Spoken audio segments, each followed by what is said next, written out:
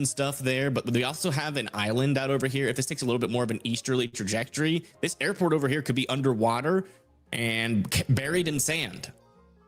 So no one will be able to land there. We have a significant port over here. If any damage happens here, we just get ships aren't able to go in there. That's going to be a little while before we get bigger ships to come in there. We also have another port here in Old Harbor that we are watching for impacts. If this gets washed out or covered in sand, no ships will be able to land there. So there are other airports in Jamaica, but the less areas like ports or airports where things can land, the slower it is for that, even if people are wanting to help, to get that to come into Jamaica. So again, I would plan for like the support taking a while to get there, and if it doesn't, then you just have extra supplies. That's how I would approach it.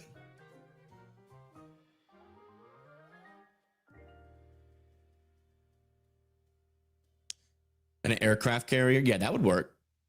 That would work. You could fit a lot of supplies on an aircraft carrier if you remove all the planes.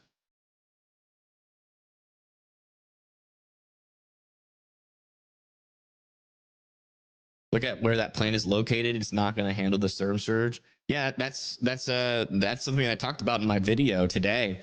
Like this right here, this is a power plant. Old Harbor power plant. It's right on the coast of where we're expecting some pretty decent storm surge. Now, if we get a more western landfall, it won't be as bad. I don't know how high this is elevated from the coast, but we could definitely see some impacts of that power plant. Could see power infrastructure struggle.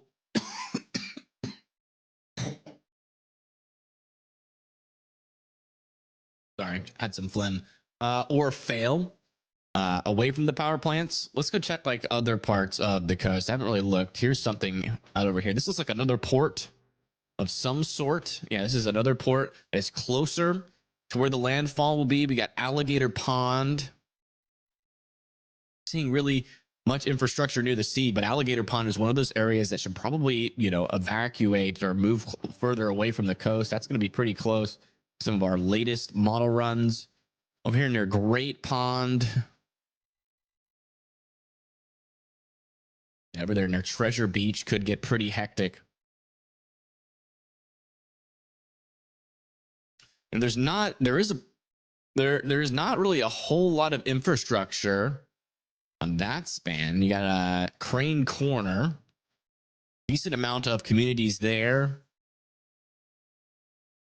Yeah, it seems like Old Harbor, the Old Harbor, like significant impacts to Old Harbor seem like that's going to be like the worst case scenario there for like infrastructure impacts, given that there's a very large power plant there that powers a lot of houses and also those ports as well.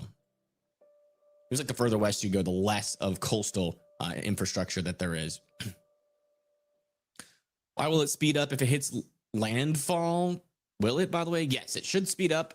The main reason why we're expecting it to speed up is because, the fact that it's going north, what that essentially means on an atmospheric perspective. Let me get this a little bit. Strikes which are proficient within this storm. There was so much turbulence that the NOAA Hurricane Reconnaissance aircraft that was out investigating this had to exit the storm, which is very rare. Those aircraft are hardened and ready to fly through these monster hurricanes, and they had to abort early, but they found a pressure of 906 millibars before they did. Now, if you look in the short term, you're going to see jogs within this eye. When a storm is going this slowly, right, it is not going to go on a smooth path. We've seen wobbles to the north. We've seen wobbles to the west. Now, obviously, in the last hour or two, you're seeing a little bit of a wobble towards the west. Again, I don't want anyone to get their hopes up that this is just trying to shoot off towards the west. It is slightly west of this center. It's still in the cone of uncertainty, and down the road, we are still expecting this to make a jog back to the north and to the east. And we will look at all of these models, right? But there will be potentially a slight shift west when we get the 5 o'clock advisory. But I promise you now, unfortunately, they're still going to be calling for a landfall on Jamaica on Tuesday, right? And we need to prepare for the worst, right? Even if this scrapes the island on the western side, we continue to see, Melissa, the worst part of the storm on the east side be over the island for the longest period of time, right? So the most significant rain and the most significant winds are on the east side. So, you know, in some ways, right, exactly where this passes has very little impact on some areas as far as what you're going to see and whether this makes landfall with winds near 175. And God, I hope it doesn't. But even if it drops down, going an eye wall replacement cycle all the way down to something like 140, remember the practical impacts are still likely to be about the same. We mentioned this in yesterday's live stream, and I hope you understand this, that if a building is going to fail with 160 mile an hour winds, it's likely to fail in 140 mile an hour winds and likely to fail in 120 mile an hour winds as well. A little bit farther west track might spare the far eastern third of the island with the sustained hurricane force winds. That's the one difference that I would see if, rather than tracking closer to western portions of Manchester or southeastern Elizabeth parishes, the center of circulation goes over Westmoreland parishes. And obviously within that inter-eye wall, when we're talking about these winds, they could be quite significant as they go over higher terrain. These winds are likely to be extremely significant as well and catastrophic. This is the radar from Jamaica, where we clearly see the eye. Again, all of the heaviest rain and the strongest winds are on the northeast side, and that is beginning to spread over the island, beginning east and southeast, and beginning to work its way to the north and to the west. And again, if you guys are in the chat right now, let me know in the comment section below exactly what you guys are saying. And I promise you, we're going to cover everyone, including the areas down the road that are going to be impacted by this storm. But significant, steadier rain and tropical storm force winds will begin building over the island the remainder of this Monday. Landfall may not be until daybreak tomorrow morning, right? It might be a while. As I said, it's still moving agonizingly slow at this point in time. Let's take a look at a couple of other things here real quickly. Let's make sure that I've got what I want to show you here. Okay, so as of the 2 o'clock advisory, and again, we'll get the 5 o'clock advisory and we'll see if this changed. Hurricane warning obviously continues for Jamaica and southeast sides of Cuba. Melissa is likely to impact southeast Cuba late on Tuesday and throughout the day on Wednesday. And now there's a hurricane watch for the southern and central Bahamas and Turks and Caicos. Our friends in these areas need to start preparing for hurricane conditions as we go through our Wednesday, potentially moving through those areas as a Category 2 hurricane, bringing still some very significant wind impacts to that area. It's accelerating as it does so the rainfall flood threat is a little bit lower. That doesn't mean we couldn't see some excessive rainfall in the Bahamas and Turks and Caicos through Wednesday, but more concerned about the wind right now. Tropical storm warning continues for southern Haiti and the Cuban province of Las Tunas, a little bit north of where we have our hurricane warning. When we take a look at potential outputs, right, on the models, looking at the newest Google DeepMind that I was able to pull out, we still have 49 of the 50 ensemble members with a direct landfall. Now, I'll monitor this. We'll get an update a little bit later. We'll see if there's a little bit more of a shift west, but I want to be clear that as we go through the short term, the highest probability by a vast margin is still for a direct landfall. It may not be this far east, but it is likely to be on the western side of the island as a major hurricane. But as large and as destructive as this hurricane is, again, wind impacts are going to be felt well away from the center, well into the eastern side of the island. This is a timing I put together for the most likely arrival of hurricane force conditions. Again, tropical storm conditions are already being felt in a more consistent and persistent way, the southern side of the island, and that will continue to spread across the island the remainder of this Monday, especially into the evening and overnight hours.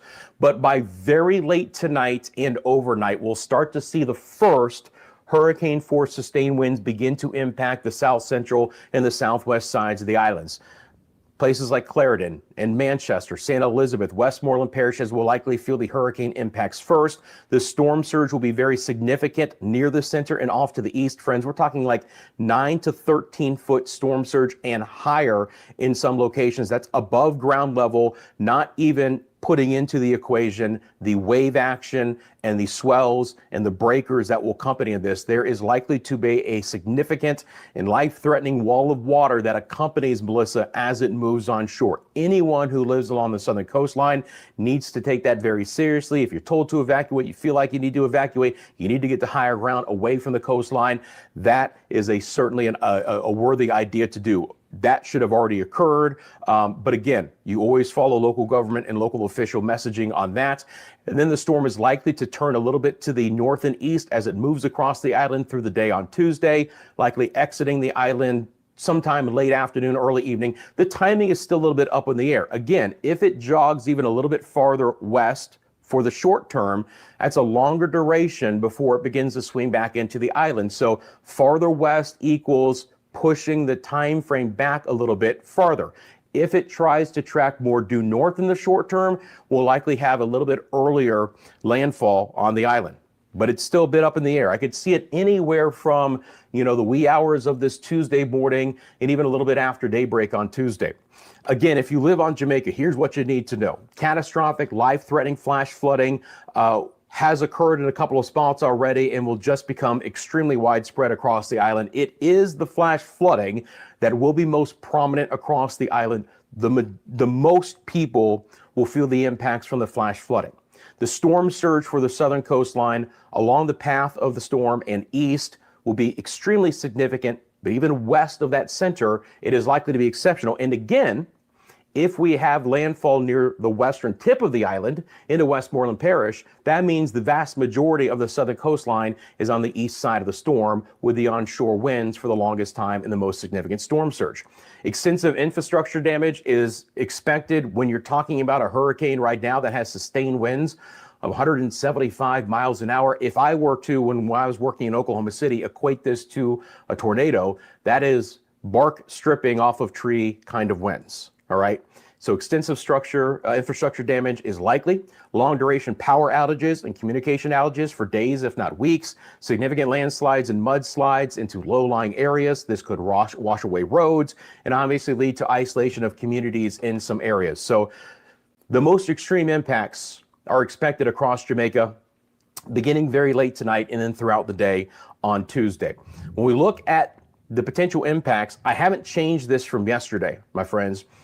All looks to still be on track, if you will, because regardless of the intensity, right?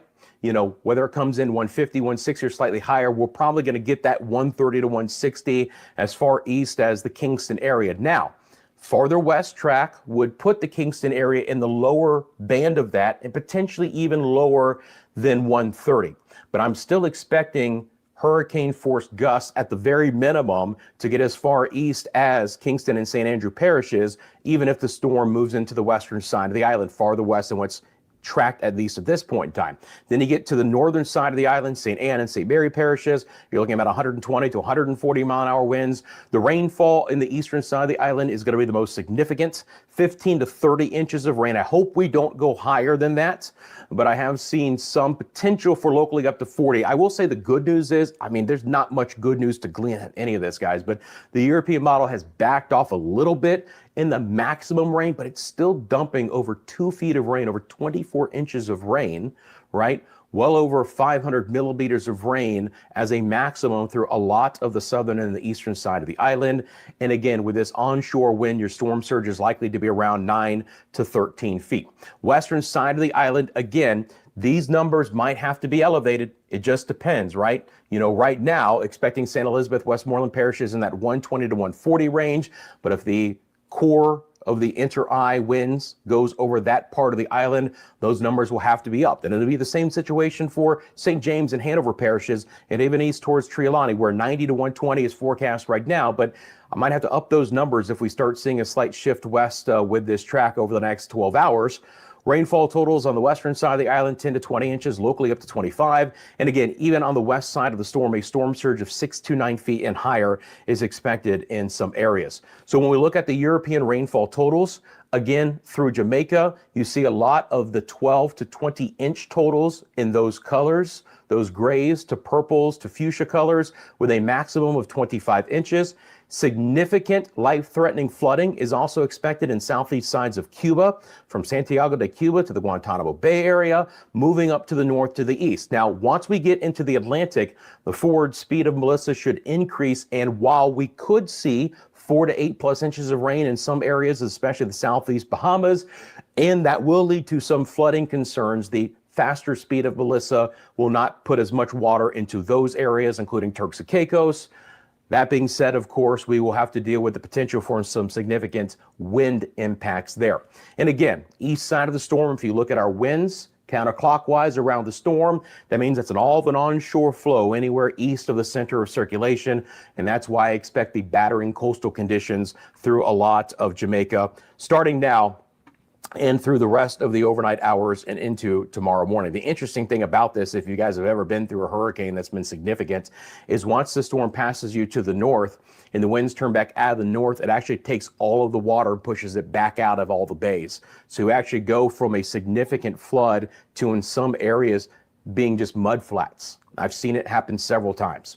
Now, let's take a look at the rest of what's going to be happening, and then I've got some videos to show you guys. We do have that hurricane warning for the southeast sides of Cuba. Look, the winds are already freshening up here, right? We've got 25, 30, 35, even 45, 50 mile an hour winds near Santiago de Cuba. This is still expected to be a major Category 3 hurricane as it moves over those areas late Tuesday and throughout the day on Wednesday. Again, picking up forward speed, your hurricane watches extend as far north in the Bahamas as Cat Island, including the Exuma area, Rum Key, Long Island, San Salvador, the Acklins, Mayaguana, Inagua, and all of the Turks and Caicos. Already a few 30-mile-an-hour wind gusts at Grand Turk. Now, again, that center line track, we're going to go from a 3 to a 2. So I do not want to underplay the impacts down the road we are likely to see in the southeast Bahamas near the center and east as far as wind goes, right? Significant wind damage is likely. You guys need to be preparing for also loss of infrastructure, loss of utilities, loss of internet and things like that. And make sure you guys are stocking up on the non-perishable foods and plenty of drinking water as well. Obviously, you know, I'm going to be monitoring the situation. A lot of live streams coming up between now and when we get the storm moving across that area. Appreciate everyone tuning in. Thank you for all of the support. Thank you, Raya Eagle Wings. I appreciate your $9.99 super stickers and your $1.99 super thanks. Let's get the hearts out in chat for Raya Eagle Wings, big friend of the channel, helping to support us here. Now, as I have mentioned, we do have some live elements from Jamaica. We're going to have some people giving us some live coverage of the storm and also, you know, giving us a flavor of what's been happening across the island. So I want to check back in here real quick. Give me just 1 second here. I want to make sure I got the order correctly. So if you guys know, we were watching some videos yesterday from Justin in Treasure Beach on the southwest side of the island. And very recently, he sent us another report. So let's check in with Justin out of Treasure Beach to see what's happening across the island on this Monday. Justin? Okay, Monday, October 27th, Great Bay Treasure Beach. The time is 8 a.m. It's definitely getting loud outside now. The waves are definitely much bigger, more frequent waves as well. I would say about an extra 2 feet of sand has been brought up the beach and dumped. Let's have a look. Okay.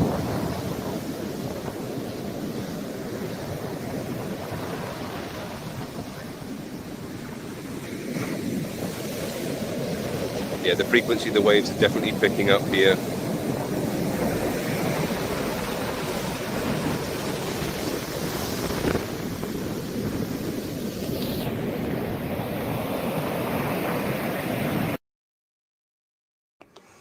Okay, Justin, I appreciate that. And, you know, he's one of the people who's going to likely bring us and hopefully bring us some live coverage as we go through this live stream from the Treasure Beach area there, obviously in a safe manner. And our thoughts are with him and everyone else that lives along the southern coastline of Jamaica. You can just already see how churned up conditions are at this point in time, right?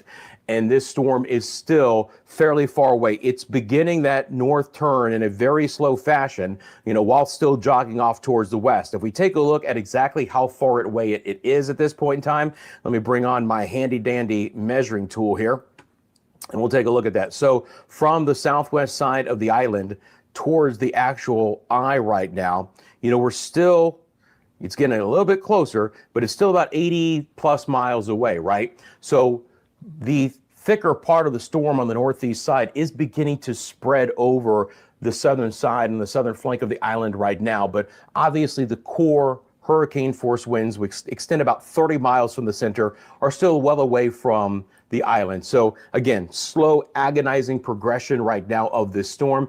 And the reason why it's so agonizing is, I mean, I know it's, anxiety is up right now, and I'm going to do the best that I can to walk you through this, to give you the information, to provide you guys as much knowledge as you have as the storm moves closer to this area. But the rainfall that could fall with this storm, because it's going so slow, is another big concern, right? Just the longer it stays over one area. So, we want this storm to move away. That does not appear like it's likely to happen. And again, we're likely to see a landfall here in the western side of Jamaica on Tuesday. But to try and accelerate it and to get it out of this area a little bit quicker, that might help suppress the rainfall total some. But the amount of rain that is going to be falling is going to be life-threatening in many spots.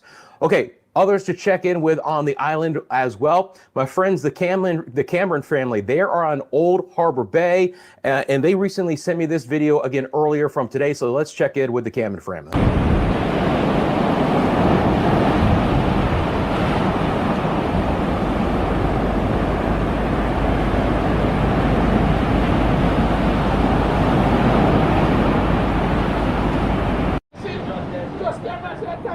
So time to leave now, guys. Watch out, the water reach in at the HQ. And we are leave now. We are take the warning. The white house never real, guys. You see, we take a video, come, make we go on home, go lock up. Better be safe than sorry. So guys, the water reaching at the HQ already. So we are leave and go to higher ground. We're going at the Airbnb.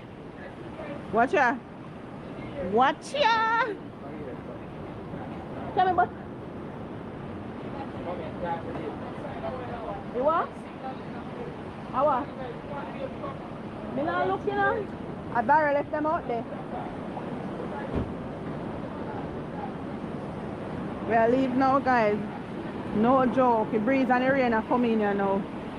It's not a good look. So guys, stay tuned. We've come to the end of this wonderful video. Stay tuned and big up on yourself as always. Okay, thank you very much, Cameron Family. You can check them out there at Cameron Family TV on YouTube. They'll be providing us updates as well. I want to let everyone know that we actually do have the 5 o'clock advisory in from the Hurricane Center. It just came in. So let me read this off to you guys, and then we'll take a look at it together. So we do have the 5 o'clock advisory. The winds are still going to be 175. There has been no fluctuation in intensity right now. Pressure is still going to be 906. So it's steady pressure since the 2 o'clock advisory. And it is now moving northwest at 3. So they think it's a little bit more of a north jog overall at 3 miles an hour. The system will automatically update the cone once the new information comes in. That will likely happen a little bit after 5 o'clock. I'm just going to take a real quick look here at myself here. It potentially might be just a few miles west. I want to be very clear that the Hurricane Center for the 5 o'clock advisory still has a direct landfall in the western side of Jamaica, but they have slowed up the timing a little bit, it looks like. This was the 2 o'clock number earlier. This might be a little bit closer to the coastline. So the slow movement of the storm is actually now more likely at least to bring a daylight landfall to Jamaica. It could be after sunrise tomorrow that we get the landfall. So again, an agonizingly slow storm here, no doubt about it. Let me see if my system has picked up the 5 o'clock advisory and we can read it together. Again, I like doing this, and I'll update this real quick as well. So let me just delete that part. And then again, we'll change it here, and I'll get it to the chat too, I promise you. Again, when we start these live streams, there's just certain information I want to make sure I get to you guys, and it's in my head. And then I'm happy to answer any questions. I want to hear from you guys in Jamaica, other areas of the Caribbean and the Bahamas as well. Please let us know what's going on with you guys. How you're doing, how you're preparing. Hopefully you guys are prepped up and ready to go as best as you can in Jamaica. And I keep hitting winds. See, I'm talking and I can't even do it right. Trying to put in the winds twice. Okay. Again, not much of a change just with the wind direction, but the current statistics for Melissa will always live on the top-hand side of the screen. So let's get into the discussion. and we do have the 5 o'clock discussion. So I'm going to bring this up together. And again, we can look at this. You know what? Actually, I don't want to start with the discussion. I want to start with the advisory. So this is more of what we call the public advisory, right? The headlines are Category 5 Melissa now moving northwest while warnings are issued for the Bahamas and Turks and Caicos. Catastrophic and life-threatening winds, flooding, and storm surge expected in Jamaica tonight and early on Tuesday. So again, the storm, as of 5 o'clock, located 140 miles to the southwest of Kingston, or about 320 miles from Guantanamo, Cuba. Sustained winds of 175, moving northwest at 3, and that minimal central pressure has plummeted and is now holding steady at 906 millibars. It is a frighteningly powerful storm in that inner core. So we do have, again, the hurricane warning. Actually, the easiest way to look at it is this. Hurricane warning in effect for Cuba, the southeast side, Jamaica, the southeast side of Cuba, and now the southeastern and central Bahamas. So if you live in the central, in the southeastern Bahamas, your hurricane watch has now been upgraded to a hurricane warning. Let me be clear, that was always likely to happen. It was just a matter of time. What that means is a hurricane warning, hurricane conditions are likely within the islands within a 36-hour time frame. So if you live southeast Bahamas, Turks and Caicos, there is the potential for hurricane conditions within 36 hours. Tropical storm warning for Haiti, Las Tunas, the Cuban province of Las Tunas, the Turks, and the Caicos. So Bahamas upgraded to a hurricane warning. We're going to stay with a hurricane watch and tropical storm warning for Turks and Caicos. And see the definition that I just mentioned there. Again, looking at this, a slow turn to the north is expected this evening, followed by a turn to the north and to the east and a slightly faster forward speed on Tuesday. Northwest motion with a faster forward speed is expected on Wednesday and Thursday. And on that forecast track, the core of Melissa is expected to move near or over Jamaica late tonight and Tuesday, and across the southeastern Cuba Tuesday night, and the southeastern sides or the central Bahamas on Wednesday, right? So maximum sustained winds are 175 miles an hour. Some fluctuations in intensity are likely. Melissa is expected to reach Jamaica and southeast Cuba as an extremely powerful major hurricane and will still be a hurricane strength when it crosses the southeastern Bahamas. Again, hurricane force winds extend up to 30 miles from the center and 195 miles an hour from the center of tropical storm force winds. The winds, again, significant. Now, the other thing that they mention about this as well, and it kind of comes into play as the storm moves over the western side of Jamaica, right? They talk about how within the eye, total structural failure is likely, especially in higher elevation, where wind speeds atop and on the windward sides of hills and mountains could be 30% higher, right? So even though maximum sustained winds are 175 right now, and hopefully will fall a little bit, but again, appreciably not much lower, you could add on 30% of that maximum sustained winds in some of the windward facing higher terrain areas of Jamaica, all right? So tropical storm conditions are expected to begin southeast Cuba Tuesday, and then hurricane conditions in the warned area on Tuesday evening. Rainfall totals again 15 to 30 inches through portions of Jamaica, and 6 to 12 additional inches in Hispaniola, giving them a storm total of around 40 inches in some areas. 10 to 20 and up to 25 inches of rain for eastern Cuba, 5 to 10 for the Bahamas. So again, it's moving faster at that point in time, 5 to 10 in the Bahamas. Storm surge, again, they're going to stick with the 9 to 13 feet. So 9 to 13 feet above ground level. Significant storm surge along the southeast coast of Cuba as well, maybe 7 to 11 feet there. And then a 4 to 6 foot storm surge for the southeast side of the Bahamas and Turks and Caicos on Wednesday, and the swells. So much information to pass along. And also the fact that there's just so many areas with likely very, very significant impacts, right? So now that I have that information in my head, we can continue to go along with that. First of all, not much has changed, right? And not much is expected to change. Again, when the 5 o'clock track comes in, we're going to see the center line slight shifting to the west, but it's still going to call for a landfall on Jamaica. Still going to monitor, right, the progression, just how much farther west it wants to turn before it tries to go north. Obviously, right, if this wants to try and wiggle a little bit farther to the west, let it. that is still not the overall forecast. I don't want to give our hopes up. We'll hope for the best and plan for the worst. But, you know, even if this does brush the western side of the island again, I just have to continue to reiterate we are on the bad side of the storm here through all of Jamaica then, and only the far eastern side of the island might be spared from the worst part of the storm, just far enough away, you know, mileage-wise, where we may not have the sustained hurricane conditions, even Cat 1 there. If we go, of course, from one side of the island to the other, you're about 140 miles. So you're still going to get strong tropical storm force conditions. Portland, St. Thomas parishes, most of Kingston and St. Andrew parishes, St. Mary, but you might be able to avoid in that scenario the sustained, more impactful hurricane and or major hurricane force winds if it were to brush and make landfall in the Westmoreland, Hanover parish areas, you know, through Savile-Lamar, Lucy, Negril, places like that. Okay. So that's kind of the newest information there. I haven't had a chance yet to jump into the chat, so let's do that. And again, happy to answer whatever questions I possibly can. See, we have another fan funding. I want to thank Jim for your support. Thank you very much. Thank you, Rhea Eagle Wings, another $1.99. Let's get the hearts out for our friends there, and I appreciate that so much. All right, let me get back to the chat. And again, this is a marathon, it's not a sprint. Even today, right, we are likely to not get the brunt of the impacts with Melissa until early on Tuesday, especially now, right? You know, I woke up this morning and I thought, all right, we might get landfall like really early overnight. But the storm is still moving at a creeping 3 miles an hour.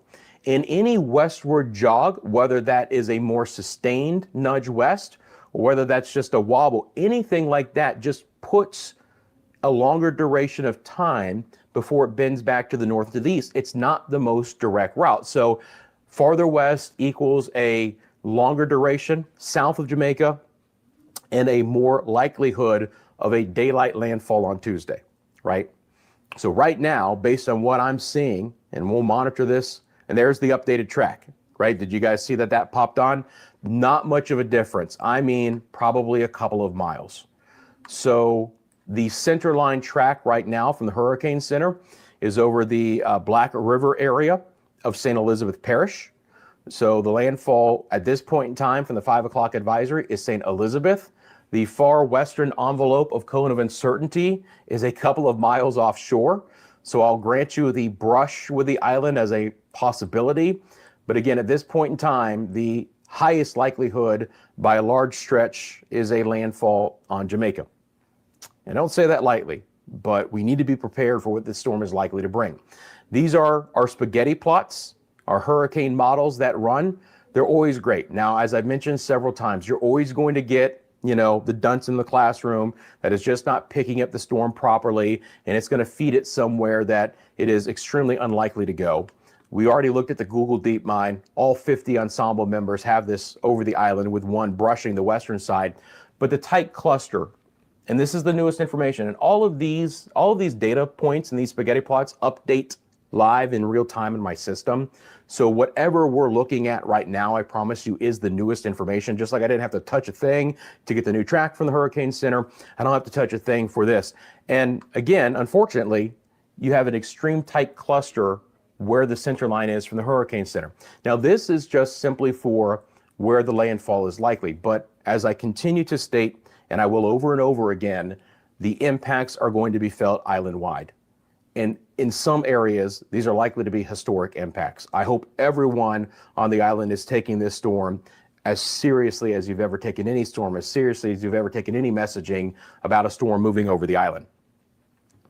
All right, chat time. How we doing? I'm going to start back from the beginning. Let me see here. Okay. I want to make this bigger. Can I make this bigger? That didn't work. Oh, yeah. But can I still move it? Yeah, that might actually work. I want to see more chat at one time. I think this works. I'm just adjusting my screen, so I hope you guys will give me that. And let me go to live chat as well. All right. So what do we got going on here, guys? And can I move this to this side? Doesn't look like I can. Well, it's kind of weird. I don't want to use my right hand, so I'm going to have to use my left hand here.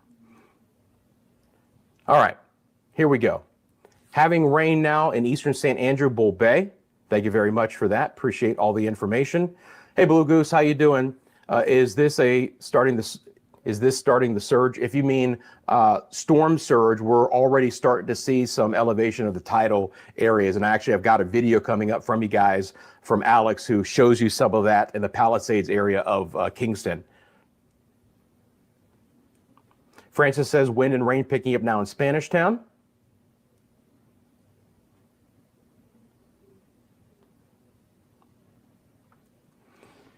And again, our moderators are here to help guide the chat. If I answer a question that they've audibly heard and you ask it, they're going to answer it for you so you can follow them. They're the ones where their names are in blue with the wrench. So anything you guys see from someone with a blue name with a wrench, basically they're speaking for me. They have my full support to answer those questions. We also have our administrator in the chat. You'll see him at Mediamundo, kind of helping again to answer some questions, but also asking some very pertinent questions, like knowing if you're in a mandatory evacuation zone. I was reading up on some of that before I came on here from one of the local newspapers in Jamaica, the Jamaican Gleaner, and up to 50,000 residents could be relocated. 180 residents evacuated from Rocky Point and Portland Cottage and Clarendon as Hurricane Melissa begins to approach. So, we're starting to hear about the practical impacts from the storm as far as preparation goes, right? What, the government is asking people to do, and those areas that are likely to be inundated with water or to likely see significant wind damage, and some residents are being evacuated out of those spots.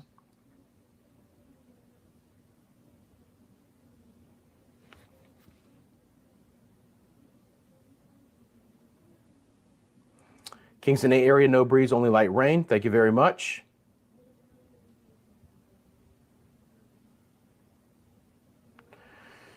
Again, I know everyone asks the question of, are you sure this is where it's going? Are you positive or whatever? I'm using data. I'm using all of the model information that I have. We're obviously seeing what the Hurricane Center's thoughts are with this storm. Now, look, it is a storm of Mother Nature. They do have minds of their own. There's a lot of scientific reasoning to impart why this storm is likely to move the direction that it is. Now, again, we've, for the most part, seen this track been very much spot on. Sure, there's going to be some wobbles. And the one reason why that you guys are going to see some wobbles here and there with a storm that is this strong is because it's moving so slowly. And it's rotating around more of an elliptical center rather than this, concentric center. So as I've mentioned many, many times before, you get this more stair-step motion in the short term with the wobbles of an eye of a storm like this. But in a general sense, you get a little bit more of a smooth pattern. Again, if you look at the track plot over the last day or two from Melissa, you're going to see some wobbles back and forth. But if you were to smooth this out in a line in latitude, you're relatively straight, that due west track. And now over the last 12 hours or so, we're beginning that slow northerly turn. We do have to watch, absolutely, about how far west this goes before it turns in. But remember, unfortunately, as it turns north, we expect to do north track for a while and then trying to turn north and east towards the end of the time frame, maybe not until very late tonight and overnight, which unfortunately, of course, puts more of Jamaica back into play. So we could see this storm, right, by longitude, get just a little bit farther west than the tip of the island, but unfortunately kind of come back north and east. That is still a little bit up in the air, but we have to prepare for direct landfall and impacts on the island. You're welcome, Dave. My pleasure. And again, I appreciate everyone asking this question. I hope that explanation gives you a little bit of clarity. And it's a situation we're going to watch together, right? Not clairvoyant. There can be some changes with this track. We're running out of time for this storm to do something completely unexpected. We would love for that to happen. If it somehow decided to pull an Aaron and just, move across all of our island areas and not have a direct landfall, but we can't hope for that. We have to prepare for the direct impact. And if that happens, we will be very blessed.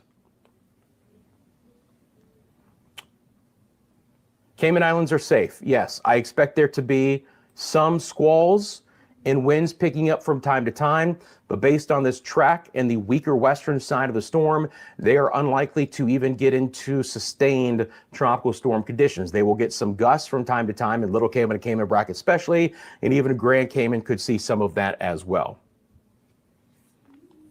Winfred says, I'm in Upper Clarendon and I'm in the path of the hurricane. Our thoughts are with you. Absolutely. Obviously, there's so many of you in the chat right now who are in the path of this storm. And, again, my job here is to pass along the information as we go along. And I hope that you guys are prepared for the storm. We're going to get through it together. Again, it is going to be a storm with significant impacts. There's no two ways around that. Wherever this storm wants to go, there could be potential historic impacts. When you're talking about a storm right now that has 175-mile-an-hour winds, we don't, can't take that lightly, guys, just how strong this storm is at this point in time. I want to as well, let me drop off this track. I don't think we've looked at the visible satellite imagery yet out of this storm. Just what this storm looks like on this visible imagery. I mean, look how large the storm is. Look how concentric the storm is. The outflow on all sides, right? The storm is almost pulsing in the middle. I've seen other tropical meteorologists describe that, and you can almost see it, right? It's almost kind of doing this.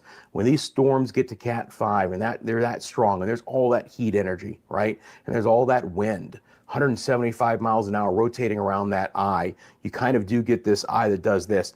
And the fact that we continue with this convection, the lightning near the center, is not a good sign, right?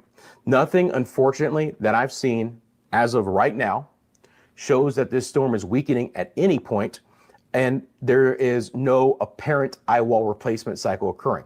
Now, that could begin at a moment's notice, right? In an eye wall replacement cycle, where you get an outer eye to form and collapse on the inner eye, and that basically then brings all of this central dense overcast over the center of the storm, and it raises the pressure and lowers the maximum winds to a degree, not a lot, right? But could that knock it back down to a category 4 before landfall? It's possible. Again, I don't see that occurring right now as we speak, but given the amount of time we still have left before landfall, that is a possibility. But the appreciable differences to a storm moving in with 140 or 170 is not much when we're talking about damage to infrastructure, utilities, the rain that's going to bring in all of that. Unfortunately, that's the case where we've hit that upper end of what the storm is likely to do wherever it wants to go. Okay, so I mentioned Alex, who brought us a lot of great videos yesterday. A little bit earlier today was in the Palisades area of Kingston. So I want to check in with his latest report out of that area. Alex? Hey, Rusty and guys over at Medio Mundo. It's October 27th, it's Monday, and I'm down by Palisades. You can see the weather dome over there. That's the airport. You see that we still have the same storm surge coming in. Not sure if you can hear me with the wind. We've been getting tropical storm gusts so far. A few trees down, light poles here and there. Nothing major yet.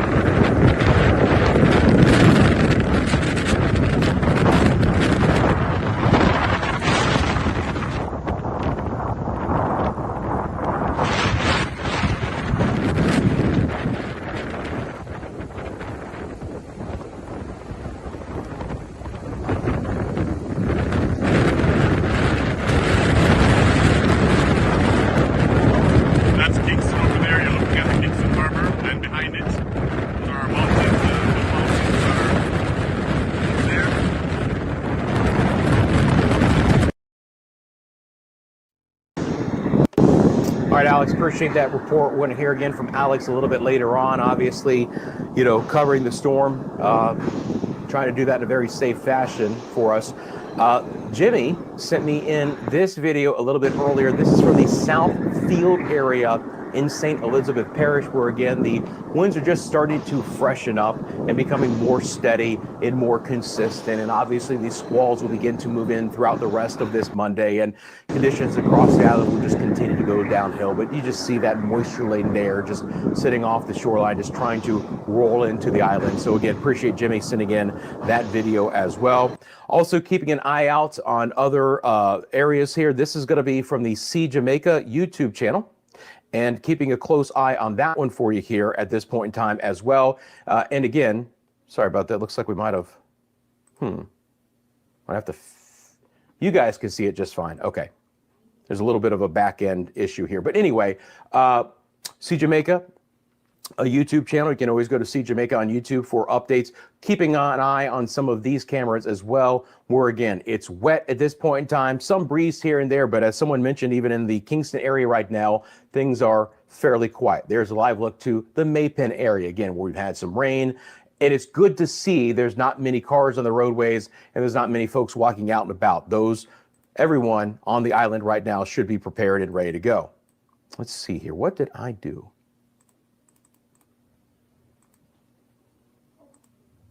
Uh-oh. All right, hang on. Give me just 1 second here, guys. I think we're fine.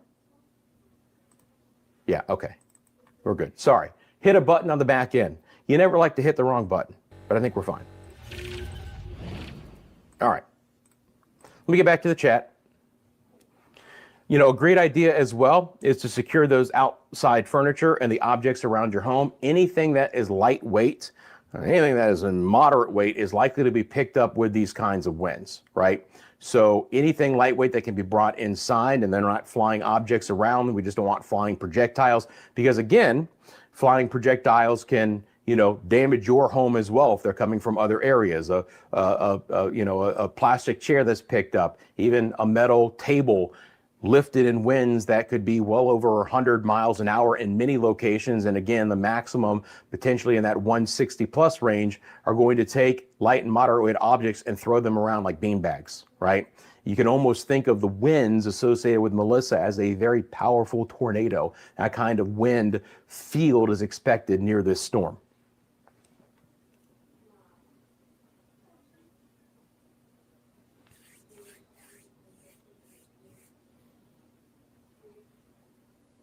Hi, Alexandra from Panama City. Good to see you. Appreciate that. Thank you for the kind words. The real GG for life, again, right now, kind of based on the forward speed being so slow and the fact that it is, at least as we speak, still moving slightly west of north and might continue that trend for a while, would now pull this storm past daybreak tomorrow morning for landfall, right? So again, any little bit of a shift west is, you know, appreciated, right? But also going to slow down the timing of the storm if ultimately it comes back north and to the east, you know? And if you guys have been watching the live stream since this morning, we get these shifts. I know, and a lot of people are trying to be, hey, look, it's going west, it's going west. And it is, for the short term, tumbling west. But what we have to do is, over a much longer time sample than just an hour or two, we have to see if that's just a wobble or a trend. So many times when I've been doing hurricane coverage here on Media Mundo or my quarter century on television in the United States, you know, we would get to this point with a major hurricane trying to make landfall, trying to forecast exactly where it was going to go. And a lot of people be like, you see that wobble, you see that turn, it's turning. And it's, you know, you got to give it some time to see, because again, these are not smooth storms. They're not going to go in straight lines. But of note, it is slightly west of that center line as of now. Let's see how this plays out over the next couple of hours. Again, the Hurricane Center is still calling for a very high likelihood of a direct landfall in the western side of Jamaica. And regardless of whether this storm makes that landfall on the western side or just skirts the western side of the island, again, being on the east side of this storm, you're on the worst part of that storm with the most significant wind field that expands farthest away from the center, your onshore winds, and the highest amount of rain on this northeast quadrant. The right front side of the storm is the worst part of the storm. Everyone getting tired of the storm, I hear you. Hey, Tanya, in Spalding, Manchester, are starting to experience some wind. Appreciate that. Rain in Spanish Town. Again, I apologize. I've got this touch screen, and every so often, Rusty here on the homeland start officially direct cat fire. I got you. Yeah, Panama, a little bit of, there's going to be a lot of swell action, right? And some squalls moving in, in other areas too. I mean, again, this is an expansive storm. You can clearly see that. Some of this is generating some thunderstorm activity over the Bay Islands of Honduras. The heavy rain continues for the western side of Haiti, Hispaniola in general, even into Santo Domingo, the Dominican Republic, still along the DR coastline, some significant heavy rain. Again, we have a lot of friends of the channel who live in the Dominican Republic. If you guys do, and you've gotten your internet back, let me know. But it has been very quiet, very crickets from a lot of our friends in and on Hispaniola. So, it leads me to believe that the power issues and the internet issues in a lot of areas are still very significant. And again, in Haiti itself, we have had expansive flooding.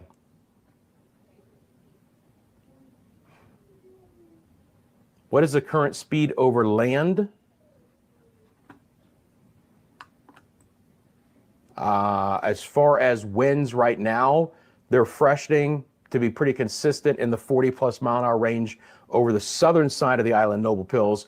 And again, that's becoming steadier, and tropical storm force conditions are likely to just continue to overspread the island and will overspread the island the remainder of the day.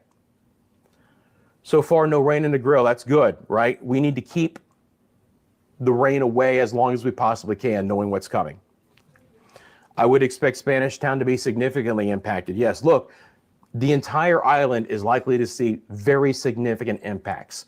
Closer to the center, the most significant impacts could be the wind, right? When you're talking about a storm that has 175 mile an hour winds, but the storm surge along all of the southern coastline, and then the rainfall and even high-end tropical storm to low-end hurricane force winds, even in the eastern side of the island, will bring some significant impacts there as well.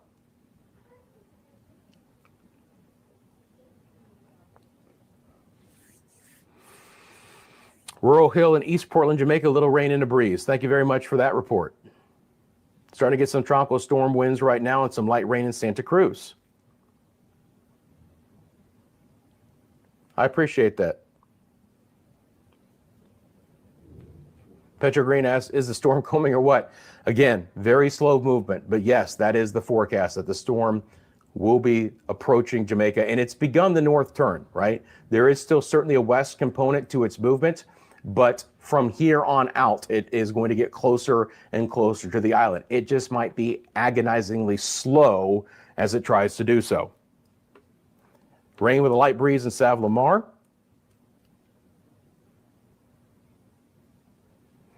Art and Turks and Caicos, patiently waiting in preparations. Smart move, Art. Again, down the road, we'll be discussing your area in length and detail. Will Ocho Rios get hit? Every part of the island is going to get hit, right? Now, again, let's talk about, if we wanted to say, okay, where's the worst part? Who's going to be impacted the most? At this point in time, the hurricane force winds extend out about 30 miles. So if this ended up being the actual location, you're going to get the sustained hurricane force winds well into Mandeville. And I got to tell you something, with a storm this size, to reach a few more miles east as it expands its wind field a little bit for landfall, where Maypen and Hayes are associated with that, it's absolutely plausible. Then that 30-mile range gets you through Sav-la-Mar and begins to brush places like Negril. And that could be, again, a little bit conservative. The tropical storm force winds extend 195 miles, and you're going to see the higher end sustained tropical storm force winds, within that first 100 miles or so, in that black and white areas. that continues to kind of spread out and build and fluctuate from time to time. So high end, again, your tropical storm force winds up to 73 miles an hour, very damaging winds sustained, but gusts are likely to be much higher than that, right? And then a little bit down the road from this plot point here, again, if we go to Lucy, more within the hurricane conditions, Montego Bay would see it, obviously Cambridge, you know, deeper into the northern sides of Manchester and maybe Clarendon, you know, eking into northwest sides of St. Catharines, St. Anne, you know, most of St. Anne and Trelawney, all of Trelawney would see hurricane force conditions. Ocho Rios on over towards places like Port Maria, St. Anne's Bay, you know, close, very, very close. You know, what I'm concerned about is with the landfall, sometimes these hurricanes, their wind fields expand a little bit as they encounter the friction of land, right?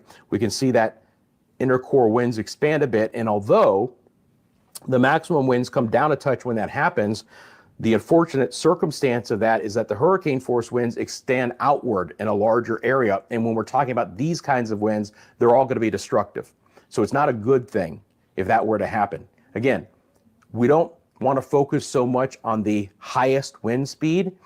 It's how large the wind field is and how impactful that is likely to be through a large area of the island. Again, at this point in time, I would put Portland and St. Thomas parishes, Port Antonio, Morant Bay, Yallis area, Morant Point, at the areas where it's the least likely to see sustained hurricane force winds over 74 miles an hour, but gusts over that are still likely.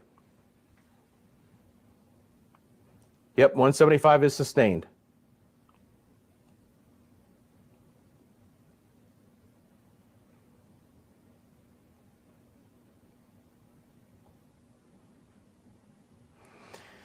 Well, any shift west might have some impacts down the road as to what part of the Bahamas gets hit the most, but it's a little bit too far down the road to see, right? Because this is a very short term, look in how that ridge and the weakness in it will influence the ultimate path. Still be determined. Again, that's why we have our cone of uncertainty, right? Which where the ultimate path of the storm could be. Right now from the Hurricane Center, that's as far north as San Salvador, Runquillo, and the Exuma areas, passing right over those islands, the Long Island included in that, closer to the Acklands and Mayaguana, and the far eastern side of that envelope is Mayaguana, and just outside of that, you're gonna have places like Anagua and Turks and Caicos.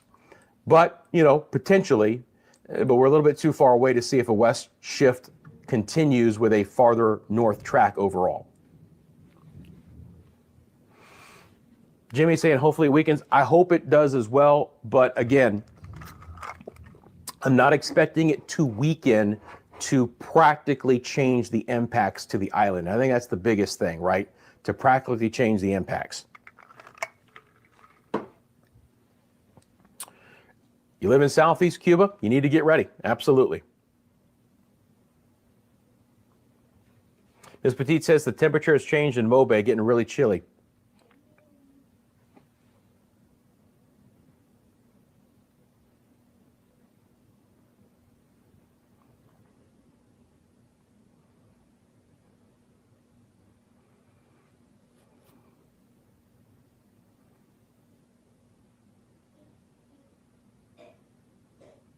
Lucy in Hanover, appreciate that. Just checking with our friends on the island here, guys. So from every so often, I see me look at the phone. It's coordinating some of that activity.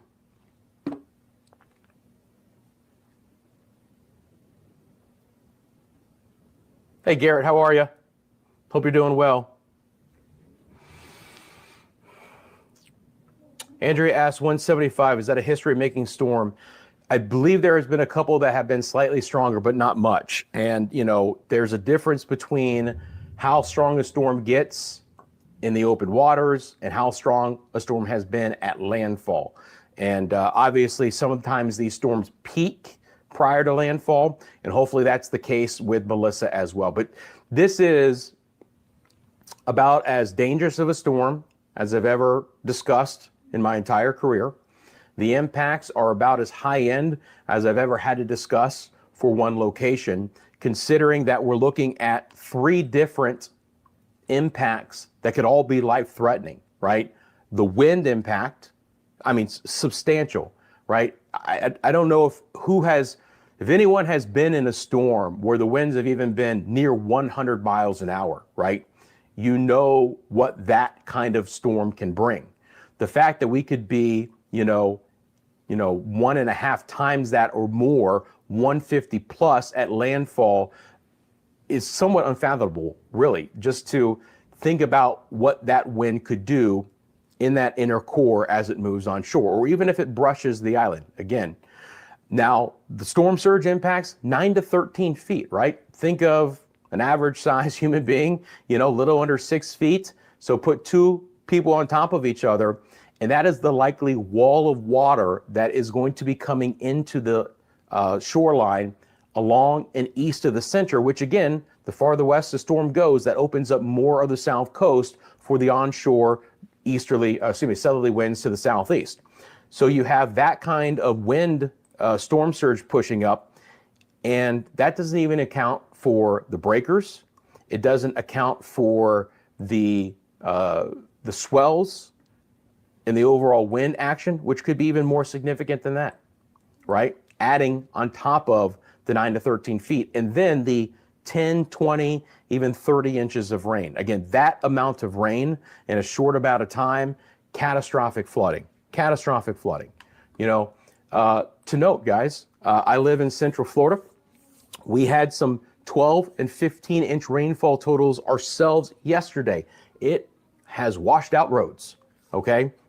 Good asphalt roads washed out. So any infrastructure on Jamaica that isn't as, hardened, if you will, the hardened infrastructure, roadways or buildings with that kind of wind and that kind of rain, there is likely to be a lot of devastation with the infrastructure. So again, if you live on the island, hopefully you've got your batteries powered up, ready to go. The one question I do have for you guys, because I was talking to some of our live streamers here earlier, some of them have already lost power. So let me ask you that. If you live on Jamaica, have you lost power already? So let's put that question out there. Let me know. I am MIF admin. What's the possible storm surge in Anado Bay? Can you let me know what parish that is, please? That is one area that I'm not strictly familiar with right away.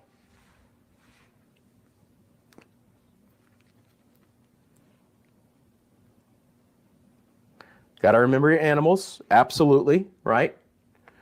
We take care of ourselves, we take care of our family, our property, our animals.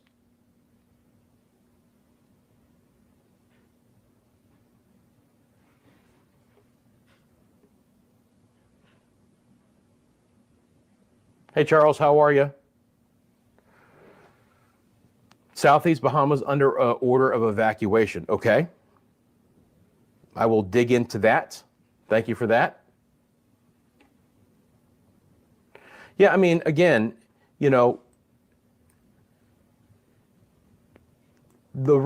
first of all, I expect the forward speed to come up for anyone asking, like, okay, when is it exactly going to hit the island? But a farther west track means not a direct path towards the island. That's one thing. Secondly, we have to see how quickly this thing wants to start to pick up some forward speed, right? Does that happen not until tonight?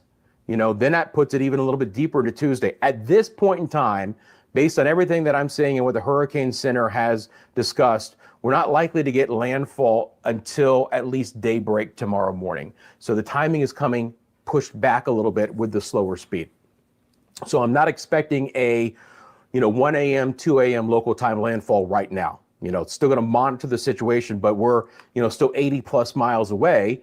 We're still not directly towards the island. Hopefully that continues, right? Again, I don't want to give, we always want hope, but we have to look at the facts of the situation as well, where pretty much all the model data and the Hurricane Center track still has a direct landfall. But any farther west jog, let me put it that way, backs up the timing of the landfall in the most significant part of the storm over the island.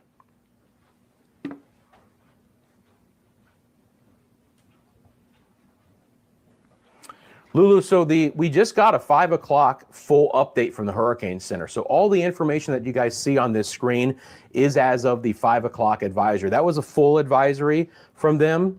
Again, if we look at the discussion with that, I never pulled up the discussion. Again, there's a lot of technical jargon with this discussion, right?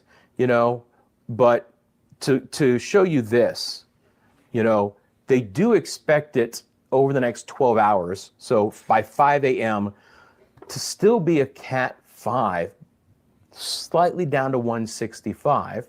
And then obviously at 5 o'clock tomorrow, they have this inland.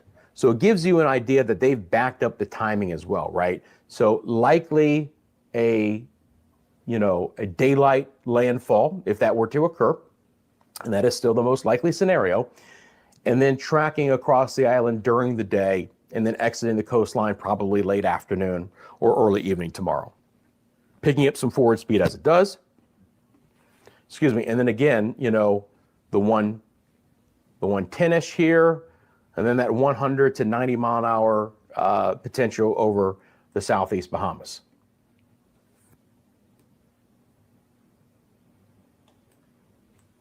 So the reason why it's trying to turn to the north is that there is a ridge to the north of it that is beginning to weaken, right? Let me show you guys real quick, and then I'll move on to some other graphics I have. You know, let me bring out my telestrator. You guys know I love this thing. All right, so for a long time now, I guess I have to hit start too, huh? All right, hang on. All right. So for a long time now, we've had an area of high pressure west of the storm, counterclockwise. We've had an area of high pressure east of the storm, clockwise winds. So why has Melissa not moved much over the last several days? Remember, it's just been drifting west more than anything. Well, on the east side of this high, winds are out of the north. On the west side of this high, winds are out of the south. In between, you have Melissa, and you have very weak steering currents. These are negating each other, right? The north wind here, the south wind here negates it. And so you just have this kind of steady, subtly, slow movement to the storm. You know, the easterly trades aren't as strong here. But eventually, if you guys see this right here, this is a trough coming in, okay, from the United States. And I believe if I bring up the fronts on this map, you'll even see that, right? So this is my system picking up on this trough here, right? Now, as this trough begins to move in, it will erode away the eastern side of this high. And as the trough comes in, the winds ahead of it are out of the southwest. I know this is sloppy. I'm not John Madden. Let me clear this real quickly here. But again, as this erodes away and this trough comes in, the winds start to pick up out of the southwest, and that should drive the storm.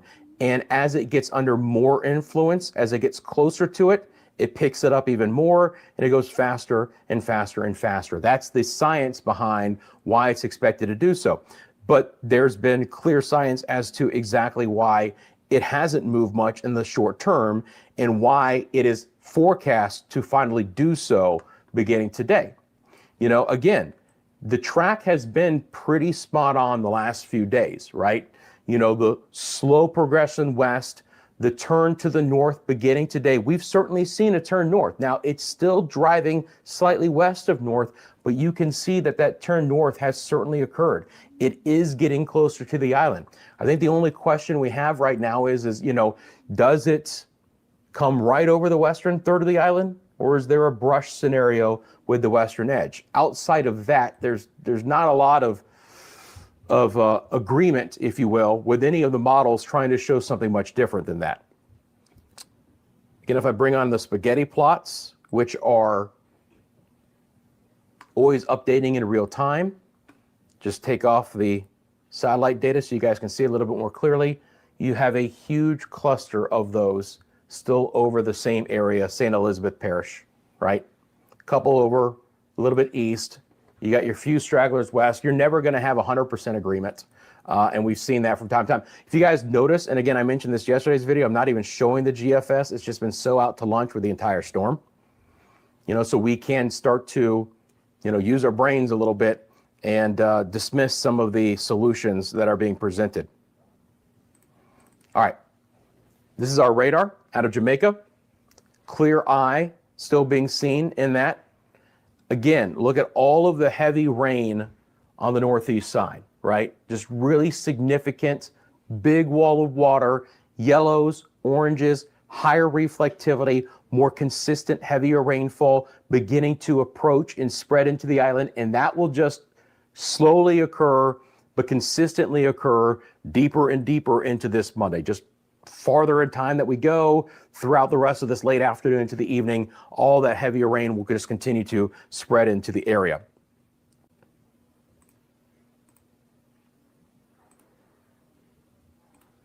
Again, and I need to update this, right? We have a hurricane warning now for southern and central Bahamas and Turks and Caicos. So I will update that. The other one that I wanted to show you real quick is the Google DeepMind, right? The Google DeepMind model, and I'll continue to update this as well.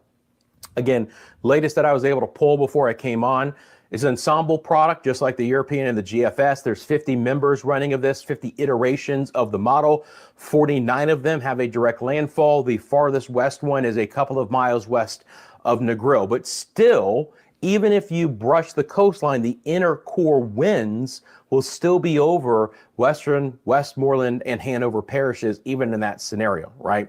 So this model has done very good during this hurricane season. It's been fairly reliable. And again, it's still showing a direct landfall. Now, could this shift a little bit farther west? With the time frame that we still have, with landfall not likely for another 18 hours or so, certainly a possibility, right? Let's say 14 to 18 hours, something like that. So I'll monitor those trends as well. This is my timing for when I do expect that. Again, this afternoon, we're going to keep the sustained hurricane force winds offshore. At the earliest point, late tonight, a little bit before midnight, potentially starting to see, again, if we get a little bit more of an acceleration of the storm later today, that before midnight, it's not out of the question. It's plausible that we get some hurricane force sustained winds. That's winds of over 74 miles an hour or greater to move into the island before midnight, but especially going downhill overnight as we get into our Tuesday morning. And then just throughout the day on Tuesday, the hurricane conditions overspreading the central and the western side of the islands, with some hurricane gusts on the far east side of the island and tropical storm sustained winds certainly across the entire island at that point in time. So again, all of the threats that we have mentioned still are all into play, still in that catastrophic, devastating, life-threatening scenario. Anything you want to use, verbiage-wise, to understand and make sure that this information is, processed, if you will, to what we're likely to see on the island. Again, always heed local government and local officials. The most important thing that I'm doing here on this live stream is to try to spread the messaging, right? So if you know anyone who you think is going to get anything out of this, please share this with them, even if it's just a quick screen grab, or just let them know that I'm live. And if they want to tune in, that would be great. But it's more about spreading the information than anything. Of course, we'll continue to monitor the situation as far as, where am I here? Oh, here we go. The situation across the island. Again, we're going to check in from time to time with the DISCAIMER crew there on YouTube. This is a live shot to Maypen. And again, at this point in time, a little bit of a lull in the action from time to time here. But again, live look to Maypen. And you can always check out more live cameras on the Jamaica YouTube channel. Again, we'll see. This is their multi-camera view, so we'll see. But at this point in time, look, we've had some squalls move through Maypen. Not too bad there. Here's West Parade. Again, same situation. What I do like to see is there's very little activity on the roadways right now, right? I know that tolls have been suspended in some areas. I don't know if you guys know these areas, that the police are blocking off these roads, or curfew is in place. Let me know in the comments section below. But it's good to see that the streets are already quiet right now on this late Monday afternoon. Again, that's Jamaica on YouTube if you want to check them out. All right, so again, we're going to continue to monitor how this storm is going to track in the short term, and how quickly north it wants to turn and how quickly west it might want to jog as well. Back over to the graphics here. So again, you know, I looked at this morning. I thought that this was probably about what we would see. Haven't changed this, where again, wherever the center wants to move inland and east of there, if the storm, which is forecast right now to make landfall as a Cat 5, probably in the 160 to 165 range, which is, it's outrageously strong. I mean, the fact that we're talking about a storm weakening to hit those numbers wherever it goes is one of the highest end storms I've ever talked about in my career. And this is devastation, my friends. Well, we got 130 to 160 mile an hour winds. And then on the southern coastline, you've got a storm surge of 9 to 13 feet, right? 120 to 140 mile an hour winds in other areas as well. All right, sorry, just checking in with our team here. Okay. Rain 15 to 30 inches, locally up to 40. Now, I expect the majority of the eastern side, the eastern parishes from St. Catherine to Kingston, St. Andrew, St. Thomas, Portland, St. Mary, probably even most of St. Anne as well, to fall somewhere within that 15 to 30 inch range, right? It's significant rain. Potentially a couple of spots could go even higher than that. But when you're talking about 375 to 750 millimeters of rain for a storm total, that's just so much water on the island in such a short amount of time. So significant flash flooding, life-threatening flooding is likely to occur with the storm as it begins to move inland. And again, a storm surge of 9 to 13 feet. So a wall of water 9 to 13 feet high, not even talking about the waves or the storm surge on top of that, you know, as far as the swells in the breakers pushing on with that wall of water. Western side of the island, and again, depending on the track, I might have to up these numbers for St. Elizabeth and Westmoreland parishes. We'll see how that track ultimately plays out. But on the west side of the storm, we're still expecting winds close to the core to be 120 to 140 miles an hour, 90 to 120 in the northwest side of the island. And again, those numbers might have to be raised. So ultimately, I might raise the western side of the island's winds a little bit. I might lower the far eastern side of the island's winds a touch. All of these winds are destructive to a lot of buildings, to a lot of infrastructure. Again, island-wide, those kind of impacts are likely. 10 to 20 inch rainfall totals, locally 25, and that storm surge on the west side of the island of about 6 to 9 feet. Rainfall totals, again, maximum likely to be 25 inches or higher. It's good, if you will, to see the European model has come down a little bit at a maximum of 25, but still, a couple of spots here or there could brush the 30-inch total, 750 millimeters. That kind of rain, certainly flash flooding of all sorts in the southeast sides of Cuba is likely as well. 10, 20, 25 inches of rain near Santiago de Cuba, in the Guantanamo area, and then 4 to 8, maybe 5 to 10 inches of rain, central, southeast Bahamas, maybe not as far south as Turks and Caicos, but it'll be close. That could lead to some flooding concerns there as well, although with the, again, increased forward speed of Melissa by then, we're not likely to have the feet of rain in the Bahamas like we are likely to see in Jamaica, southeast Cuba, and what we are already seeing in Haiti. Again, the flooding coming out of Haiti right now is so significant.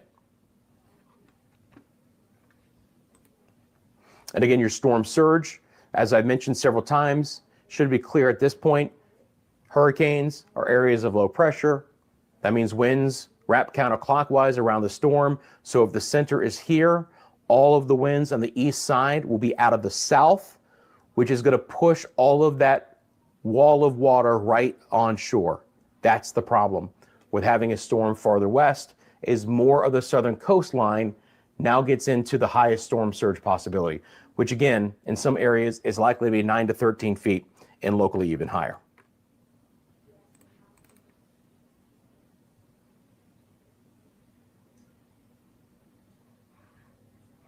Hi, from Guantanamo City. I hope you're doing well. I hope you're prepared.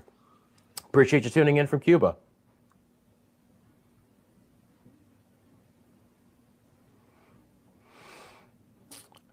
It's my understanding that the airport has been closed for quite some time. Yeah, no flights in or out for sure by now, but that it's been closed for a while there.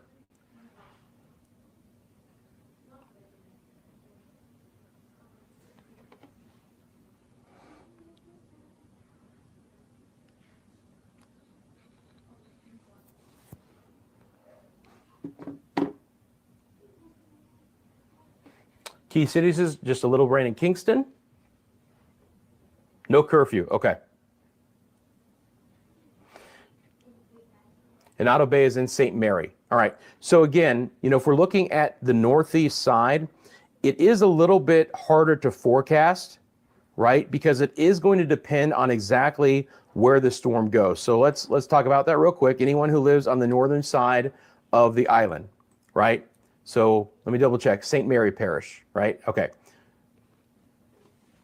So kind of in this area, right? I'm going to assume you're a little bit east of Port Maria, somewhere in this area, right? Orientation of the shoreline will matter. But here's what's going to happen with that area. Let me bring up my telestration. Boy, this is always going to be fun. All right.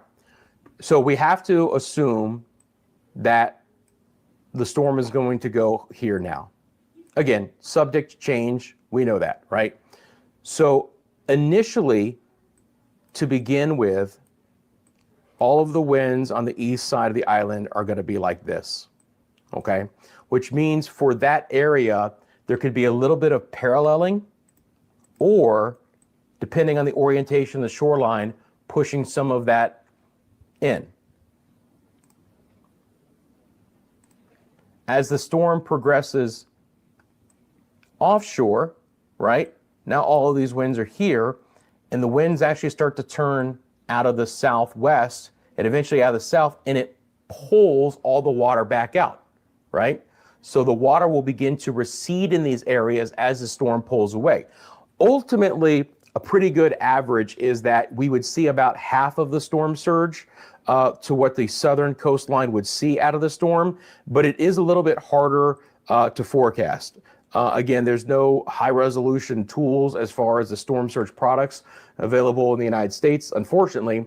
But with that orientation of the shoreline that kind of juts up like this, I am a little bit concerned here, right in the Port Maria area, that it catches a little bit more water here with the easterly wind. And then that just inundates areas with a little bit higher storm surge there. Whereas if the winds are more parallel with the shoreline, right, a lot of the highest wave action and storm surge might likely just skirt the coastline. But still significant storm surge is possible in the northern coast. They're just not going to have the wall of water that the south coastline has. So I would say at least several feet.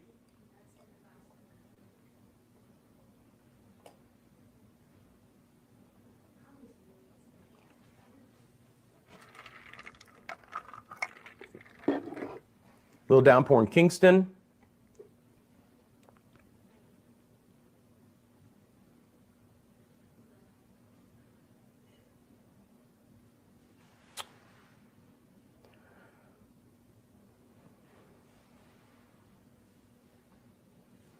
Yep, always a good idea to know where the nearest shelter are. We talked about in yesterday's video that a lot of the schools were being used as shelters. Again, I've been kind of keeping up with some of the local press on the island as well. See if there's any, sometimes they do like little headlines here.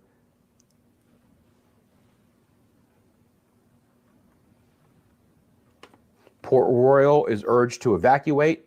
And we talked about Port Royal in yesterday's live stream as well, where again, I thought that there wasn't, that Port Royal area was likely to be flooded, right? The airport as well. I mean, just that wall of water coming in. And again, this offshore, just offshore buoy there, picking up those sustained winds of around 40 to 45 at this point in time. So again, back over to, what's been happening with the center here, right? Certainly a little bit of a turn west over the last hour or two.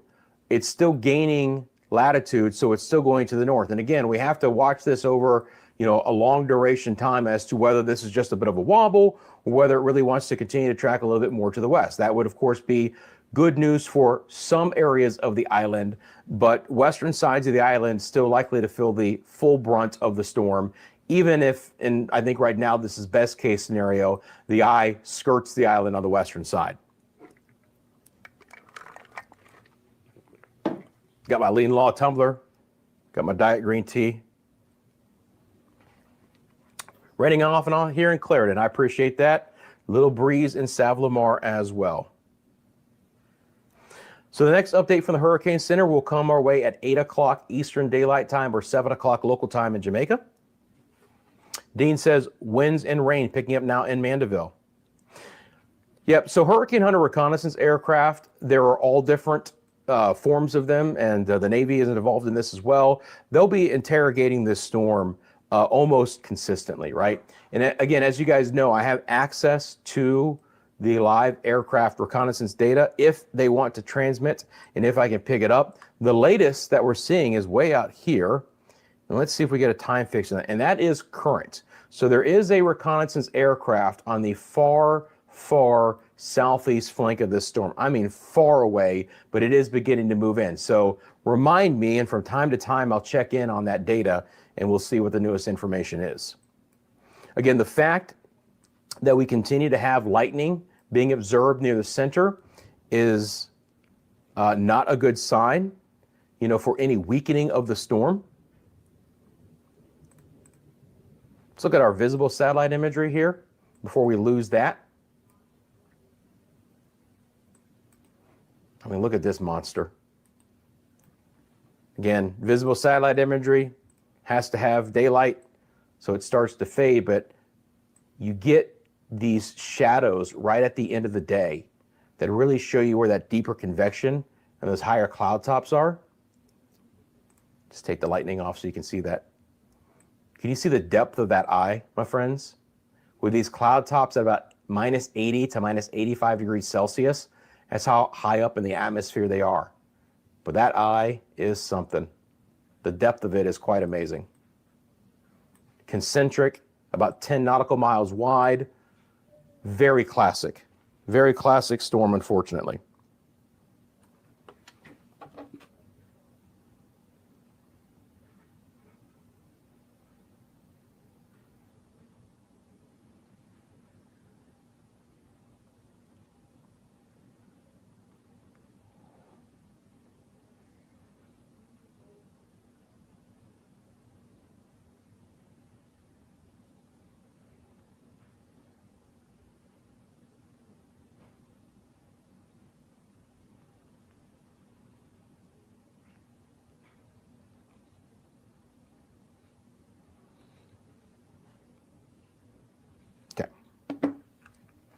Again, coordinating with our live streamers on the island, so I apologize if from time to time I'm going to stop and focus on them and give them direction and information. I mean, obviously, the most important thing, and they're just doing this because they want to help tell the story on Jamaica, is to stay safe. You know, we're not asking them to do anything in particular. If they just feel like they can safely go out and shoot some video for us or go live, they're going to do so.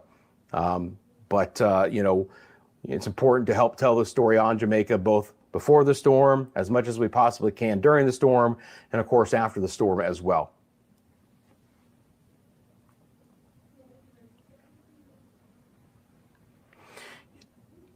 Yeah, there's multiple planes that'll be in and out. Again, you know, my system will pick up the one that's transmitting and we can follow that in real time, but it's not a complete look at all of the, you know, hurricane reconnaissance aircraft and where all of them are at this point in time. You know, I would say I can pull in the recon data and we can look at that on a graphic as well. What would you like to know about Montego Bay? I mean, again, you know, Montego Bay, northwest side of the island, obviously the center track is likely to come very close to that area. So even on the northwest side, you know, based on the track from the Hurricane Center right now, Montego Bay would experience the inner core winds. Right now, they might be weakening a touch as they get to the northern side of the island, but more than likely, and I showed you the graphic earlier for the northwest side of the island, more than likely at least 90 to 120 mile an hour winds sustained in Montego Bay with higher gusts. But if the track of the storm even nudges a little bit farther to the west, the core of the storm has an even higher possibility of going directly over Montego Bay, where those wind, that range of wind would be too low. And I'd have to up that as well. So significant hurricane conditions are likely in Montego Bay starting early tomorrow, potentially as early as the daybreak hour, and then spreading closer to Montego Bay and being more consistent in that area as we go through the remainder of Tuesday. Again, if you live on Jamaica and you're watching right now, all of the island has significant impacts likely to move into your area here as we get into the daybreak hours of Tuesday and then spreading across the island the remainder of the day, with tropical storm conditions moving in the deeper into this Monday that we go. Storm surge wise, again, just like, that was asked of me of St. Mary Parish, because Montego Bay is on the north side of the island. It's going to be interesting too, because if the storm tracks east of you with the eye, you're going to have the north winds to begin with, which would really limit the potential storm surge eventually. And then as the storm pulls away, you would actually get a little bit of a southwest wind. So behind the storm, you could get a little bit of water piling up, especially again in the Montego Bay area, because if there is a southwest wind, it's going to skirt the kind of Lucy area, and then based on the orientation of the shoreline here, maybe have a couple of areas where we could see some feet of rain. Now that's, or excuse me, some feet of storm surge, and not even accounting the rainfall that's out there. Obviously, if we're going to get some swells moving in as well, we're just not expecting the most significant storm surge on the north side of the island. But feet of storm surge for places like Negril and Montego Bay are absolutely still in the forecast based on the intensity of this storm.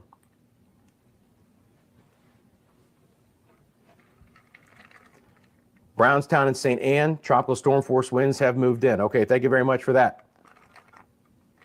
Linstead again here, central side of the island.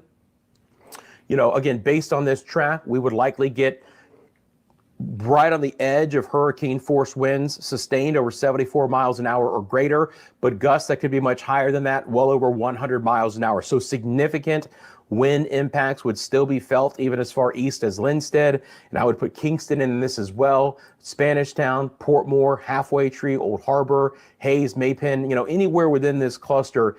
Even if you're just slightly more than 30 miles away from that center, we're still likely to get some sustained hurricane force winds, certainly gusts that will be over 100 miles an hour from time to time. Again, very destructive winds, rainfall, higher elevations that could produce significant amounts of ice, of flooding, especially into the low-lying areas, catastrophic flooding, guys. Feet of rain likely in these areas, 12, 15, 20 inches of rain, maybe locally up to 25 and 30, 500 millimeters of rain, 675 millimeters of rain as a storm total in some of these areas.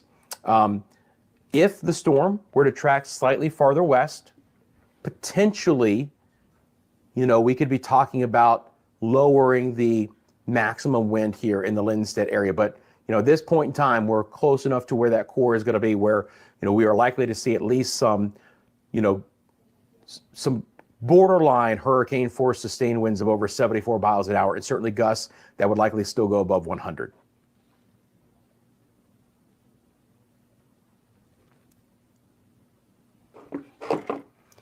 One second here, guys.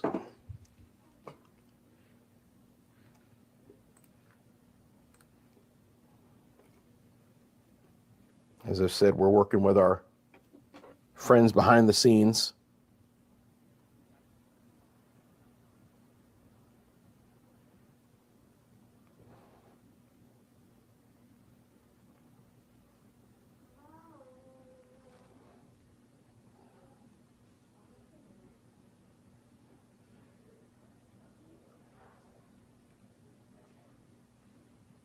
Okay. Savlamar, again, unfortunately, the southwest side of the island at this point in time would be the part of the island that would experience the most direct impacts from the storm.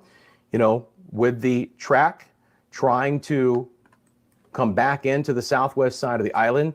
So Westmoreland and St. Elizabeth parishes, would likely get the brunt. Obviously, Savlamar being near the coast, on the coast, would likely also get a lot of storm surge as well. There will be a difference in some ways as to the strength of the winds with the storm, right? If it's right over Savlamar, east of Savlamar, or off towards the west. Again, a east track from Savlamar is slightly better because you're on the weaker side. But with these kinds of winds, as I've mentioned many times, and I will continue to do so to make sure that the messaging is out there, guys, with these kinds of winds, they're destructive throughout the entire hurricane force environment, right? 30 miles west, 30 miles east, all of those winds are going to be destructive. Sure, the inner core winds near the center of circulation within that 10-mile radius will be the strongest, but the impacts from a Category 5 hurricane, wind-wise, will be felt far and wide. With the storm surge, again, if the storm tracks east of you, you're likely to get a 6 to 9 foot storm surge in Savlamar. If it tracks west, if it wants to try and brush the coast of the island towards the Grill or any areas there, Savlamar area would have more of a south wind and more direct storm surge impacts.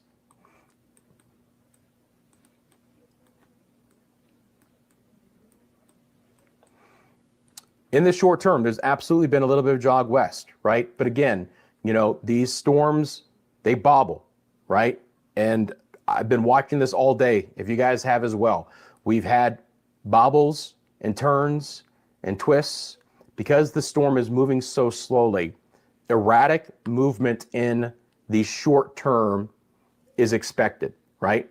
We don't expect this storm to go in a straight line when it has 175 mile an hour winds and it's moving at 3 miles an hour. It would be great if the track west continues, but that's not what is forecast right now, okay? Now again, farther west track, even in the short term, will do a couple of things. Sure, the Hurricane Center may look at this and the newer model information that's coming in, and I'll keep an eye on it. And maybe they do see enough of an appreciable shift where they want to take this line and move it a little bit farther west. But the question is, given the fact that we're 14 to 18 hours away from landfall, how much farther west do they expect it to go, with still the vast majority of the model data showing a direct landfall to the island? Okay, that's number one. Number two is, again, the appreciable differences that it's going to make on the island, which could not be very significant, and in some areas even more impactful if the storm stays just slightly off towards the west. Remember, the right front quadrant, or the northeast side of a storm like this, is the most dangerous part of the hurricane, and unfortunately that is the quadrant of the storm that will sit over the island for the longest duration.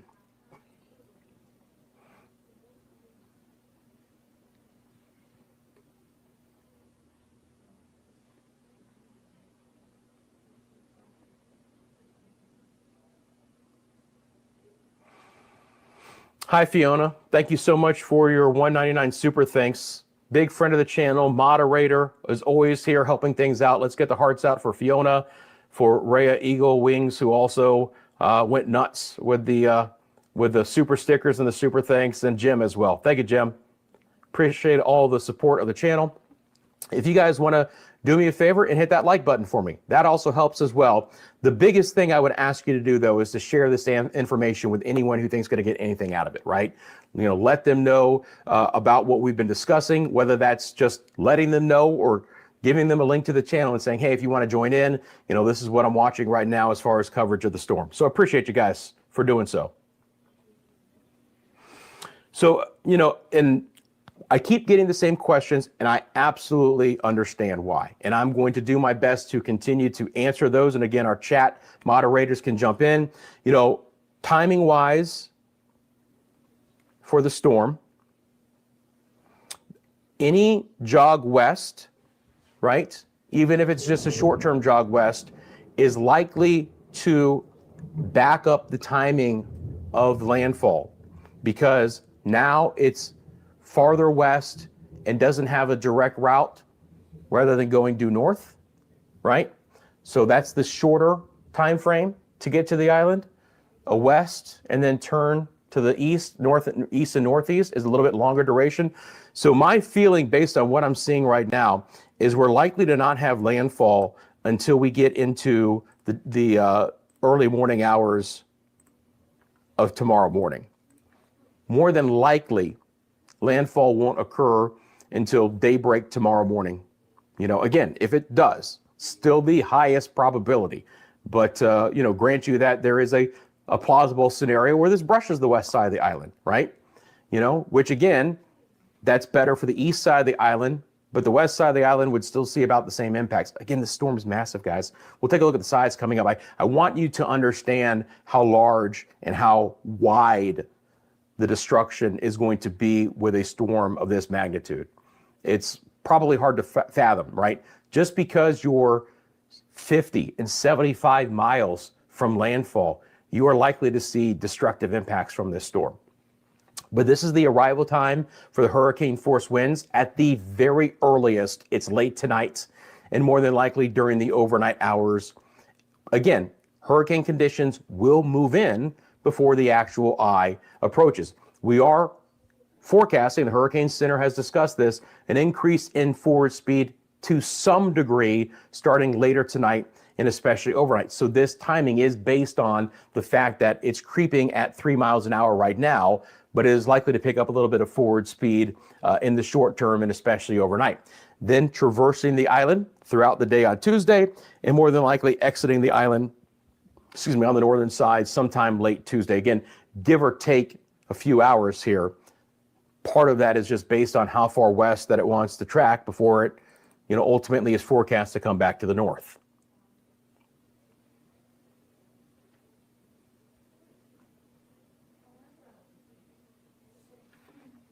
I appreciate that, Stacy. Thank you very much. Listen, I understand everyone being nervous, okay? I grew up on the west coast of Florida. Guys, I've been through storms. Now, I will grant you, I have not been through a Category 5, but when I was a teenager, I went through a storm, and it wasn't even a hurricane. It was the no-name storm of 1993 that flooded out our house with salt water, completely flooded the house, not feet of water, but enough, and it was salt water, where we had to leave the home for 6 months. So I know what it feels like to have that helpless feeling, right? And to, and to be displaced, my heart breaks for my friends on Jamaica. My heart breaks for what's going to more than likely happen in Southeast Cuba. We'll have to really monitor the situation in the Bahamas and Turks and Caicos. The flooding ongoing right now in Haiti is destructive, and it's life altering, right? The best that we can do is understand what's happening and be as prepared as we possibly can. It's the best we can do, right? To try and shelter as much as we can and to hope the impacts are as little as possible. We hope for that, but we also prepare for the worst. And this storm is of the worst magnitude when we have winds of 175 miles an hour, a storm that has a pressure as low as 906 millibars and a northwest wind at around 3. Have you guys felt that, by the way? Have you guys felt the weight of that air in Jamaica yet, where that pressure begins to lower? Let me know. Roger says starting to get some tropical storm strength winds here, Brownstown and St. Anne. So there you go. Fort Myers is in the house. St. Vincent and the Grenadines is in the house. Appreciate you guys. South Florida. Oh, well, Andrew is kind of the benchmark for Florida, right? We've had some since, Irma, Helene, Milton of most recent. But, Andrew was that first big one, that a lot of folks, remember. And obviously back in time, there were strong ones as well. Jamaica has had their own history of significant hurricanes as well. All the numbers that you see, by the way, if you're unclear, are wind gusts in miles an hour. So just continuing to monitor that. The latest statistics from Melissa on the top of your screen. Again, this storm has gotten nothing but stronger and stronger and stronger, right? Now, certainly, again, in the short term, there has absolutely been a jog west. No doubt about it. So if we look at, and this is a 6-hour loop, right? So at noon today, Eastern time, so 11:14 a.m., on the island, we were tracking certainly in a west-northwest fashion. Then we got here, and again, it hasn't been long. You might think it's been long, but just in the last 2 hours, there's been a little bit of a turn west, okay? Now, if I show you guys the track over the last several days, really since the beginning of the storm, right? But if we were to look here, and draw a straight line to where the center is now, latitude-wise, it's about the same. but look at the plot points and what it took to get there, right? These storms, when they get strong and they're moving very slowly, they're big time wobblers, okay? So the thing that I will always point out in this scenario, when you're looking and hoping that a storm is moving in a direction that is not closer to you, is that we have to look at that in a longer term trend. A couple of hours of a storm moving, 75, 90 degrees on the compass west or in a different direction than what the forecast is, doesn't ultimately mean that that's where it's going to keep going. Has to be over a much longer duration. But I'll continue to monitor the trends of the models as well. As a matter of fact here, real quickly, just behind the scenes, I'm going to bring up the latest Google DeepMind and see if we got a new update there. We do have the 12, okay. Perfect. Now I can show you guys this. It'll take a second. So I'll show you guys this as soon as I can get it on the air. But the Google DeepMind, just so you know, the latest forecast has all 50 members with a direct landfall to Jamaica, okay? It shows this west jog and then a turn north and a turn northeast, very similar to the Hurricane Center. So again, it's the newest one, obviously it's a little old because it takes some time to get the data in, but there hasn't been an appreciable shift west on the Google DeepMind. And I will effort to get that up to you guys here shortly. I'm going to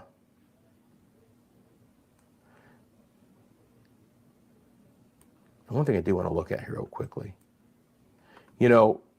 Just real quick for my friends in the Bahamas, the consensus central line here would be like between Long Island and the Acklands, which I think is about where the Hurricane Center has it right now as well. All right, so effort to get that up to you. Hey, Discovery Bay having light rains. Appreciate that. Good evening, Lockums. Hope you're doing well. Yeah, welcome to anyone just tuning in. Appreciate you guys. We're here for you guys in the long term. We're on right now. We'll talk about our coverage coming up, but obviously we're going to be on for a significant time as the storm approaches, and we'll discuss that. Part of how I'm going to play when I'm on live is going to be dependent on just how slowly this thing wants to churn, right? But we're on for you right now. Portmore with some light rain. I'm very sorry to hear about your father. Wishing the best for him.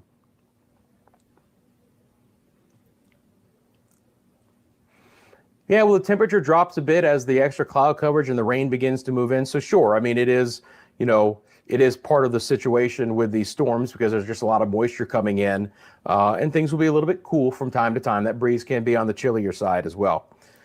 All right, I want to try and get you guys this latest Google DeepMind here. It won't take too long, I don't believe. I will be answering chat as we move along too. Sweet Sugar City in St. Kitts. Well, appreciate the thoughts. Thank you, Keith. Love to hear from all of my Media Mundo community as well. I mean, obviously this channel is dedicated to forecasts across the Caribbean and the Bahamas, times of impactful weather. I'm going to go on live and cover this. Hopefully you guys on Jamaica remember me from Barrow last year. If you tuned in for that coverage and you're tuning back in again this year, first of all, welcome.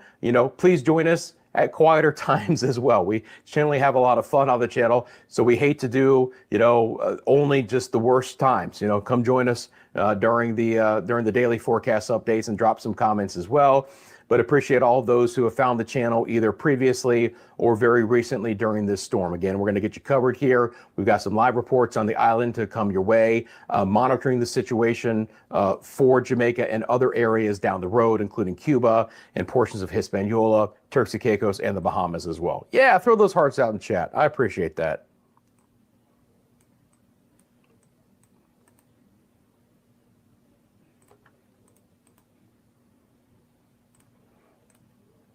All right.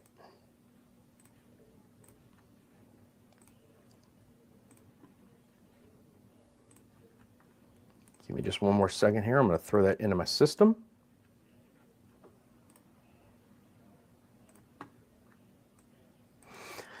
Now you guys are seeing our moderators and our administrator dropping some questions into chat. A couple of things first. If you want to answer those questions, that's great, because we love to get an idea of what's happening. But they're also heads up, right? Things you should be thinking about, right?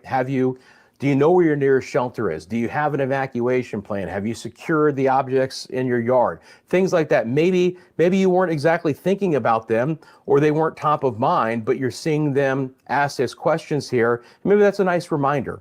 So use that as kind of a checklist, if you will. You can go back and look at our admin questions that you guys have seen, and it gives you an idea of the things you should be preparing for. I mentioned this in yesterday's video as well.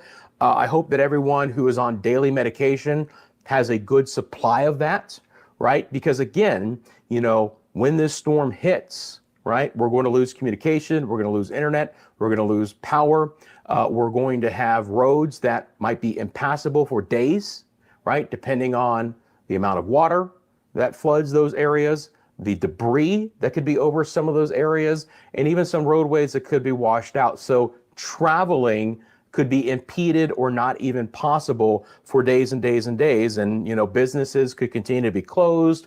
Without power, we're not pumping gas. So you get the idea that the infrastructure problems that a storm like this can cause can have appreciable impacts to your life. And if you're on a medication that is very important to you on a daily basis, you want to make sure you have a supply to get you through this storm.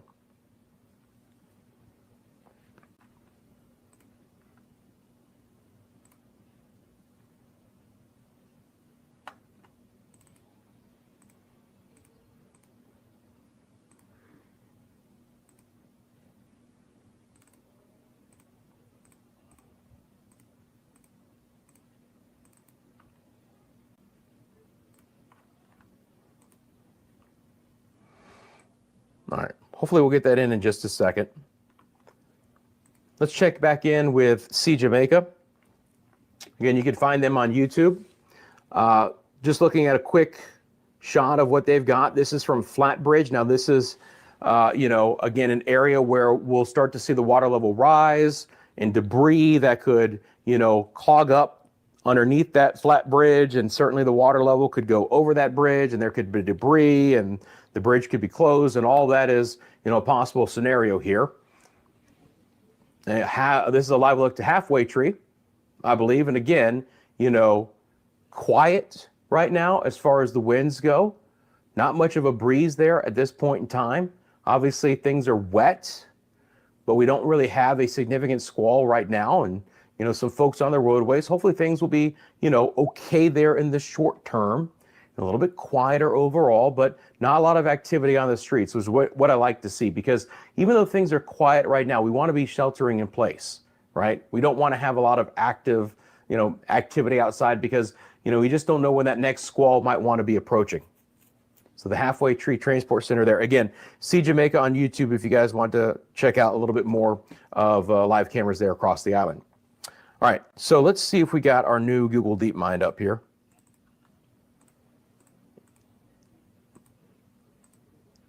All right, I'm actually looking at the old one here.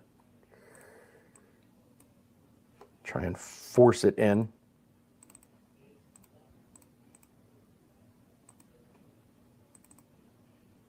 All right, I'll bring it to you as soon as I possibly can, I promise. We get back over to the chat. Watching from the Cayman Islands. Melissa is still drifting westward. Can you say anything on that? Well, again, I've talked about it for a while because everyone is noticing it, and I am too, right? There's absolutely a turn to the west in the short term. It looks like it might even be bobbling south, But again, when you have a storm, okay, when you have a storm that has 175 mile-an-hour winds and the steering currents are still very light, bobbles, shifts in the track in the short term is expected, right? So it is interesting, to say the least, that has turned west for the last 2 hours. But is that a little bit of a bobble, or is that really a trend? Again, the overall outlook of the wind profile around this storm as far as steering currents go. Let me just be able to do this one more time. bring up the telestration here, but I also want to bring up this trough. So why is it expected to do the turn to the north and eventually to the north and to the east, right? Great question. Well, I can't.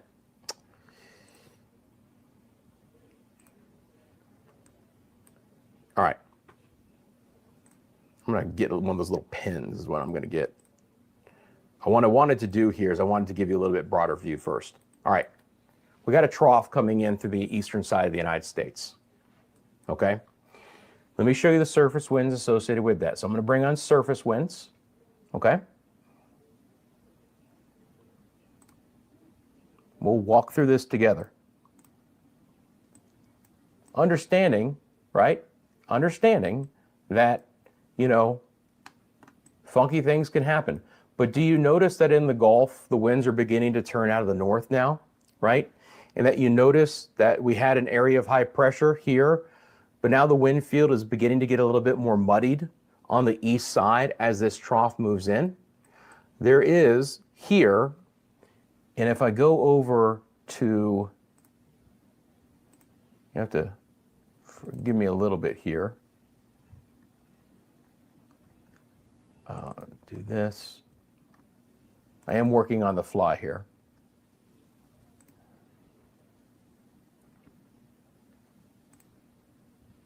All right. You go away. Let's go to 500 millibars. Okay. So do you guys see how at 500 millibars, mid-levels of the atmosphere, right? We'll get a little bit scientific, that's fine. You guys see how these winds are beginning to turn out of the southwest, okay? And you notice that the other 500 millibar winds are here with Melissa because Melissa is so vertically stacked, right? It's showing up in the models because of its wind field. But ultimately what that's happening is it's allowing a weakness to form in the ridge and should give this a bit of an escape route to the north, right? So the ridge is breaking down here, and all of these southwest winds are going to be dropping in, likely to pick up the storm and push it along, right? That's the forecast after sitting in between two areas of high pressure for the last 5 days. You know, the eroding of the ridge, the weakness to the north, the trough coming in, and the pickup of the storm. If I clear this off, again, there's like 2 steps that I have to do every time, and I'm gonna have a word with the Chris. But if I just zoom in again, right, and I come over here to the discussion. So this is the scientific part of what the Hurricane Center puts out every 6 hours, okay? So let me find this here, all right? And you guys can read this paragraph with me if you want to, but let me read this. Melissa is starting its north turn, and the initial motion is now northwest at 315 degrees at 3 knots. The mid-level ridge north of Melissa continues to weaken as a deep layer mid-latitude trough moves eastward through the southeast United States into the southwest Atlantic. This should cause the hurricane to turn northward during the next 6 to 12 hours at a continued slow forward speed after 18 hours. So as we get into early on Tuesday morning, Melissa should turn northeast with a slight increase in forward speed as the mid-latitude westerly flow becomes the dominant steering mechanism. A continued northeast motion with a significant increase in forward speed is expected from 36 hours through the end of the forecast period. Okay, so on the forecast track, the center of Melissa will be near or over Jamaica late tonight or Tuesday, eastern sides of Cuba Tuesday night and early Wednesday, and then move through the Bahamas and Turks and Caicos on Wednesday. So that's the discussion of what we just talked about, right? So that's what the models are picking up on. Again, you know, why are the spaghetti plots of the hurricane models showing the track that it has? Why is the Google DeepMind still showing all 50 members over the island? Because that is the scenario in the atmosphere that they feel like is steering this storm. Can things change? Can there be features that are stronger or weaker than what is forecast in the models? Absolutely. Absolutely. That's why it's not an exact science, right? It's not. But we have a very narrow window of time for this storm to do something outrageously different than what the models are showing. As you guys know, the cone of uncertainty widens over time. The forecast error widens over time because the models aren't as skillful deeper in time. That being said, they've gotten a lot better. I mean, they've gotten a lot better. Intensity-wise, they're still struggling with these storms, but track-wise, they really have gotten a lot better. Now, we'll see how this plays out. Okay, we'll see if this west turn continues. You know, we would have to get this storm to be at least 30 miles west of Jamaica to really have significant differences in what the central and the eastern side of the island would see. But even a track 30 miles to the west, and that is allowing for a big swing west at this point in time when your storm, right, is very generously, as far as I could keep going with this, 350 miles wide, you know, double the size of Jamaica.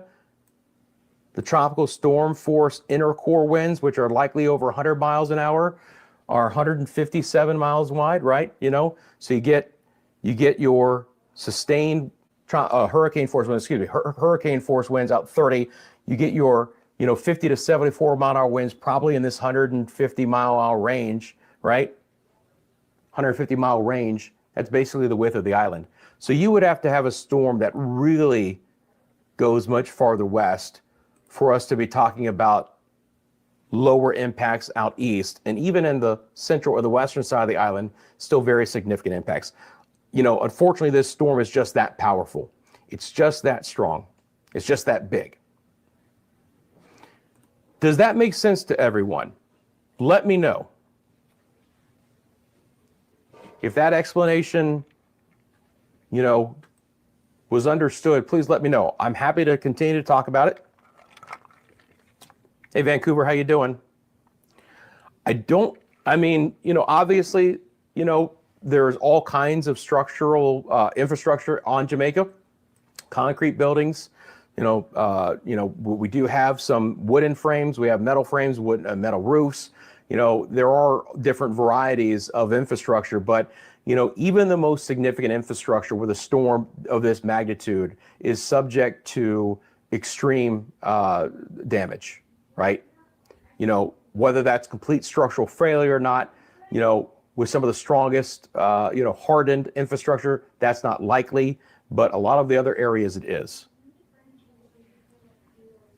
It's as mature as it gets, guys. On pure satellite imagery, it is about as intense of a storm that has ever been seen, right? Pure satellite imagery. That's just, looking at things like the Dvorak and other satellite-based intensity derivatives. It's about as powerful a storm that's ever been out here.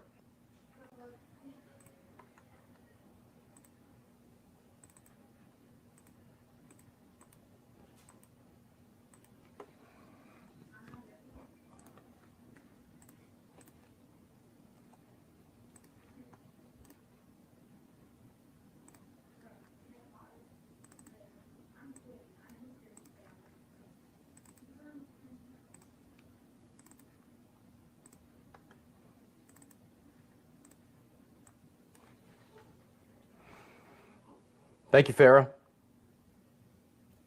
Now again, look, there is room for error here.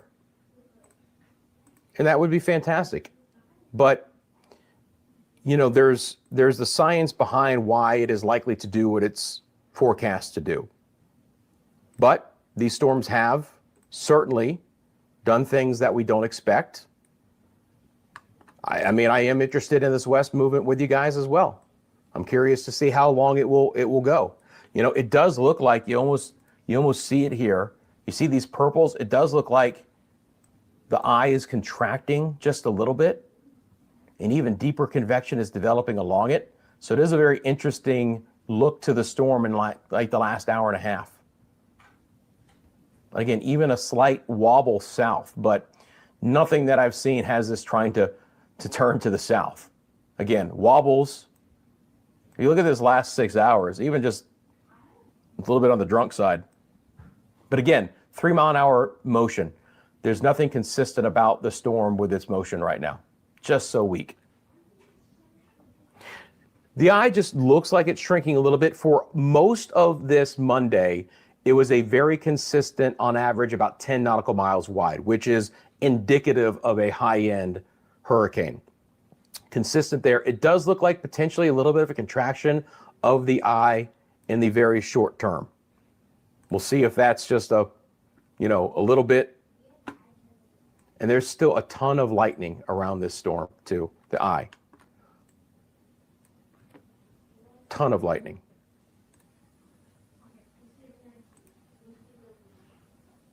Maybe the eye is more like 8 miles wide now from 10.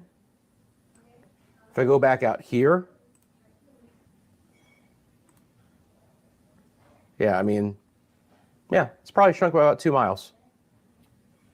Not a lot, but a little bit of a shrinkage in the eye. Again, fluctuations within this inner core structure happen all the time. From here, what happens, we'll have to watch, right? Does the storm... Look, we've talked about this before, guys. Hurricanes this size, this intense, they can't stay this strong forever. They kind of blow their top a little bit, right? And they are likely to fluctuate in intensity and potentially weaken some, right? So to stay of a hurricane of 175 for an extended time is not likely. This storm is likely to go under some structural changes where the maximum sustained winds reduce a bit. But again, appreciably, what impacts is that going to have on Jamaica? Is it going to really bring, winds that are much significantly less to really cause any differences? I'll continue to discuss the fact that, any structure that will fail in 160 mile an hour sustained winds is very likely to fail at 140 mile an hour sustained winds and is very likely to fail at 120 mile an hour sustained winds. And just how low do you get before you have changes to structural damage from this storm? You probably have to get a lot lower than 175. Where is that number? Again, for most structures, it's got to be a lot lower than that. And again, that's the inner core sustained winds from the hurricane. Areas east, Kingston area east, sure, a reduction in some maximum sustained winds and a little jog west, maybe a great jog west relative to what we have on the track right now would bring a slightly better scenario here. But remember, we're still seeing 9 to 13 foot storm surge. So I just don't want us to get transfixed on exactly where the center is going to go, because the impacts are just going to be felt so far and wide with a storm this big. Wish it wasn't the case, guys, but impacts are going to be felt in a tremendously wide area, and significant impacts, and a tremendous amount of rain is going to be coming along too. Starting to get some rain in Kingston. Third sounds about right. I think we've had 180. Yeah, 150 again. Still 906. 906. The only thing that changed from the 2 o'clock to the 5 o'clock was that they changed the direction from west-northwest to northwest. But honestly, it really is still going more west-northwest than anything. And really, over the last hour, it's been going a little bit due west. So we'll see how that goes. Again, this all, in my opinion, right now is a very short-term bobble more than anything. The longer-term atmospheric steering currents, the steering flow, are likely to play out as we just discussed, where the storm does and is forced to turn north, slightly north of east potentially, before it either, again, we'll plausibly say slightly west of Jamaica or over Jamaica, and then accelerating from there. Still a high chance of landfall. Yes, indeed.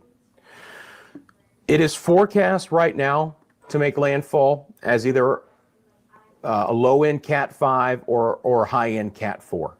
I believe we are still in that 1 155 to 160, which would make it, the 160 would make it a Cat 5. Okay. Again, that will just be for the record books. The difference to what we're going to see on the island is not going to matter. 155, 160, heck, 140. It's just, unfortunately, it's just not going to matter. If you guys just tuning in, this is some video that Jimmy sent me earlier. This is from the Southfield area of St. Elizabeth Parish. And again, it's a very common sight along the southern parishes here where the winds are just picking up in a more consistent fashion.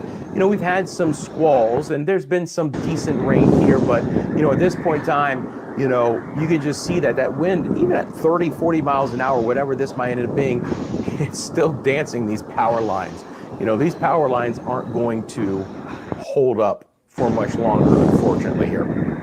And I was talking with Justin, who has been sending us the videos out of the Treasure Beach area.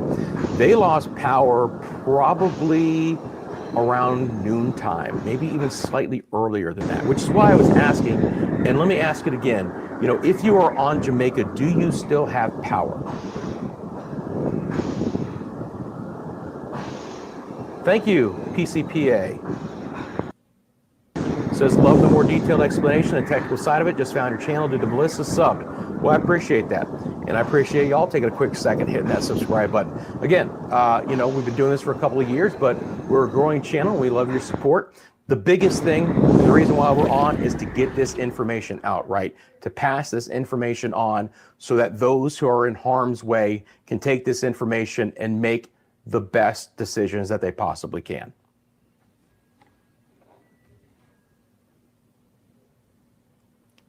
Thank you, Vincent. Super dedication, no drama, just facts.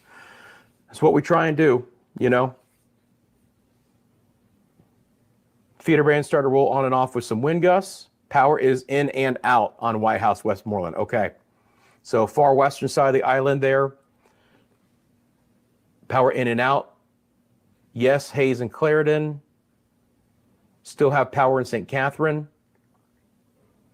Mandeville still have power, but it's been flickering. Some parts of Mandeville are out. Power in Kingston. No power wherever Orion is. Again, would love, just a reminder, my friends, let us know exactly where you are, because I really want to know, right? It's going to matter because, you know, we're going to start getting into that situation where, you know, certain areas of the island are going to start losing power first. And having that and understanding that is going to help me in the forecasting as well. Because again, when you lose power, you start losing communication abilities too, right? And obviously, as we get to nighttime, if you've lost power, you know, I want to make sure that you guys understand what's going on. If you still have battery backups or you're watching on your phone, you still have some power with that, it's going to help me out. So I do appreciate it. Power in and out in Hanover, power in Mobay. The power company said it will not turn off the power, which is an interesting fact because some power companies will turn the power off before a landfalling storm like this to try and save some of the power lines from having live electricity on them if they go down during the storm. Still have power Brompton South, St. Elizabeth, appreciate it.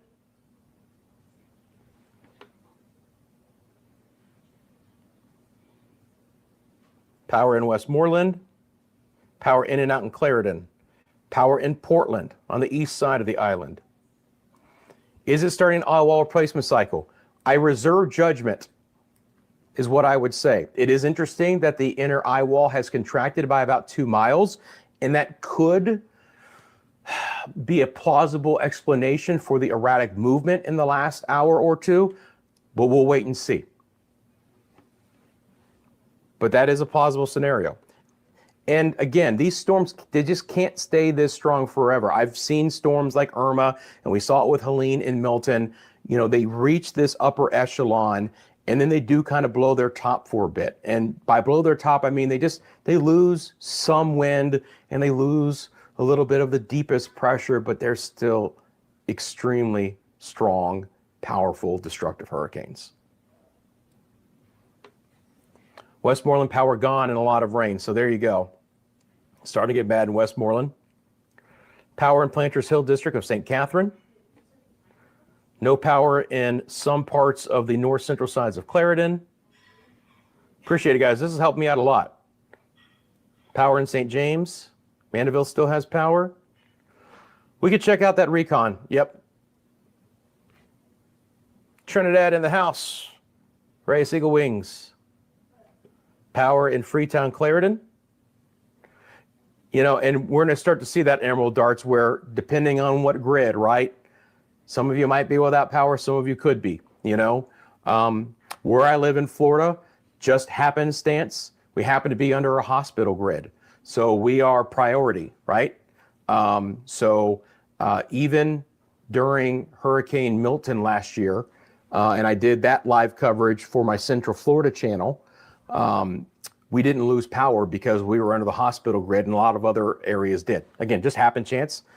I will take the fortunate circumstances, but it will be grid dependent for sure. We'll see the Lorenzo. I mean, that could explain the erratic movement in the last hour and the slight contraction of the eye. So it could be beginning an eye wall replacement cycle. And it has been very erratic the last couple of hours, with a little bit of even a wobble south of due west. The structure on the outside is still very concentric. You know, potentially this little area here could be the beginning of your outer eye wall trying to form. Again, what we would see with an eye wall replacement cycle is you get like this 20 nautical mile wide outer eye begin to form, and then it contracts down on the inner eye, which is already beginning to shrink just a little bit. And then all of this white, which is your central dense overcast, actually comes right over the eye and it collapses in on itself, right? So then you actually have this monster hurricane without an eye. You just have all of that white in the middle, and it looks really freaky. But eye wall replacement cycles are a part of a life cycle, if you will, of a hurricane, especially in the strongest ones. And while in the short term, it could lower the maximum winds, some hurricanes, and more than likely with Melissa being one of the highest on record, so probably not for Melissa, but some hurricanes which are still evolving and developing and moving can actually come out of an eye wall replacement cycle even stronger, right? Once the inner eye wall forms again, they can actually have an increase in winds compared to before the eye wall replacement cycle, all right? Don't expect that with Melissa. But again, you know, what number does this knock this down to? Let's say it knocks it down, you know, 10, 15%. Okay, we're down to 145, 150. You know, practically, what difference does that make wherever this wants to go? Not much.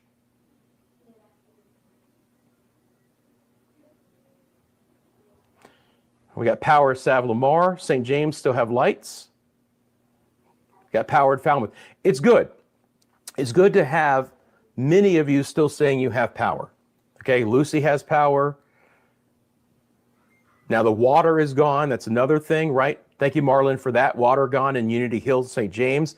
You know, power is obviously one of the major utilities, but we've got, you know, water. We've got internet service as well. We'll see how sporadic that goes.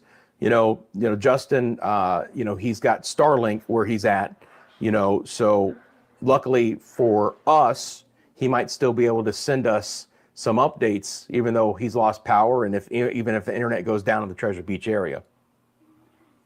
Power in Sandy Bay, power in Southwest Westmoreland as well. All right, let me see here real quick, guys, while we're just having a nice chat. Again, just going to check if we've got the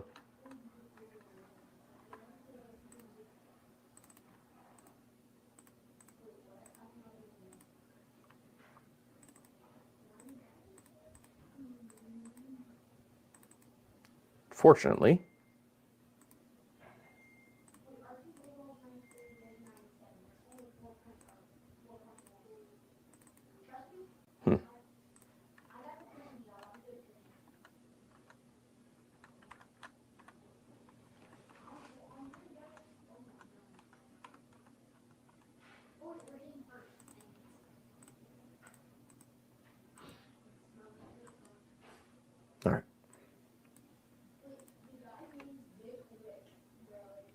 Houston is in the house.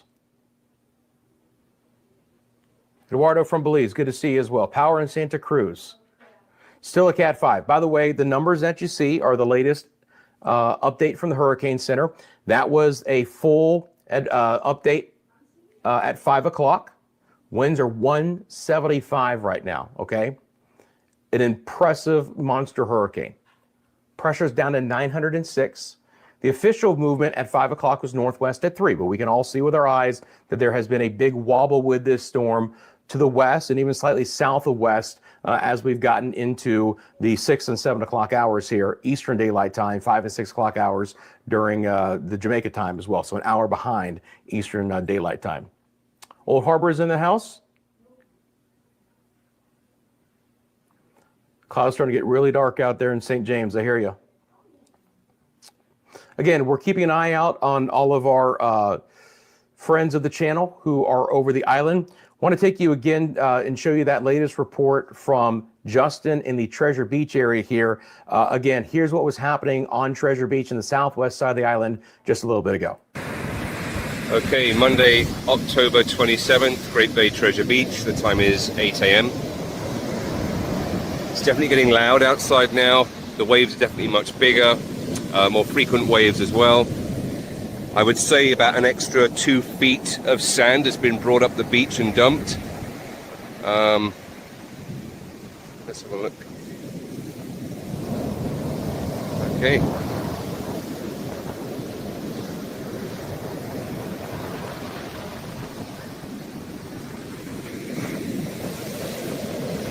Yeah, the frequency of the waves are definitely picking up here.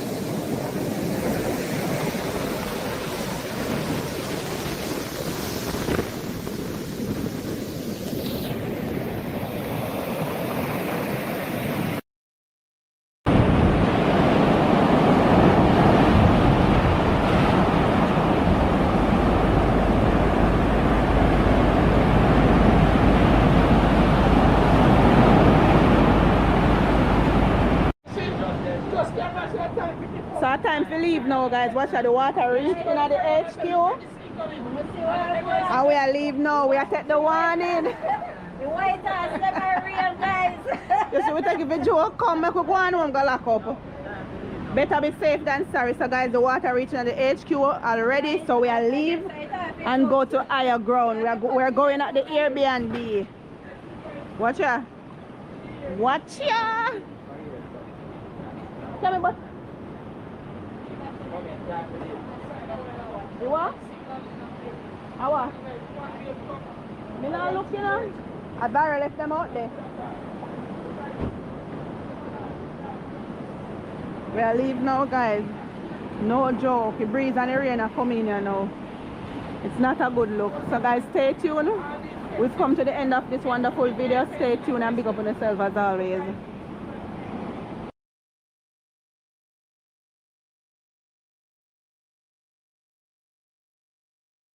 Hey, Rusty and guys over at Medio Mundo. It's October 27th, it's Monday, and I'm down by Palisado. You can see the weather dome over there. That's the airport.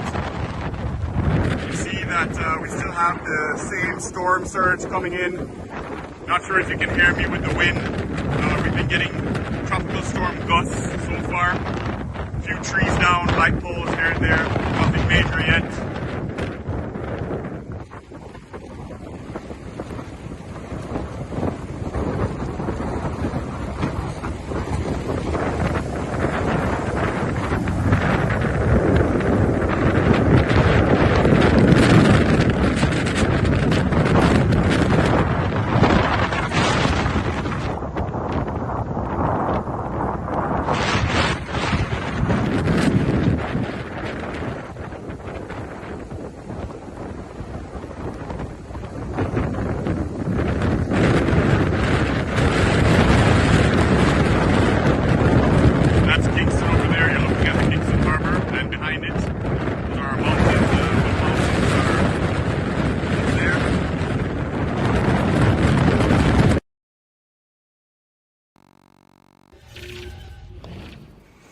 Okay, I appreciate Justin, the Cameron family, and Alex for telling the stories there on Jamaica.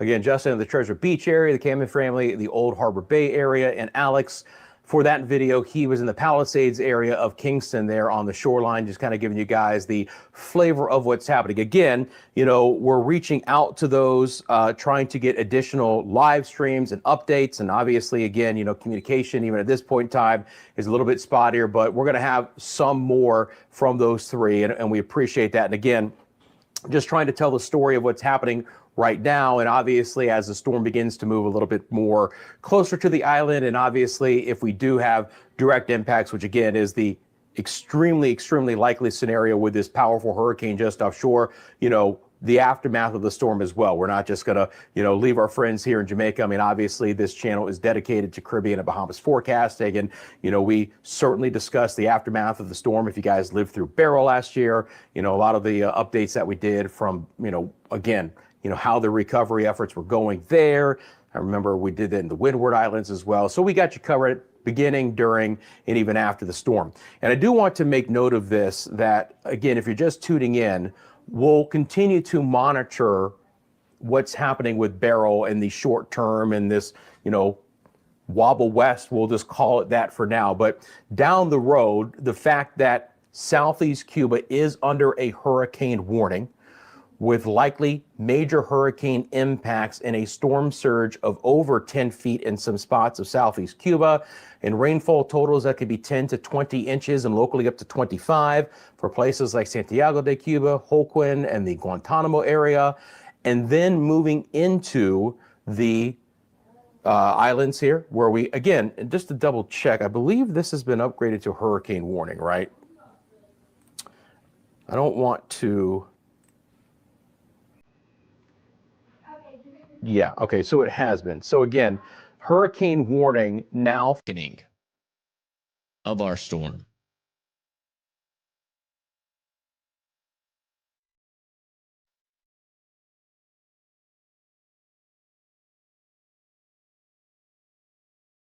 And also that it is drunk and it is just going in, it's going in a circle right now. It's not really moving towards Jamaica.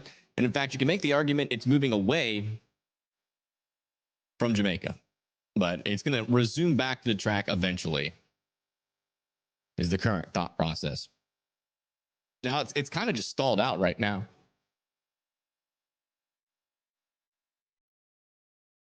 Lots of snow for Maryland.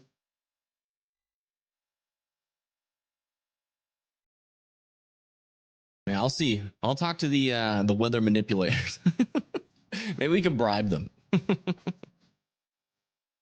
I'm just kidding. That's not real. It's funny though. How many people like ask me to like control the weather? It's like, hey, can you send rain, please? It's like, folks, there's nothing. I can't do that. Needs to go to Venezuela. Hey man, what do you got against Venezuela? I think it just needs to die. You know, the hurricane could just die too, right?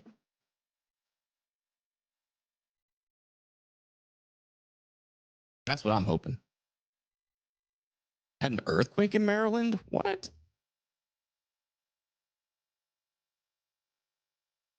Have you ever seen crazy weather in the middle of Russia? Yeah. Yeah, Russia has massive wildfires now. During the summertime. Kind of just like what Canada does. It actually started in Russia first.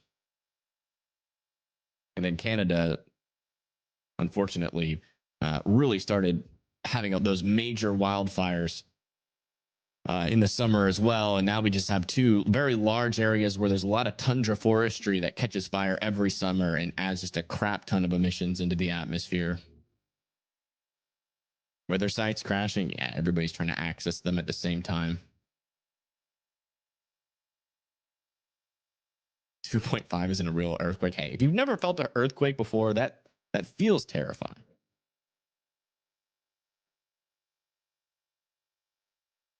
Hey, this says this is live.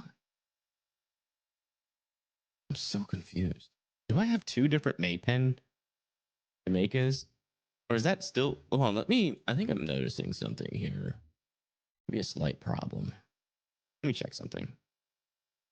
I might have two Maypens.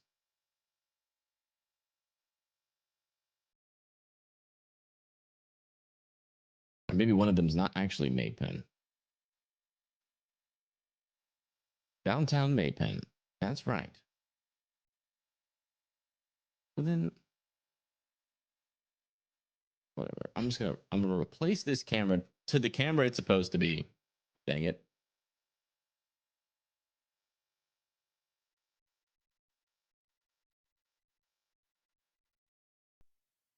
It says Maypen on there, so this must be another area in Maypen.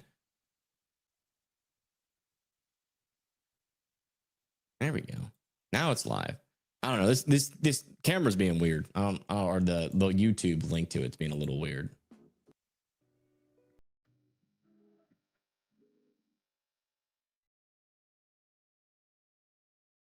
Thank you, Faith and Thomas, for subscribing.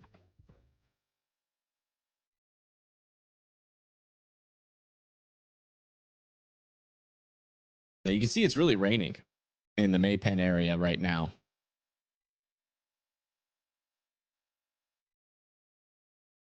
Which is, by the way, Maypen is close to Old Harbor.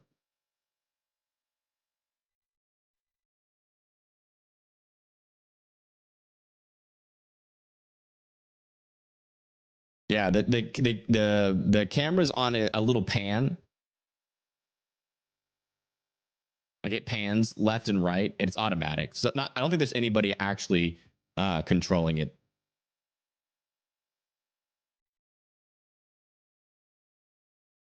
Where's that other Hurricane Hunter plane? Just want to check in on it really quick. And also want to check in on our radar as well. See what the rain situation is. A little update on it. If we can actually get into the website. I don't think so. It is still not loading. Still don't have any radar data, unfortunately. Yeah, USA is not getting hit, guys, by this hurricane. It's just not happening.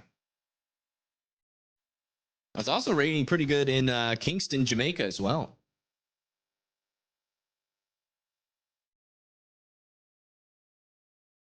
Make sure we're at the live. There we go. And the rain is really getting started, it seems. This is some of the heavier rain we've seen.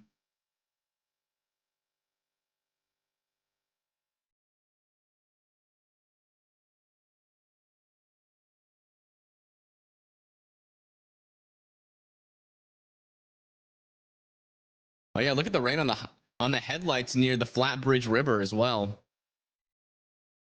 A lot of rain in this area, which is not what we want to see.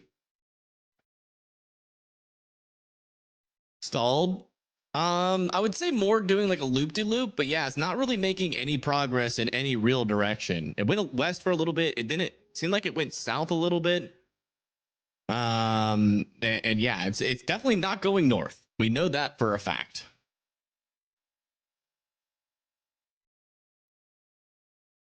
It's just kind of sitting there doing a little loop-de-loop right now.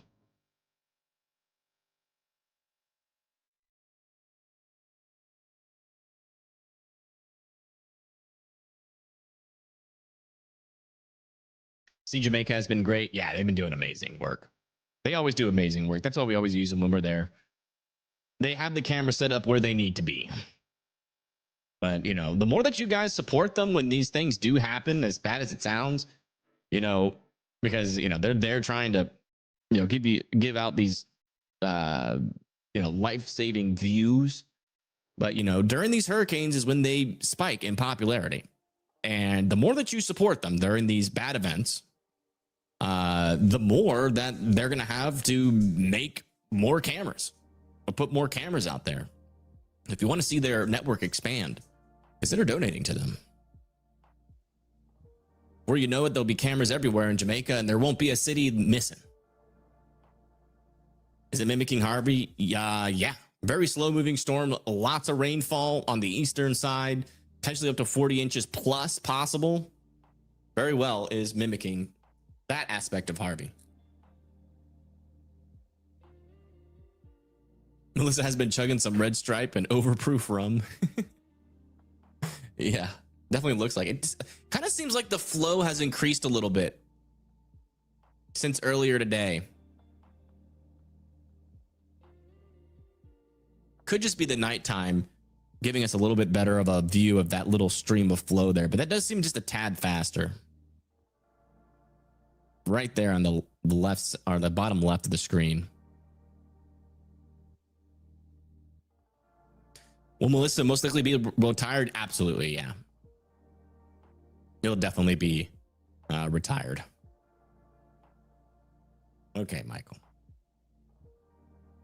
See you later. Moved or is expected to move the same from yesterday? It was expected to have turned north by now. But sometimes with these really strong hurricanes, you can get these little unexpected loop-de-loops, especially when they're in between steering currents, which this one is currently. So, you know, if we're going to see anything wacky, it would be pretty much right now. So, you know, that's why it's been acting all weird. But once that trough really starts to pick up our storm, it's going to resume that movement back up to the north. As of right now, it's kind of, you could say it's kind of stalled or also kind of just kind of doing a loop-de-loop.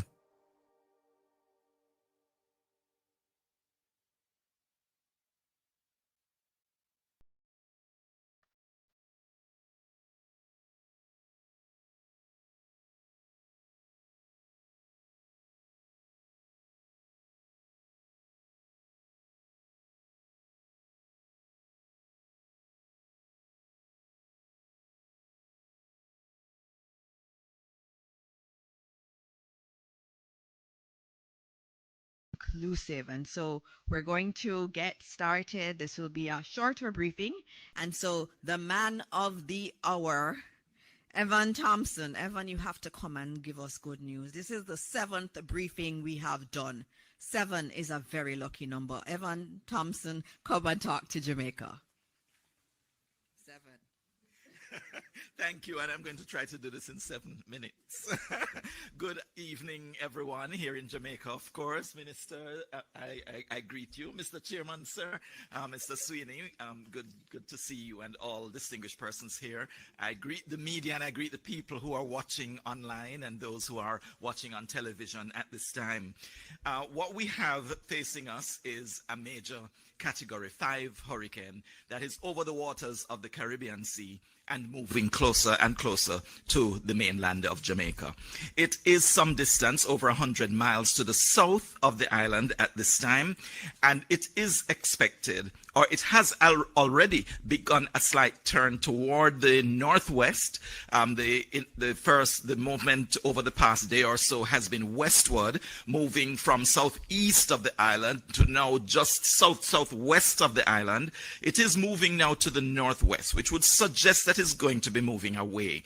It suggests that, but be not fooled, because the projection was that it would turn first to the northwest and then take a turn toward the north, and then a turn toward the northeast. So it's making a turn to kind of beeline toward the western part of Jamaica. It is what was projected. Many persons were wondering, how could you possibly predict that the system was going to make a turn like that? Because obviously it is moving toward the west. All our meteorologists were telling you online that it is actually going to be moving toward the west and continue westward. But the truth is there are a number of steering patterns that force the direction of movement of systems like these. And as the models ingest the data, they would suggest where those patterns will exist, where high pressure centers would be and where low pressure troughs would be, where frontal systems would be. And all these have some impact on the direction of movement of systems like Hurricane Melissa. So what was expected is that when there was a break from the high pressure area that was north of Jamaica, when there was a slight break, it would take advantage of that break and move toward the north, because the general motion of a hurricane in this area would be not just west, but a bit north of west while it makes its recurvature and continues to the north. So this is what was expected. There is a little break that it is experiencing, and so it's taking advantage of that break to move toward the north. It just so happens that Jamaica is the place where the break is is being experienced. And so with that happening, we are now seeing that turn, and for the system to continue to make its way, keeping itself as much in low pressure areas as possible, because it is itself a low pressure system. So we see on our picture here, the center, which we call the eye of the hurricane. Right around it, those areas that are very white are what we call the eye wall of the system. Then there are those inner bands, and then wider outer bands, or spiral bands, or feeder bands as they're referred to. These take the moisture, as you see, from the southern part of the Caribbean, moving it into the system. And so it keeps it generating. And you know, they are very warm waters of the Caribbean Sea that all our tourists always flock Jamaica to experience. Looking at the image here now, we see again a satellite imagery showing the cloud mass and the storm, the hurricane as it is, but these dots actually are showing where lots of lightning storms have been detected. So there's lots of lightning that's occurring within the system, and we see that the central part where the eye is located is one of the main areas where there is a lot of activity, heavy thunderstorms. There is torrential rainfall, but there is so much activity in the clouds that it's producing this kind of lightning. Here we see a forecast of the track of this system. First we see how it has moved so far, moving from east to west over the waters to the south. And then as it makes its turn, which is what we are experiencing at this time, the center of the system has started to make a turn, although it appears that it had moved a little bit past the Negril Point, which is our westernmost point of Jamaica. But as I said, recurving to the northeast, and so moving across the island of Jamaica. It's expected to make impact somewhere in the eastern part of Westmoreland, or extreme west of St. Elizabeth. So near to that border of Westmoreland and St. Elizabeth is where it's expected to make its what we call the landfall. There are some terms that we need to deal with. In this case, we have a landfall. In the case of Beryl of last year, we did not have a landfall because the eye did not cross the coast. But being so close to the coast, with us coming into contact with the eye wall, it was considered a direct hit. So it's a hit, but it's not a landfall. This case is both a hit and a landfall, because that center is actually crossing the coast of Jamaica. So a little bit more education, Minister. So it's moving across the island, and we expect that it will make its exit from the island somewhere in the vicinity of Trelawney, St. Anne, as it moves off the north coast. Now, in that time, of course, we do expect that Jamaica will experience significant impacts of this hurricane. It will be a serious event, because this is what we have captured from the radar that's operating in Jamaica. With the showers, you can see some of the shower bands that are already being experienced over sections of Jamaica. The southern part of the island, as well as in the west, we experience quite a few of those bands, and those have been producing rainfall over sections of the island. We've also begun to experience some of the tropical storm force winds, mainly over southern parts of the country, as the system is to the south. But as it moves closer to us, we'll see more of that kind of weather, more of the rainfall as we move into the bands of rain that are surrounding the system. And as we experience more of the tropical storm force winds that surround it moving toward the north, we are going to experience more of that over the next day or two. By tomorrow morning, that's when we expect that center to be making its way to the east, to the coastline. So this is our forecast track. The center of the system, as a major hurricane, will continue to move toward the coastline, and then by tomorrow morning, we expect that it will be making landfall. The exact point, we can't really tell you for sure, but as I said, most likely eastern Westmoreland, western St. Elizabeth, and then it will continue its way across the island. By late in the day, by evening hours, we are expecting to see that center, still a major hurricane, moving off the coast. Earlier in our previous press briefing, I did indicate that although I told you what the wind speeds would have been expected to be when it makes landfall, but I indicated that it would have been category 4. On further review, it would be a Category 5 hurricane making landfall in the southwest, and this is according to the current projections. So it will move across, starting as a Category 5, but then reducing in intensity as it moves toward the north coast, and then it would make its exit and head toward the eastern part of Cuba. That's the forecast track. Here we see an image that indicates somewhat where the peak storm surge would occur. With the hurricanes, although you have the flooding that occurs because of the rainfall, we also have flooding that comes in coastal areas that is driven by the wind on the waves of the sea. So the wind actually pushes the water of the sea onto the land, and that is what creates storm surge for those residents who live in coastal areas. Of course, if there is an inlet or a bay, that is usually the areas where the storm surge is most impactful. And so in the areas of Black River, Alligator Pond, I believe, will experience some amount of storm surge. Here you see a closer picture of that area, and you see that it does extend somewhat inland. So we have to be careful about if we are in that general area of St. Elizabeth, where it would be just east of the center of the system as it makes that landfall. So these images show where those storm surges are likely to be most significant. Here now we look at the rainfall forecast for the 4 days going up to the 31st of October. And here we see that mostly central and eastern parishes would be inundated by the heaviest rainfall that would get up to 30 inches. We're talking about 750 millimeters of rainfall.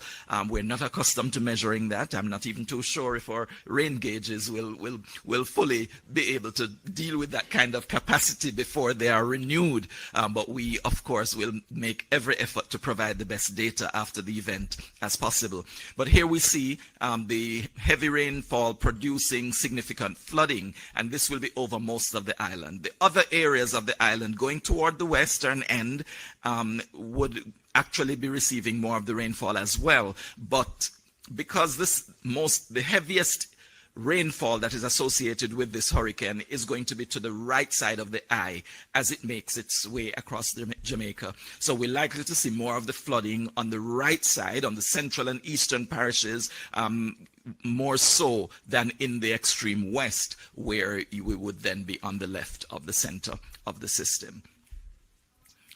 That is basically the presentation at this time, and I'm sure Minister will accommodate some questions right afterwards. Thank you so much, Evan. Any questions from media in the room? No questions. So I'm going to ask the questions then, since no one has questions. Evan, tonight, what should we expect? Again, just tell them tonight. There are people who are out there. There's still people doing preparatory work. And we want to know, can they continue to do it? When do they need to come in? And again, when will conditions deteriorate so that no one should be on the road? Okay, thank you for that question. The conditions will gradually be deteriorating this evening. We've already experienced some of that deterioration over southern parishes. Also in the east, we've experienced an increase in cloud cover, an increase in rainfall over the areas, and more intense rainfall taking place. Originally, it would just be some incidents of light rainfall that occur over sections of the country. Now we're seeing more moderate rainfall occurring over sections of the island. We have not come into that large mass that surrounds the eye yet, but that is what is progressing across Jamaica, and so we expect that the intensity will gradually increase as we go through tonight. We'll also be continuing to experience strong winds, tropical storm force winds moving across the country, mainly over southern parishes first, but then moving over to northern parishes as the center moves closer to the coastline. Also, as we go through the night, we also are expecting that we will have hurricane force winds beginning to impact, starting with the southwestern part of the island and then progressing across to central parishes. We're not expecting that the hurricane force winds will actually get all the way to the eastern end of the island. But tropical storm force winds will continue. The hurricane force winds extend only 45 kilometers or 30 miles from the center of the system. So if you're outside of, say, 50 kilometers from that center as it moves, your experience is going to be mostly tropical storm force winds.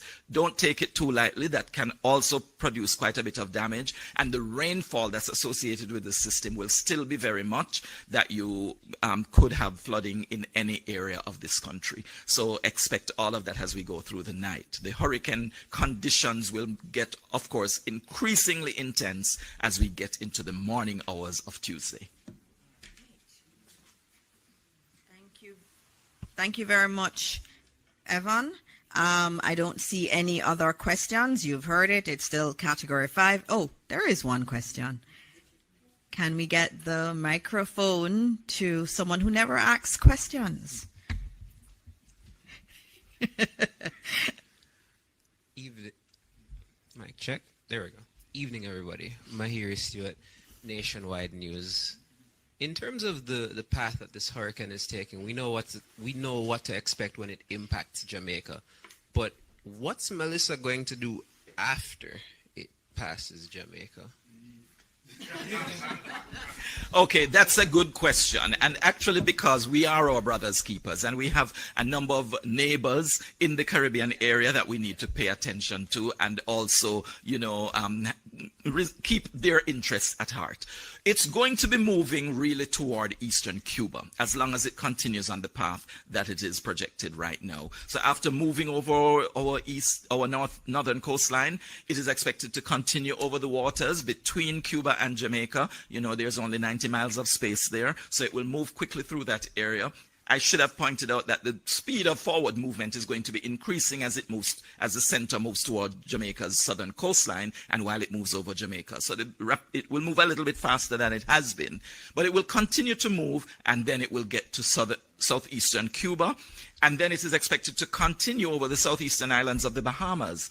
At that time, it should still be a hurricane, but it might not be a major hurricane at that time, having been reduced in strength by moving over the two land masses, both Jamaica and eastern Cuba. But it will move over southeastern Bahamas and then continue over the Atlantic, possibly moving close to Bermuda all the way out in the Atlantic afterwards. Check again. So when it comes over the country, you said earlier that it's going to be affected by not being over the waters.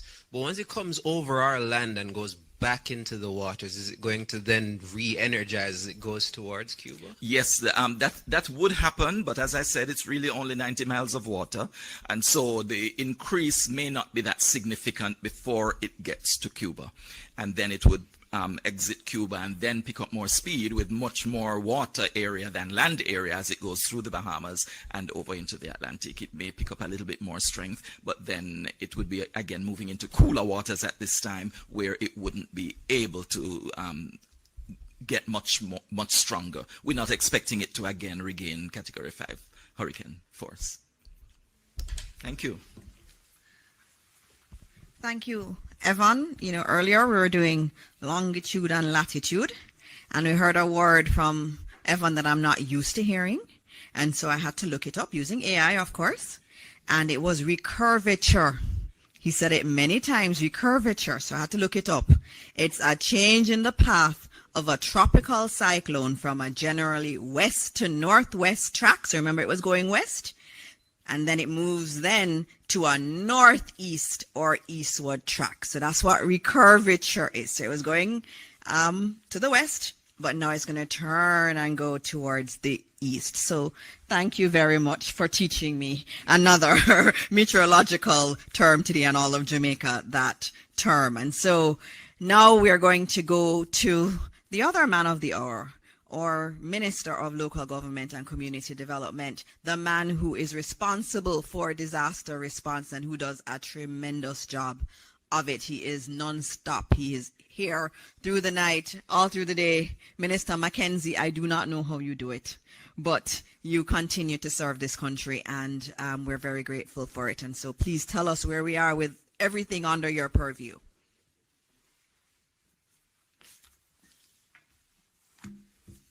Thank you, Minister. You have been doing a good job yourself. Acknowledge my colleague who just walked in. There's a fine for being late. And to acknowledge the members of the support team, the JDF, the police, the Jamaica Fire Brigade, the Red Cross, and all the other entities, chairman of the board, members of the media. I want to start off by giving some updates as it relates to the operations of a Jamaica Public Service Company. And as you have been told by Mr. Thompson, that the southern part of the island is experiencing some challenges as we speak. Now, this update that has been provided to our center downstairs, and I want to make the point that all the information that is pertinent to the ongoing hurricane comes directly out of the ODPEM. So when we give the information, it is not hearsay or faked information. It is the information that has been gathered by the team, and each entity, for instance, all the utilities are here, both telephone, water, and light. So when we speak with a certain level of authority. A total of some 50,000 persons are without light in the following parishes as we speak: Portland, St. Thomas, St. Elizabeth, Manchester. Approximately 40,000 persons in the western end of the island are presently without power. And there are 4,000 in the eastern part of the island, and another 5,000 without light in central Jamaica. Transmission lines are out in Magati and Porous as a result of down power lines and poles in some instances. The Jamaica Fire Brigade reports a number of trees in some areas they have received reports, and they have a team out there removing the fallen trees, and with support in some instances from members of the community. You remember earlier this morning, the Prime Minister did indicate that the National Solid Waste Management Authority is on the road, and they are a part of that team island-wide that is helping to remove fallen trees right across the island. The Red Cross reported that at Veer Technical High School, approximately 300 persons are at the shelter, and the concerns that we have is that in short order, and I guess by now, the shelter would have reached its maximum capacity, and steps are being made to house persons seeking shelter at a different location. Just want to again remind persons going to our shelters to take your medication, walk with some biscuit for the first couple of hours, some water to make yourselves comfortable. And it is important that your personal documents, important documents, are well secured. The issue of shelters, ladies and gentlemen, Jamaicans, has become more pronounced because during our briefing meeting with the ODPEM and various persons, it was brought to my attention that the new wing of a transitional center at King Street, the Desmond Mackenzie Center, we'll have to activate that because the work of the police and the team on the ground has brought in more persons off the streets in the shelters, and that is very commendable. We are seeing an increase over the last couple of hours of persons responding and have gone into the shelters, which is good, but we still have a few that is still out on the road. I want to address some concerns around shelters that was brought to our attention concerning the Milesville area in southeast St. Elizabeth, and the fact that complaints were made about those shelters. I want to make it clear, ladies and gentlemen, that the shelters are provided for the needs of those who want to go to the shelters. There are no other considerations that are given when we open the shelters. So I don't want anybody to create the narrative that you have to be aligned one way or the other to access the shelters. And there seems to be some concerns raised about the operations of these shelters. So I want to advise that all the shelters in Southwest St. Elizabeth, the Milesville division, are in operation, and Southeast, and that they have been provided with the requisite items to afford for the smooth operation of the shelters. We are in constant touch with our shelter managers across the island, and I know, and I want to say this, as soon as the conditions start to deteriorate in certain areas, the difficulty is going to show in making contact in the way that we would want the contact to be made. We have a very effective radio telecommunication system which is manned by the Jamaica Fire Brigade, and that system is up and running. It is a part of the JICA program that the government of Japan and the government of Jamaica has put in and has made us very efficient, and it is a system that the police has tied in, and all the major stakeholders across the country has access to the system. So our shelters are up and running, and I want to say to Jamaicans that I'm encouraging you you still have a little window to go into the shelters because it is important. There are also complaints about Ocho-Rios-I. That matter has been dealt with. And I want to thank the many concerned Jamaicans who continue to send me messages about the operations of shelters. And I really want to thank them and say how much it is appreciated. I gave an update this morning on the state of our shelters, and I did indicate that of the 880 odd shelters, so far 133 shelters are in operation. The shelters are available, but so far only 133 of these shelters are fully operated with persons in there. The parishes of St. Anne, Hanover, are still 3 parishes that have no one in any of the shelters. The shelters in Hanover should be seeing people now, because based on Evans' forecast, places like Lucy, Chester Castle, other areas will face challenges, and I want to urge persons in these parishes to get to high ground as quickly as possible.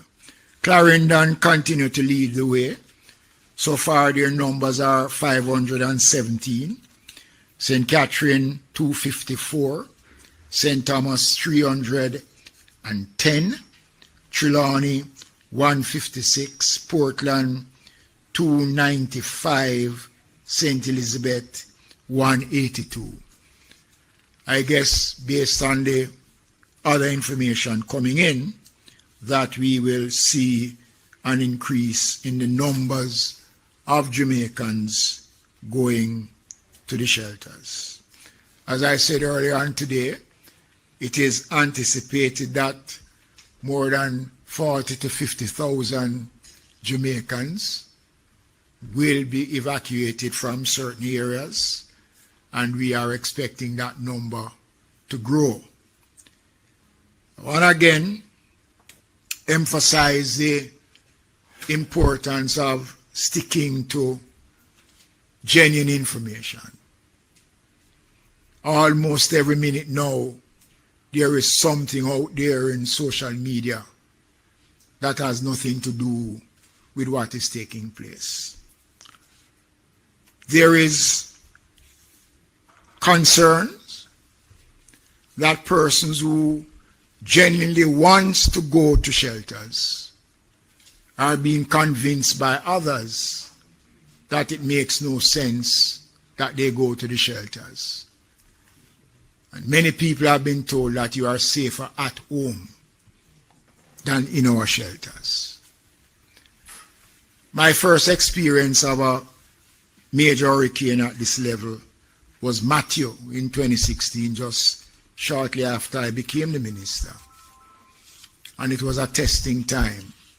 Fortunately, Matthew changed course. But over the years, we have developed a system to improve the quality of our shelters. And I will not deny that some of our shelters might not meet the expectations of Jamaicans. I've said it before, the shelters are not a five-star hotel. 90% of our shelters are schools, which were not really built for that purpose. And over the years, we have converted some of our shelters, some of the schools, into proper shelters. And we'll be rolling out over the next couple of years, starting next year, to improve on our shelters, because we are looking at the changes that are taking place in terms of our climate-related issues. And therefore, as a country, as a government, we have to move, and we have to make the kind of investment that will ensure that our citizens are comfortable in what we say and will respond to the issues when it arises. So, am I feeling better? Still not feeling better. When I look at Westmoreland, again, here's a parish that flooding is the norm. Now we are expecting excess rainfall, record high rainfall. So it means that flooding will become an issue. There's a community in Westmoreland, McNeil Lands, which for me is a major issue. And if anybody there is listening, I want to urge persons, to encourage you to leave these areas and find a place where you will be safer. It makes no sense. And in closing, I want to, again, as I have been doing since these briefings have started, it is better to take that step than to pay that price. Don't worth it.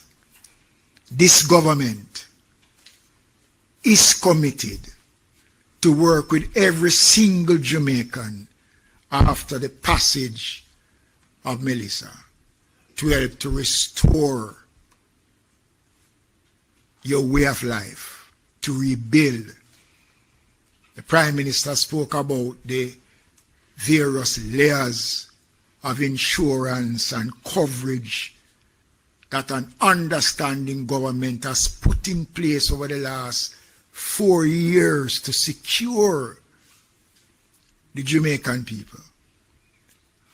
And when we meet after these meetings, we look at the way forward. Already we are starting to look at how are we now going to deal with the level of investigation that needs to be done to deal with the issues that will arise following burial. I want to thank the people who are working, the police, the fire brigade, the army, our disaster coordinators, our members of parliament, our councillors, and I want to say this. I am happy that as a government we recognize the role of the opposition and have engaged the opposition in discussions around the programs that is being undertaken by the government in a response.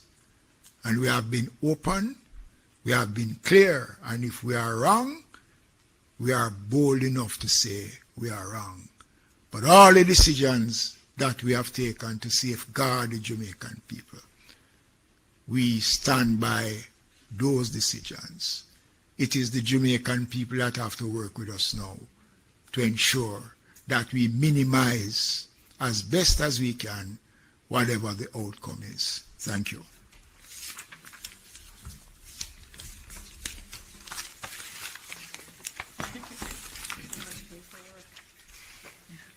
You see all the reports. Yes, you see all the reports that he has, and I have to acknowledge the head of ODPEM, Mr. Richard Thompson, who is also working really hard. Thank you, Richard. All right, so up next we have Minister Tufton. I know there are some other questions for Evan Thompson that we got online. They really have questions for you. They want to know more. We'll get to those after Minister Tufton speaks, our Minister of Health and Wellness.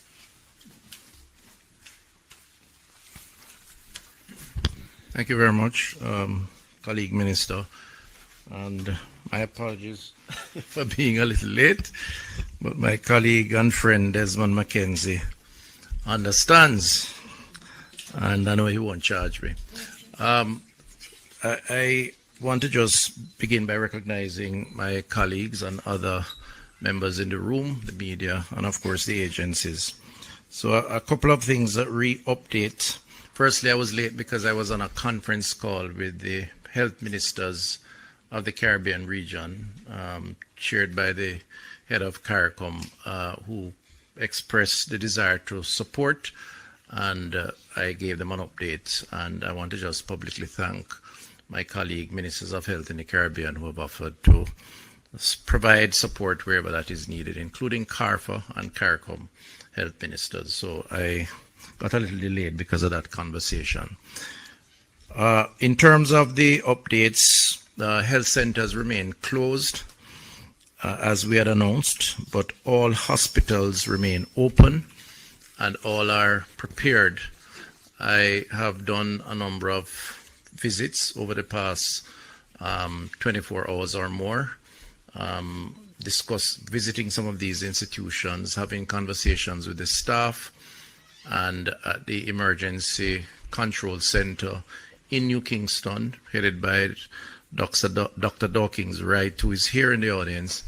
We have had several briefs involving the respective regional health authorities and the hospital heads.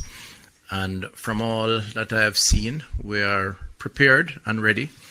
There's adequate water storage supplies, adequate food both for staff and patient, adequate medical supplies, a logistics infrastructure which involves our own logistics but also coordination with other agencies like the fire brigade and others. And I think generally speaking, there's a staff that is ready and waiting. The message to them is firstly to take care of their family members, ensure that their homes are safe, and then commit themselves to ensuring that over the next number of hours, they will commit fully to serving the Jamaican people from a healthcare perspective. So that is in place. We are concerned about a few hospitals that are on the coastline. So Noel Homes in Hanover, Black River in particular, in St. Elizabeth because of where the storm will enter the country, and Falmouth, Trelawney. We have evacuation plans for those institutions. So today we started some evacuation efforts out of Black River. Fortunately, we just completed a 12-foot seawall on the coastline between the hospital and the sea, and that is in place, which will provide a buffer and some protection. But based on projections of 13 or more foot waves, we do anticipate a breach of that. So we have moved some of the services out of the hospital further inland and have relocated patients from the ground floor to the second floor, and hope that that will suffice for any surge that will take place. The other institutions have evacuation arrangements and will exercise that as the case may be. Each of those institutions, of course, have generator backup power that will take them hopefully through the period that may be downtime until power is restored. The staffing for the surge capacity are in place. Rosters are in place. Doctors, nurses, biomedical engineers, drivers, and porters, all of those are in place to deal with the possibility. Very sad to announce that even though the storm has not yet hit, we have had 3 deaths related to the preparation of the storm. One in Hanover, one in St. Catherine, and the other in St. Elizabeth. And these are due to persons preparing for the storm, unfortunately, cutting down of trees in particular. In one case, a tree fell on one of the individuals in St. Elizabeth. He was airlifted, and it's a health worker. He was airlifted to the University Hospital and succumbed to his injuries. Another case in Hanover, the same thing. And another case in St. Catherine. In one of the cases, there was an electrocution, as is reported to me, linked to the cutting down of trees. There have been about 13 other injuries linked to preparation, most of which are linked to persons falling off ladders or rooftops, trying to prepare for the storm. I just want to use the opportunity to urge Jamaicans, firstly, to express condolences to the family members who have lost loved ones, and the health system will provide support as necessary to those individuals. But to also urge Jamaicans, we understand the need to prepare, but we urge extreme caution in that preparation. If you need help, call for help, but be careful that you protect yourself even in the preparation, because already we're seeing the tragedy of lives lost. In terms of the challenges around the actual event, which very little can be done between now and early AM, which is when we expect the storm to hit.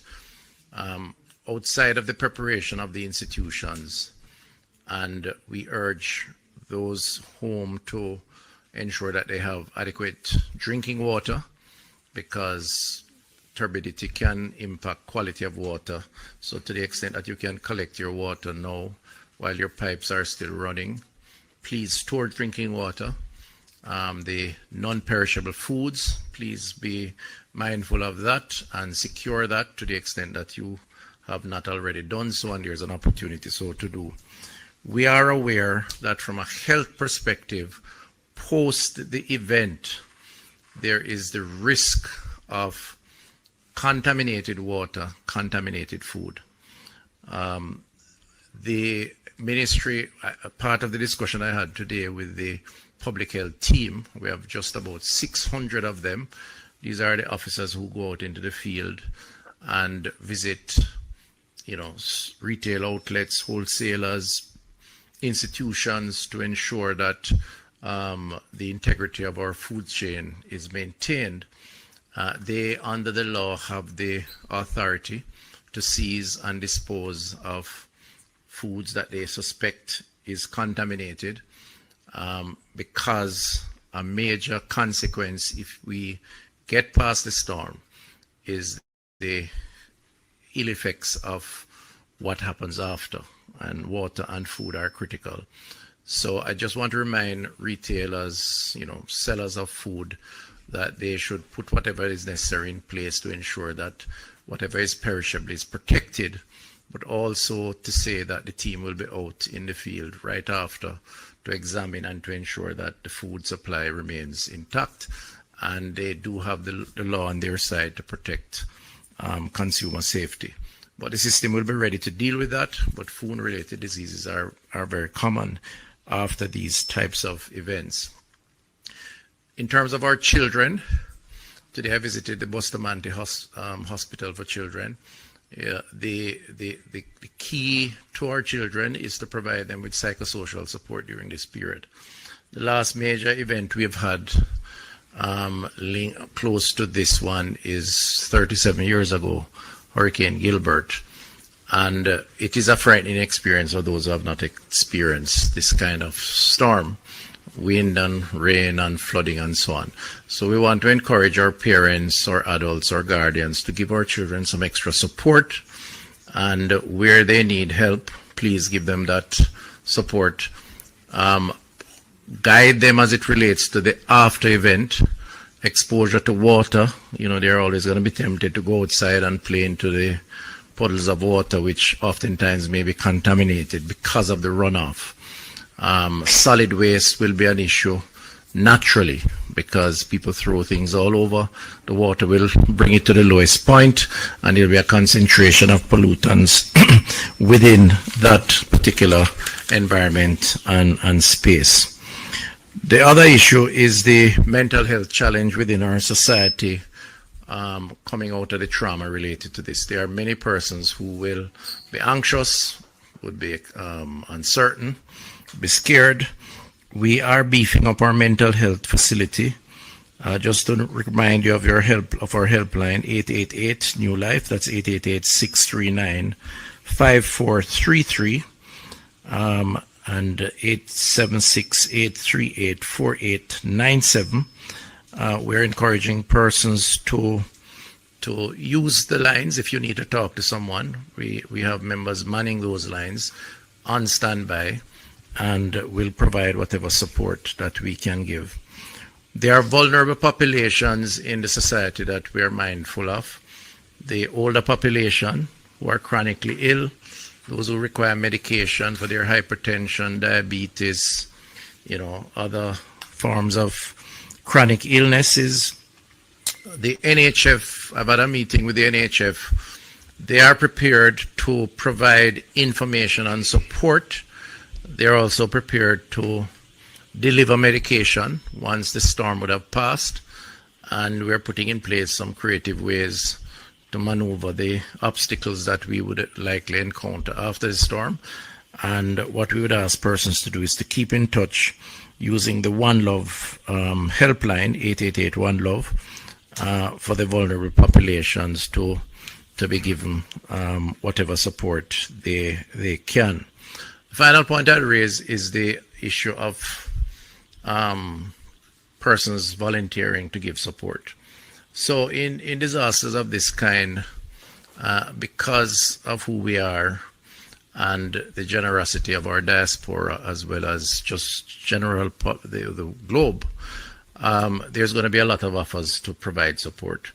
It's going to be important for us to ensure that that support is coordinated and that it is properly organized. Now, I know that ODPM and Minister Mackenzie will provide whatever channels of contributions and the management of that process. As it relates to health, we have put in place a mechanism through our charitable foundation and the National Health Fund to ensure that we are able to guide the type of support that may be needed in the immediate aftermath, the logistics of that support in terms of coming in, where it is stored, how it is distributed, because you can end up tripping over yourselves because everybody wants to help and there's no coordination around that help. So I just want to say that those who are offering to support the restoration from health perspective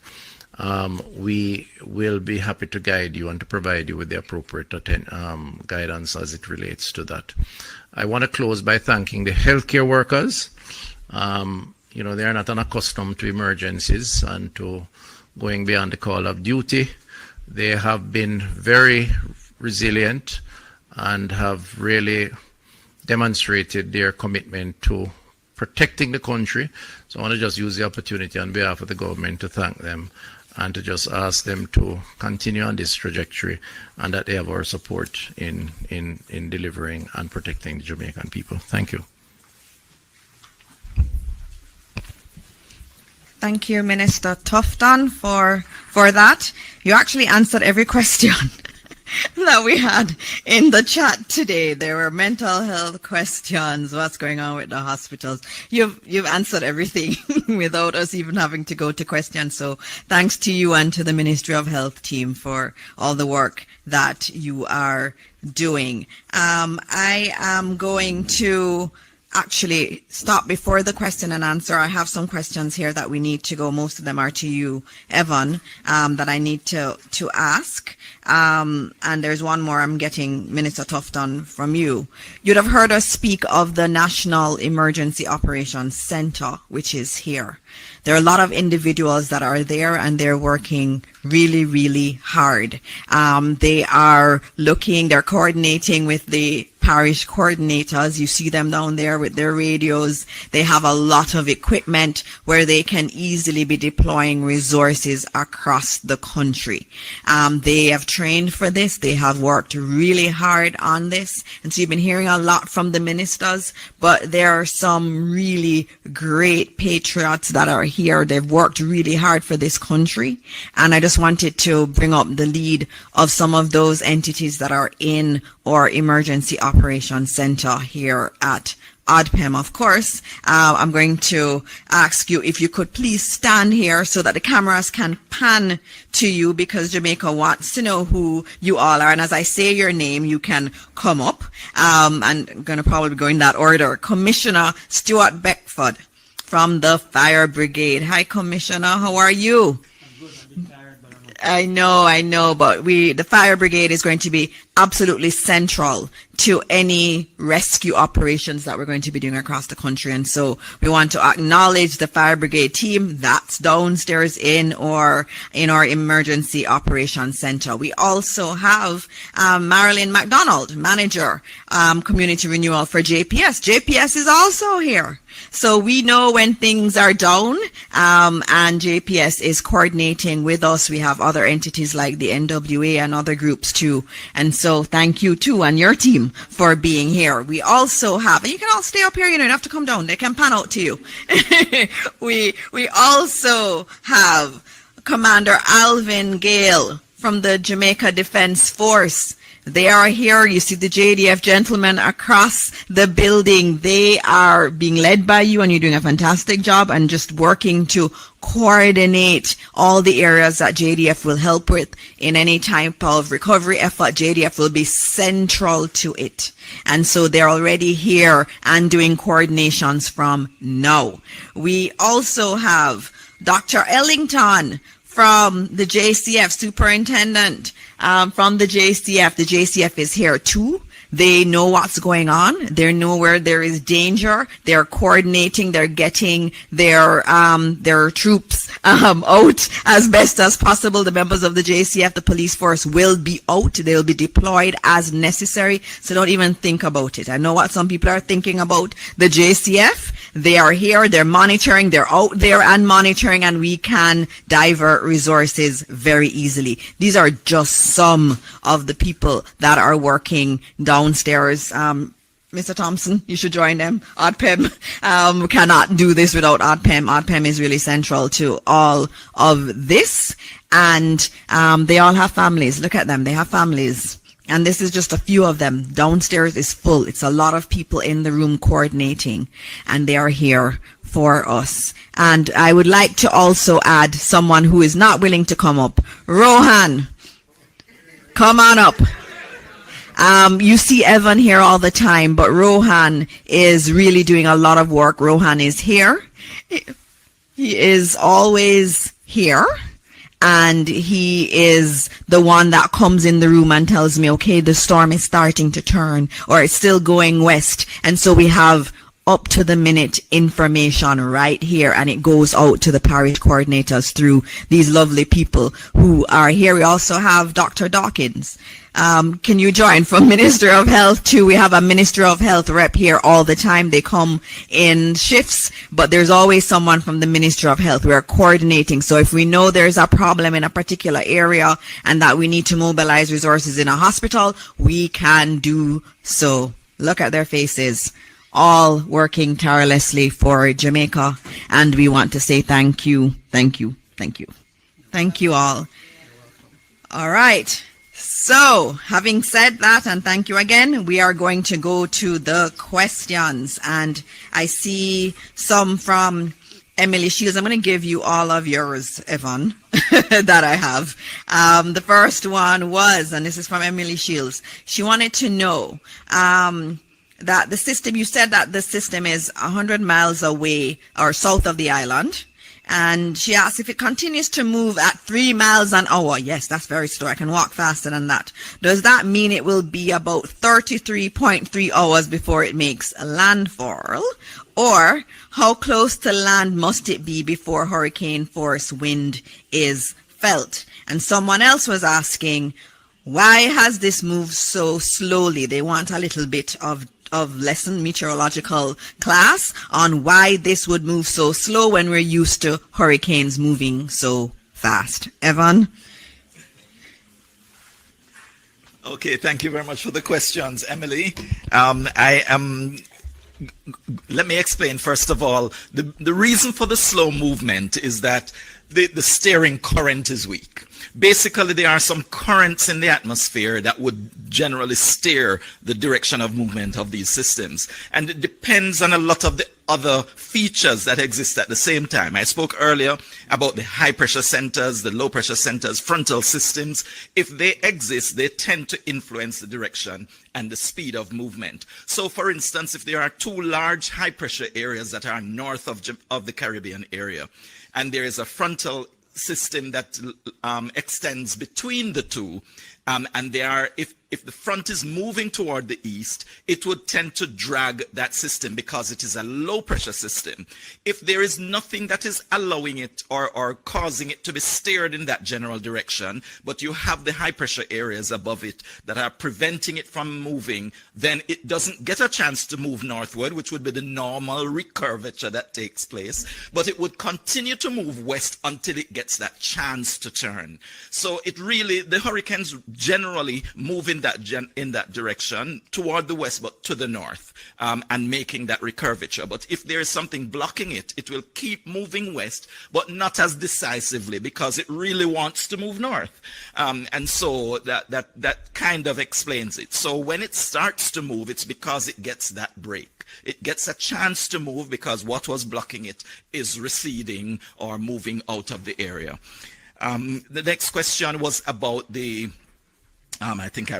the 33, yes, the speed of movement and why is, and does it mean that it will take 33 hours to get here?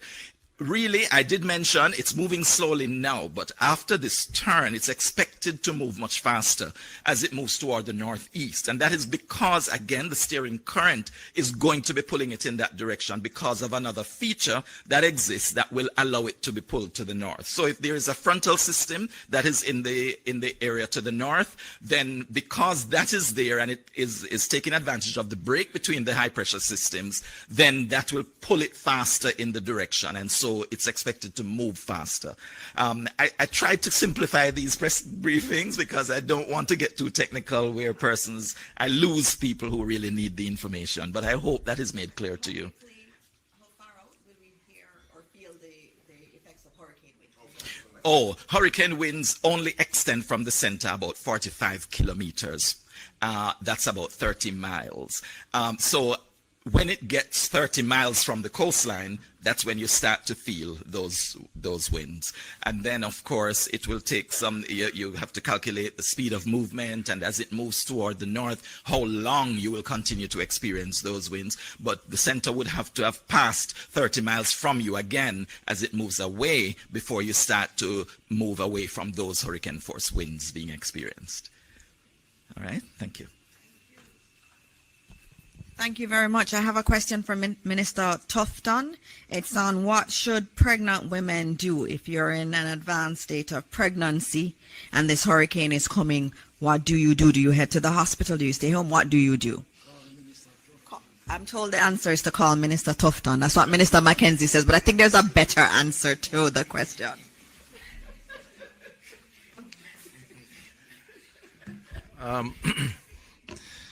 Okay, so having second-hand experience on this, not direct experience. No, but the first thing we'd advise is that you consult with your physician and allow the physician to guide you.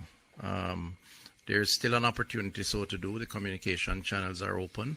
So if it's in the public health system, you can call the 888 One Love number. That's a universal number that's available. And if you are in a private arrangement with your physician, then certainly call your physician. Ideally, if you are close to delivering, then the hospitals will make arrangement, or the doctor with the hospital, to house you so that, assuming any circumstances that require hospital care, there's no need for the logistics of movement. That's, I think, is a standard approach. But the doctor provides the best advice, and I'm not that kind of a doctor, so I wouldn't dare to hazard that kind of advice. I just want to say that it's important that you protect yourself again.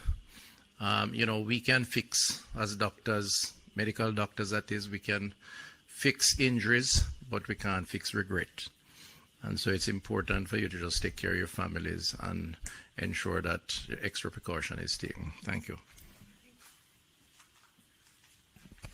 Thank you, Minister. Are there any other questions from the media here? Okay. Need the microphone? Anybody has a microphone? We have a question.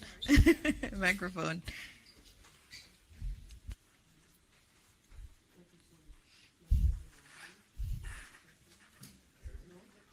Is it on?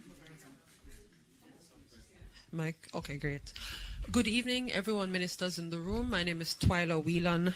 I am from the Jamaica Information Service. I have a series of questions, and these questions are not only from me, but from audience members viewing our live stream. So one of the first questions, I believe, would be to ODPEM, and it has to do with the website. It's showing that some sites, some shelters are closed. Is there any clarity that can be provided on this, or is it a case where some of them are up to capacity, or is there a glitch with the system? We just want to be clear. That's the first question.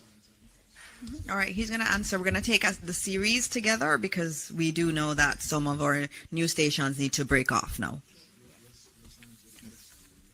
Well, as you have heard from Minister, not all our listed shelters are open. At this point in time, shelters are open dependent on what is happening. We have a set number that is currently open, roughly 79. And as the system progresses, more persons will go into shelter, so there will be a need for more shelters to be open. So the update is based on the shelters that are open. And we continue to update that listing as the other shelters come on stream. While I have you, Mr. Thompson, last year during burial, the disaster emergency communication system was particularly critical and very, very helpful in coordinating emergency response. Is it still up and running for that is up. It's ideal. Minister spoke to that as well, that the system is housed at the ODPEM, and it is currently being manned by the Jamaica Fire Brigade. We have gone through all our protocols in doing our radar check. It's working extensively. So that's a main part of our operation. It's a critical part of operation. Because without communication in time, that's a mainstay, and that is something that will be used extensively throughout the operation in response to Melissa. Perfect. And finally, from our viewers, they wanted to know what parishes would be first affected. People on the live stream wanted to know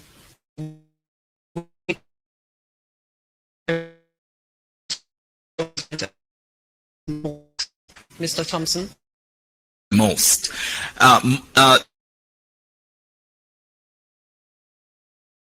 The all first of all experiencing from hurricane force winds, even affecting sections. The hurricane force winds will be restricted mainly to the western half of the island, but the tropical storm force winds would cover the entire island, and that is only because the hurricane force winds only extend 45 kilometers from the center, and it is moving only over the western part, going as far as St. Anne in the north.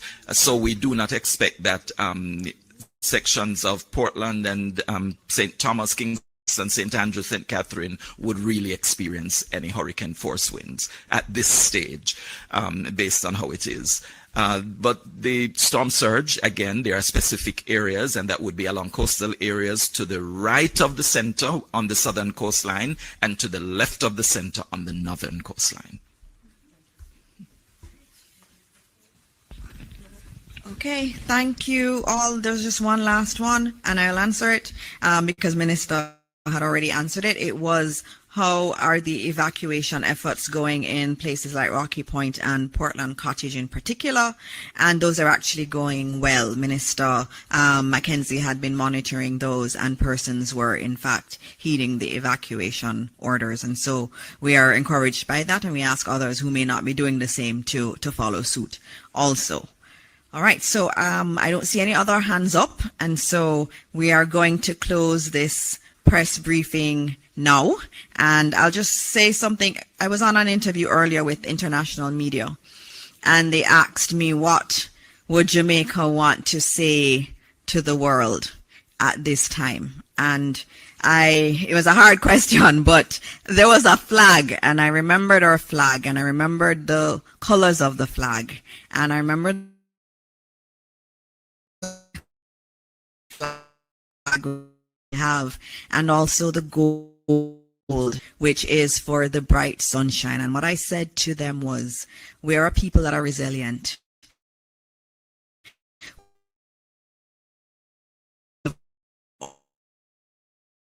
All tomorrow, the day after, as we go through Hurricane Melissa, will be days of hardship. But we know, we have confidence that after this storm, the green land will emerge to us again, and that the sun is going to shine. And so as we go to bed tonight, we know that God is with us. God has always been with us, and he will continue to be with us. And we will pray, and we'll get through this together, and there will be beautiful sunshine after this. Thank you all, and God bless Jamaica, land we love.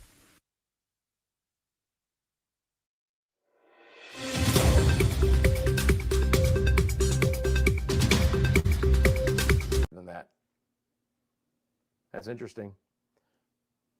Probably because they're a little bit farther away than I actually expected here. I just thought under this overcast they would have a little bit stronger winds. Now, they could be pushing into some stronger winds, and the southwest side is a weaker side.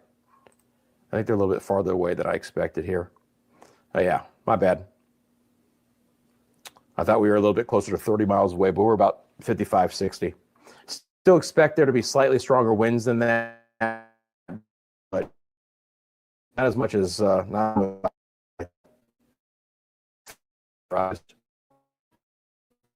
In the southwest side. Well, Fiona, messaging is important, right? You know, Fiona talks about how Jamaicans may not think it's coming to them. That, right? It's not moving as quick. Obviously, I think what we want to do is make sure that we continue to just reiterate that all of the impacts that we've been discussing for the last couple of days are still absolutely on the table. It just might be a later time frame, right? That's the messaging that I would get out right now, that we're still looking at a storm that is still forecast to move directly over the island with catastrophic Category 5 impacts, but the timing of that might be just a little bit deeper. Now, You know, if it does occur, at least it might occur more in the daylight hours. You know, it was going to be exceptionally difficult if this storm came in 2, 3 in the morning, but potentially now this is backed up into the daylight hours of Tuesday. But it's not moving very much right now. We know that for a fact.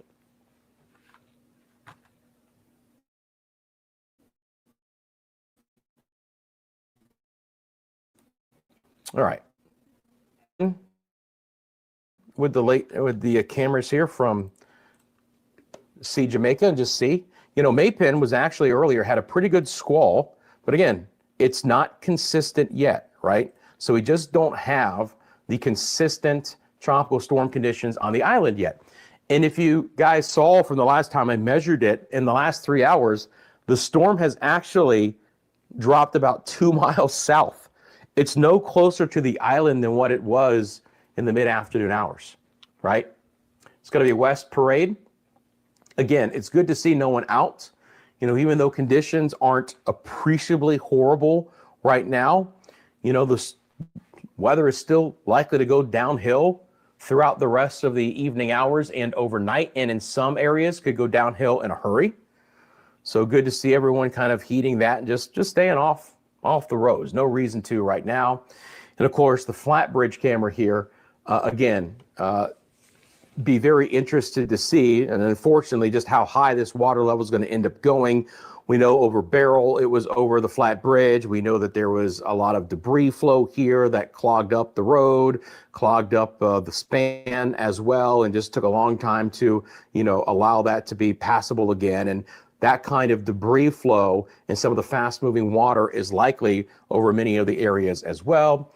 And a look to Halfway Tree at this point in time. And again, you know, still relatively still as we pass the 7 o'clock hour here in Jamaica. And again, you want more cameras, you can check out Jamaica there on YouTube. Okay.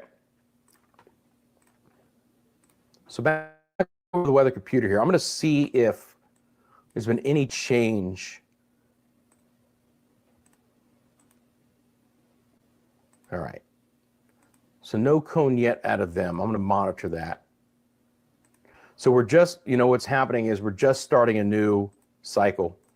You guys see how I only have one forecast model right now? It's going due west.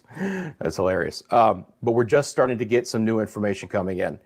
Hurricane reconnaissance aircraft still investigating this part of the storm. Let's check them out.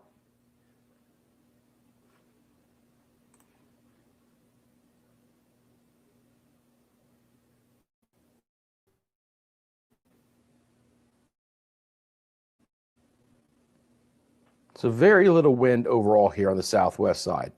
43. But these surface-based winds are pretty paltry. Again, southwest side is going to be your weakest side, about 55, 60 miles away from the center, right? So that's the side of the storm we would really want the island to be impacted by, is that far southwest side. Know that you're here as well, because I know you must have been concerned for your family last year during that time. Yes, being here, I'm feeling much comfortable now, and because last year, as I said, we didn't have that, you know, comfort as we did wanted. I'm still happy to work because there are persons in our community who lives in homes that, you know, are not, but also even since we are here, there are persons who will be staying over with us at this point in time. Can you say how many people? 5 persons will be staying over, 5 females. Okay. So we just went over to assist a young lady with her daughter to come over. So they'll be staying here, and two other lady from down the bottom in the lane will be coming also to stay with us here at this point in time. And I feel very good to know that, you know, where we are at, persons can be able to be safe. Okay. And you have all your essential items. You were able to take that from your property to here as well? Yes. So we have all essential items, and we stock up on food and, you know, supplies and support. We even had a generator at this point in time, just the same. So in case of power outage, then we can have it to help us. But there's no power here now. So no any power plans here to set up this soon? Yes, short, because everything is already in place. So the card and everything, gas and everything. So it's just when we're ready to utilize the house, we're able to get it up and running. Okay, so you'll be. So when did you come over? today, no, last night? No, it was from last year. Oh, so you moved here from last year? Yeah, we moved here from last year, Okay. from Beryl. We moved here from last year. Okay. So we're still here because where we live, it's not complete as yet either. So this is our home for now. Oh, so you're doing some rebuilding around Yes, here? we're doing the rebuilding run by the church property. Okay, thank you so much and stay safe and all the best to you and your family. All right. Thank you very much, Mrs. William. Well, All right. thank you much, Elizabeth. Thank you so much, Kelisha. Now, in Great Bay, in St. Elizabeth, residents were advised to evacuate as rising seas and strong winds threaten homes close to the shoreline. But despite the warnings, some have chosen to stay, saying they've weathered storms before. We're 65, right? And we see Gilbert. We see the full force of Gilbert. And the sea, as far as I grew up, I never hear nobody say them ever see the sea come further than the road, right? Gilbert, what happened is we have a bluff. We have something named a bluff. Yeah. And it's much different from most beaches in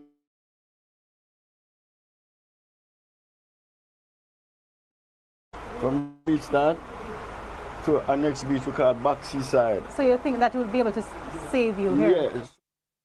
Still, many admit the mental strain of living through yet another hurricane will be heavy once the winds We die just have a down. hurricane, we just have one hurricane, terrible hurricane. Wow, and it set people on an edge right now. And then the media again, the media which is sending so much information and telling the people, go, it cannot, trust me, after the storm, a lot of people going to have high blood pressure. To St. Anne now, where final preparations were in high gear as fishermen hoped for the best ahead of Hurricane Melissa. Shamela Pullen reports. About 35 fishermen operate from the Discovery Bay fishing village in St. Anne. Hours before Hurricane Melissa is expected to make landfall on the island, mixed concerns along the shoreline. We are nervous now because they never tell us say this storm are deadly. So we have to get nervous. Because it a come and tap. Almost 3 weeks now, and we don't see nothing. So we're there fretting. This morning I was referenced to a fisherman, tell him he could take in at least 2 fish pots and leave 3 out there out of 5. So he could save himself when the hurricane pass and gone. He can put back 2 out there to try gain back something in his pocket.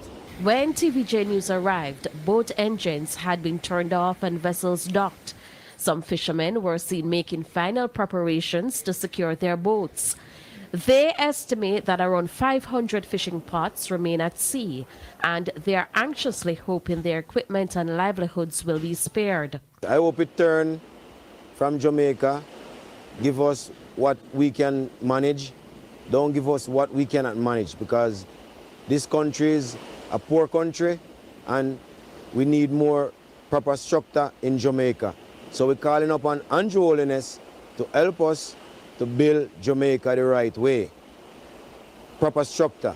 Try to get rid of the board structure in the country. The men tried to take their minds off the approaching storm with a game of dominoes. The fishermen said they are praying for the best, hoping the weather doesn't take a turn for the worse and that life can soon return to normal. Just keep yourself up to date right now. Play some domino and sit and talk and and have a little drink. If we have money, can have a drink, because the sea is rough, so we can't go there to make any money.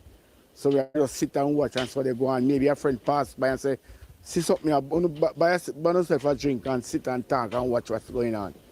Because basically, you guys are basically staying here. You're not leaving here. No, we're not leaving here. We're not leaving here. Yes, it's our home. We're not leaving here.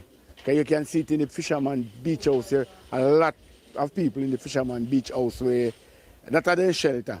Shamala Pullen, TVJ News. In Manchester, the day ended on Sunday on a calm note, but at daybreak, Melissa started showing her true colors. Here's Romardo Lyons with that report. The day ended Sunday on a calm note, but at daybreak, Melissa started showing her true colors. The conditions in Manchester today are far different from the conditions we saw yesterday. The rain started last night, minutes to 11, and it has been consistent all through last night and now all through today. I mean, the wind has also been very powerful. Another thing I've noticed is that the main road in this town is very scanty, which is an indication that a lot of people have opted to stay indoors. This woman, though concerned about the system, braved the journey to check on her husband at Mandeville Regional Hospital. He's sick, so I definitely have to find a way to come here, visit him, make sure everything going right. Yeah, so that's why. She's wary of Melissa, yes. But still have to be here to support my husband. We followed her to the hospital. There isn't a lot of people inside, but there are some very interesting stories. Meryl come and gone. No, our sister Melissa come. Who next? That's Rupert Roach. He visited the facility Monday morning from St. Elizabeth for medication. Now, he's stuck. Stranded and can't move. Pure rain, pure water out there. Can't move. Can't move. You know I'm not going to reach home tonight. The taxi now run. I'm not going to turn till daylight. So the chance me have, can be better. Arthritis, pain. You know, so I'm sick some tablet for some painkiller. I wish I can't go back home. You don't go home. And then we have the case of healthcare workers. Oftentimes we hear about doctors and nurses, but have you ever heard from an ambulance technician during a hurricane? My role as an ambulance attendant is to safely transport a patient from point A to point B when needed. So I'll be here from, well, as I told you before, I'm here from Friday going into Wednesday morning. Understand? Until the storm subside. To help someone in a case like this, it really brings joy to us as healthcare workers. He's helping to save lives, but he's separated from his family. We do reflect back on our family in some cases, yes. Most times when we view the weather and how it's behaving on the outside, we do reflect back at home. Now in Gifted Grove, a community in Hatfield, residents were startled when they discovered a sparking wire in this tree amid rain and heavy winds. A good distance away, this gas station in Gutters was one of the very few still open, allowing motorists wanting to secure gas that opportunity. And as we drove through other communities, little to nobody spotted on the outside, just swaying trees and fallen leaves. And when our journey took us a little outside the parish, unexpectedly, more lashing. The wind has been very powerful, very, very powerful. This pole is a testament to that. Trees that haven't fallen already. Oh, all right, these men have interrupted my live to tape, but I won't treat it as an interruption. What have you been seeing on the roadways? Why, I tell you, rough. Man, say I want to preview and I tell you, say, whole place. Tell you a real thing yet? It's a preview and I come from. We can't come from the road. Continue, we can. Oh, yeah. We come from where I as well. And I tell you, say, tree and everything in the road. And my friend, I'm running so I can't go where I'm go in, put in a garage. Because I be a tree and everything I drop down in the road and it's just a preview. What's the real thing come? Nobody can cross it. God, there, man. All right. I stand up at the door and when the post jump on me, running at the house and I said to my daughter, I said, Kim, the light post jump out there, and Kim said, Mom, I run go turn off the breaker. I run go turn off the... Something, we don't know nothing for that. Do you have any concerns as it relates to possible electrocution, anything along that line? No, sir. Nothing happen. Nothing happen. Because I did plug out everything before, yesterday. And as it relates to other things around the house, do you think you're in good standing as it relates to preparation? No, sir. Everything all right. You want me to see everything all right. Romarda Lyons, TVJ News. In Portland, while residents were bracing for the impact of Hurricane Melissa, thieves broke into a business establishment in Port Antonio and made away with more than $1 million worth of goods and other items. Anthony Lugg has the details. Imagine dealing with the stress of a hurricane and then finding out that you've been robbed. Well, That's the reality of a business owner here in Port Antonio, Portland. Noticed that the grill was cut, and then I checked to see what's happening, pushed the door, come inside, noticed that everything was gone out of the bar.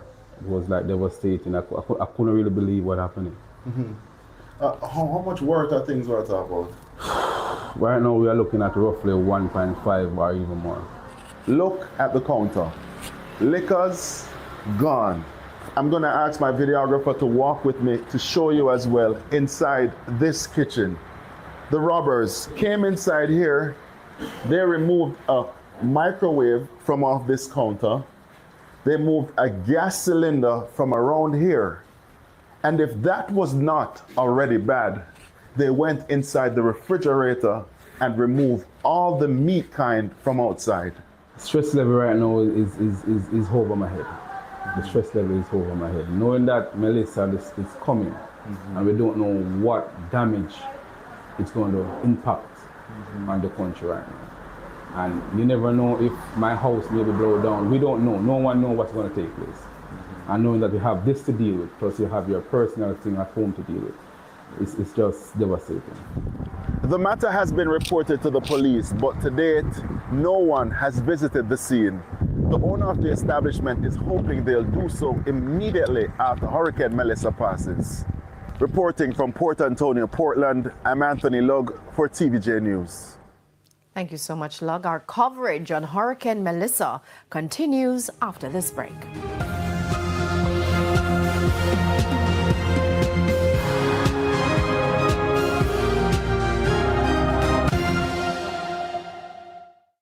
Wendy's Bacon Fest, everything better with bacon, there is no contest. It's a Bacon Fest at Wendy's. Bite into a delicious Wendy's Baconator today, because everything tastes better with bacon. Run, get your bacon, it's only at Wendy's.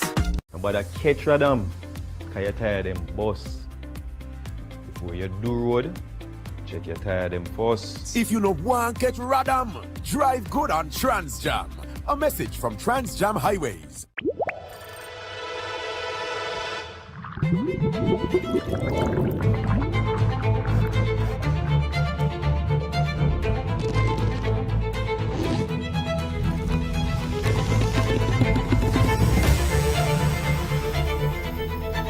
Seamless, secure, sure. ICWI paid out 99% of claims in 2024. We don't play games, we pay claims. One package, water, and flavor for everyone. That's how easy it is to make Tang, the drink that refreshes and fits every moment. With 12 flavors, vitamins, and fewer calories, Tang knows how to make any day better. Because Tang isn't just a drink, it's something to share. Tang, the flavor that brings people together. Heart's Skills On Demand portal connects skilled professionals with employers. The time by Heart and STA Trust is... Every school is free of unhealthy, ultra-processed products. You know, those high in salt, fats, and sugar. If only that weren't a dream. The reality is that many children have an unhealthy diet at school, and 23% of them are overweight or obese. This can lead to hypertension, heart disease, and type 2 diabetes. Let's protect our children's right to health with a policy for schools that prevents unhealthy food marketing and ensures access to nutritious foods. The time is now. Let's implement the National School Nutrition Policy. A message from the Heart Foundation of Jamaica and partners.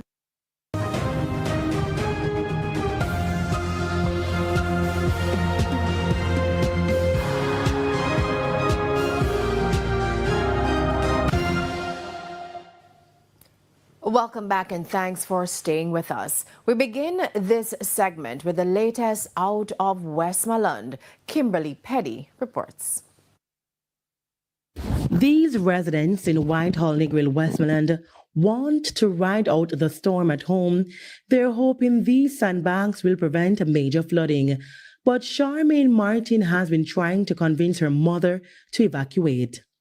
I already told her that she's more than welcome to come with me and my family We live on the Beach Road, Norman Manley Boulevard. But I mean, we are in the wedding and events business, and even though we have a warehouse, there are some items that are still at the home. So she's a little bit apprehensive. She doesn't want to leave her stuff, but I'm looking for her safety, number one, more than the things that she have. So I would say to her that she should come and stay with me. Councillor for the Negril Division, Artel Colley, is also worried about persons who've decided to weather the storm in Whitehall. I'm going to take this opportunity this morning.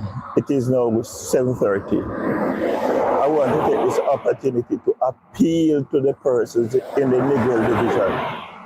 If you are living at a location that you know it's not safe, it is best for you to leave.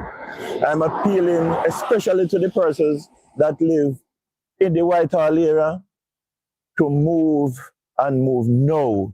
But while others are preparing, there are those who are doubtful. We get to understand that there's a storm coming. Are you prepared? No, I'm not prepared because no storm. They make too much date. They say gonna come Friday, gonna come Monday, gonna come Wednesday. I don't know what to do. I just buy my chicken, go and sell. And when I go, no storm no come. I sell my chicken, I come in happy and nice. But what about if it is follow them and don't go? How to make a money? No. Our news team also checked with shelters in Savlamar.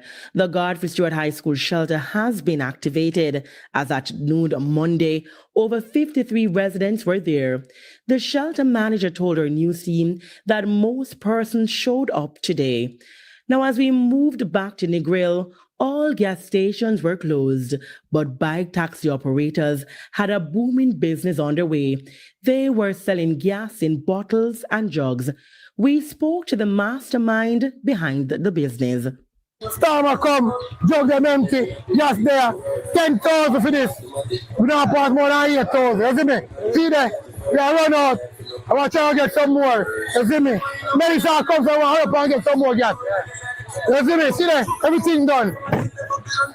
2,500, one on it. 3 grand for 90, 2,587. Our news team traveled over to Belmont District in Bluefields. It is early days yet, but as you can see to my right, the waves are crashing in here in Belmont District, Westmoreland. Now the residents who live close to this sea here are leaving nothing to chance. We just saw here one resident would have come to get their family member who lives right along the coastline. We passed residents videoing and enjoying the moment while others were in evacuation mode. It's a serious thing, you know. So when we see you get to, by the way, I have to see if we can evacuate from here because a lot of time when you see you get rough, sometimes it's silly. Stone out on this veranda. And so we just have to see where we go and then we can move, but we're not trying to stay. As soon as we see you getting serious, we have to evacuate. Reporting here in Belmont, Westmoreland, I am Kimberly Petty for TJ News. Now, 3 people are dead and 13 others injured while preparing for Hurricane Melissa. The details were announced at a press conference a short while ago. Andrea Chisholm has been covering and now joins us live. Andrea? Thank you very much, Janella. It was Health Minister Dr. Christopher Tufton who gave the unfortunate update about the deaths of Jamaicans while preparing for Hurricane Melissa. Let's hear what the minister had to say at the press conference, which ended a short while ago. Very sad to announce that even though the storm has not yet hit, we've had 3 deaths related to the preparation of the storm. One in Hanover, one in St. Catherine, and the other in St. Elizabeth. And these are due to persons preparing for the storm, unfortunately, cutting down of trees in particular. In one case, a tree fell on one of the individuals. In St. Elizabeth, he was airlifted, and it's a health worker. He was airlifted to the University Hospital and succumbed to his injuries. Another case in Hanover, the same thing. And another case in St. Catherine. In one of the cases, there was an electrocution, as is reported to me, linked to the cutting down of trees. There have been about 13 other injuries linked to preparation, most of which are linked to persons falling off ladders or rooftops, trying to prepare for the storm. Dr. Tufton also expressed condolences to the families and friends of the individuals who lost their lives and said that health centers and hospitals, the medical and health facilities, will be helping those who were injured to get them back on their feet. Moving on to the status of hospitals across the island, he indicated that all hospitals remained opened and there is adequate food, water, and medical supplies. Still, there are concerns about some health facilities. We are concerned about a few hospitals that are on the coastline. So Noel Homes in Hanover, Black River in particular, in St. Elizabeth because of where the storm will enter the country, and Falmouth, Trelawney. We have evacuation plans for those institutions. So today we started some evacuation efforts out of Black River. Fortunately, we just completed a 12-foot seawall on the coastline between the hospital and the sea, and that is in place, which will provide a buffer and some protection. But based on projections of 13 or more foot waves, we do anticipate a breach of that. So we have moved some of the services out of the hospital further inland and have relocated patients from the ground floor to the second floor. Let's move on to the issue about the shelters. Local government Minister Desmond McKenzie also gave an update, and there are over 800 shelters that have been activated across the island, and 133 are fully operational with 2,002 persons. Now, Clarendon leads the list. Clarendon has 517 persons in shelters, St. Thomas 310, Portland 295, St. Catherine 254. Now there are 3 parishes where there are no individuals in the shelters, and those parishes are St. Mary, St. Anne and Hanover. The Red Cross also reported that the center at the shelter at Vere Technical High School has over 300 persons, so that shelter is almost full, and the authorities are seeking to find different arrangements or different locations to house persons who comes to that center. So that's the very latest here from the Office of Disaster Preparedness and Emergency Management, and we will be getting further updates as the night progresses, or we'll be having another press conference tomorrow morning, weather permitting. It's back to you in studio. Thank you so much, Andrea. Member of Parliament for Northeast St. Elizabeth, Zuleika Jess, has expressed disappointment with the state of shelters across the parish, even as those seeking shelter cry out for help with resources. Krista Campbell has that story. As Melissa inched closer to Jamaica and the severity of her threat became apparent, residents of St. Elizabeth started to make their way to emergency shelters across the parish. We caught up with some who said they've been at the Santa Cruz Primary School since Sunday. Give thanks to the government for heads up, like we know what going on, because we don't know disaster and something happen to people and things. So just give thanks and praise so we have a little shelter, you know. So here we are going. We want a little aid. We want some little bed for some little elder people and no bed and something there, you know, and some other people and the younger one them. Some of we got a little bed still, yes, but we want more bed, you know. And more little food, little water and everything. We don't have nothing up here. Water. I don't want medicine arthritis. I mean, medication. I mean, arthritis. So if we run come and shelter because food or that shelter for we get to eat. Nothing. They say prepare and they have bed, pan, dirt. Miss the woman they lie down right now at all. And I'm dead for hungry. Me don't get nothing. And this me have my carry things in my yard, nothing. Me paying up me cramp. Me can't walk this man. Black River Mayor Richard Solomon responded. We would have encouraged persons to bring along whatever it is that they can. We make special provision for persons who are homeless. We get the report from the manager and we hear the situation and we are in dialogue in terms of getting some more supplies for them there. But for Member of Parliament for Northeast St. Elizabeth, Zuleika Jess, the situation is disappointing. Yesterday, for example, when I checked on shelters in Thornton and Quickstep, they were without beds, they were without cots, blankets, etc. I had to make contact with the local parish council, and thankfully the mayor was quite responsive and gave us an assurance that supplies would be sent over to those shelters. The councillor Champion Myers for Thornton Primary School shelter actually did quite a bit of heavy lifting in order to get the material in the form of cots and blankets and other flashlights and so forth made available to the shelter, because the council indicated that they didn't have any flashlights for the shelter manager, they didn't have any water boots, etc. So we've had to step in and try and assist as best as we can. As the Member of Parliament, it is not my responsibility to find cots or beds or blankets, but I have been trying my very best to see how we can assist the process by reaching out to the relevant authorities. I have personally delivered food packages to some of the shelters, even though, again, it's not my responsibility to do so.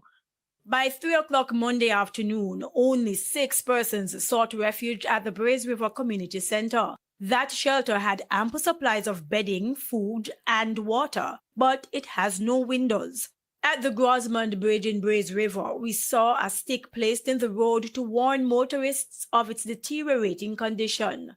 The bridge connects the communities of Balaclava, Elim, Siloa, and even Manchester in the north. The government had promised to fix it from 2017, but with that yet to materialize, residents fear the worst for the structure.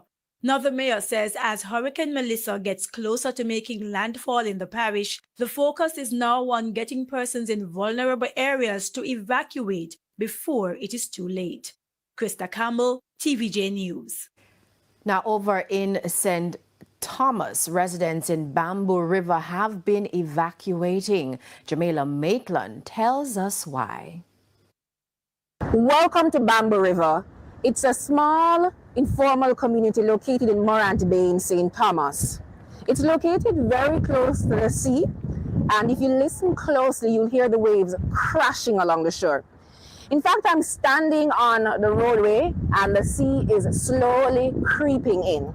Now, residents have used this narrow makeshift bridge to get from one side to the next, going to one of the only available shops that is open in the community. But believe it or not, one misstep could result in me falling in chest-deep water. And so, I'm going back to the other side. Antonio Williams, a resident of Bamboo River in St. Thomas, sticks a pole in a gully to show the depth of the water that residents have to cross. You look over here, if that you have to sit right in there because it's full of. The dangerous trek across the gully is made worse by rising sea level from Hurricane Melissa, and there have been a few notable accidents. I'm on Jack down tonight. Drop off of this and Jack down tonight. I'm here to tell you this. Jack man up to recover. Beyond the makeshift bridge are homes with residents like Kelvin, who says he's not evacuating. He's, however, leaving to make several trips to check on his business establishment in the town center. I feel like, say, you get the left side. Okay. We're not the east side. We feel like we'll get the left side, but we must get cut. For Michelle, however, she's not staying any longer. The shelter where I go. So you made a decision to evacuate? Yes, me I come out because I can't swim and the river the back away now, not right. With her bag of personal items on her shoulder and a gallon of water weighing her down, Michelle says this storm reminds her of Hurricane Gilbert close to 40 years ago. And Gilbert did I come and I first reach up at the school. Really? Yeah, they said then I'm over. After one them I feel lift up. Yeah. Me not stay. Not staying because her yard is already overrun by storm water, pushing her out as if she were a visitor in her own home. Surreal scenes here in the back of a yard in Bamboo River in Morant Bay, where the sea has almost transformed the landscape. Palm trees look as if they're floating, And standing in the back of the yard, it was a playground for children, a playpen still for animals that have been secured there. Now, beyond that, are about 2 to 3 homes. They've since been battened down. Residents told me that they have evacuated. Now, for those though who live to the front of the yard, they're waiting to see. This is one of the areas that we will be monitoring even as Hurricane Melissa makes landfall in Jamaica. Jamaica, Maitland, TVJ News. And we take another break now, but we'll have more when we return.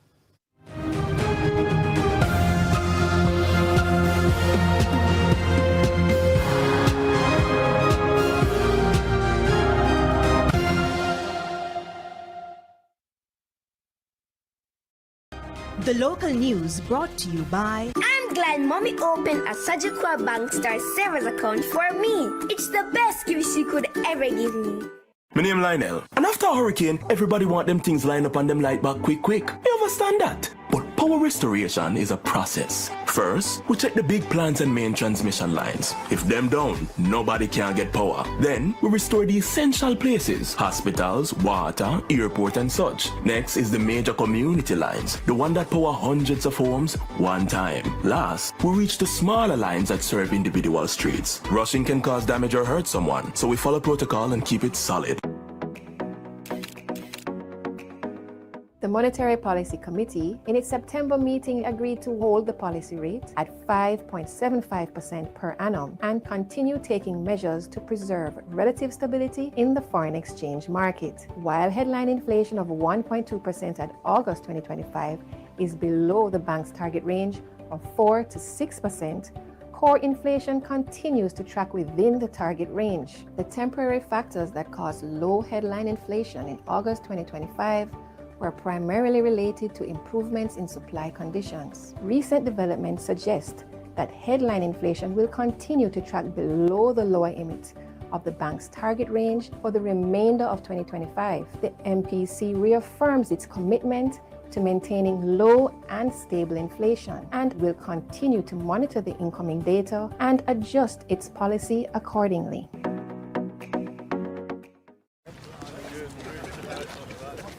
Okay, I see you. Okay, let me see you, Cherry Hill. Yeah, now take it back. Let me see you rock off, shake off, shake off. Let me see you rock off, rock off. Let me see you kick right, now kick left, now step forward, now step back. Lucasade, bring the energy.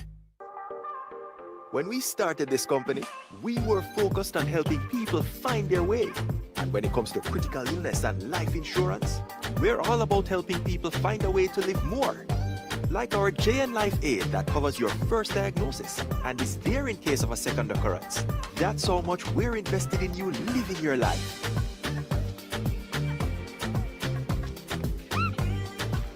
Welcome to the art of living insurance from JN Life. The Business Day on Mondays, brought to you by a plan that provides for their educational dreams and protects their health and life. Give them every advantage with the Guardian.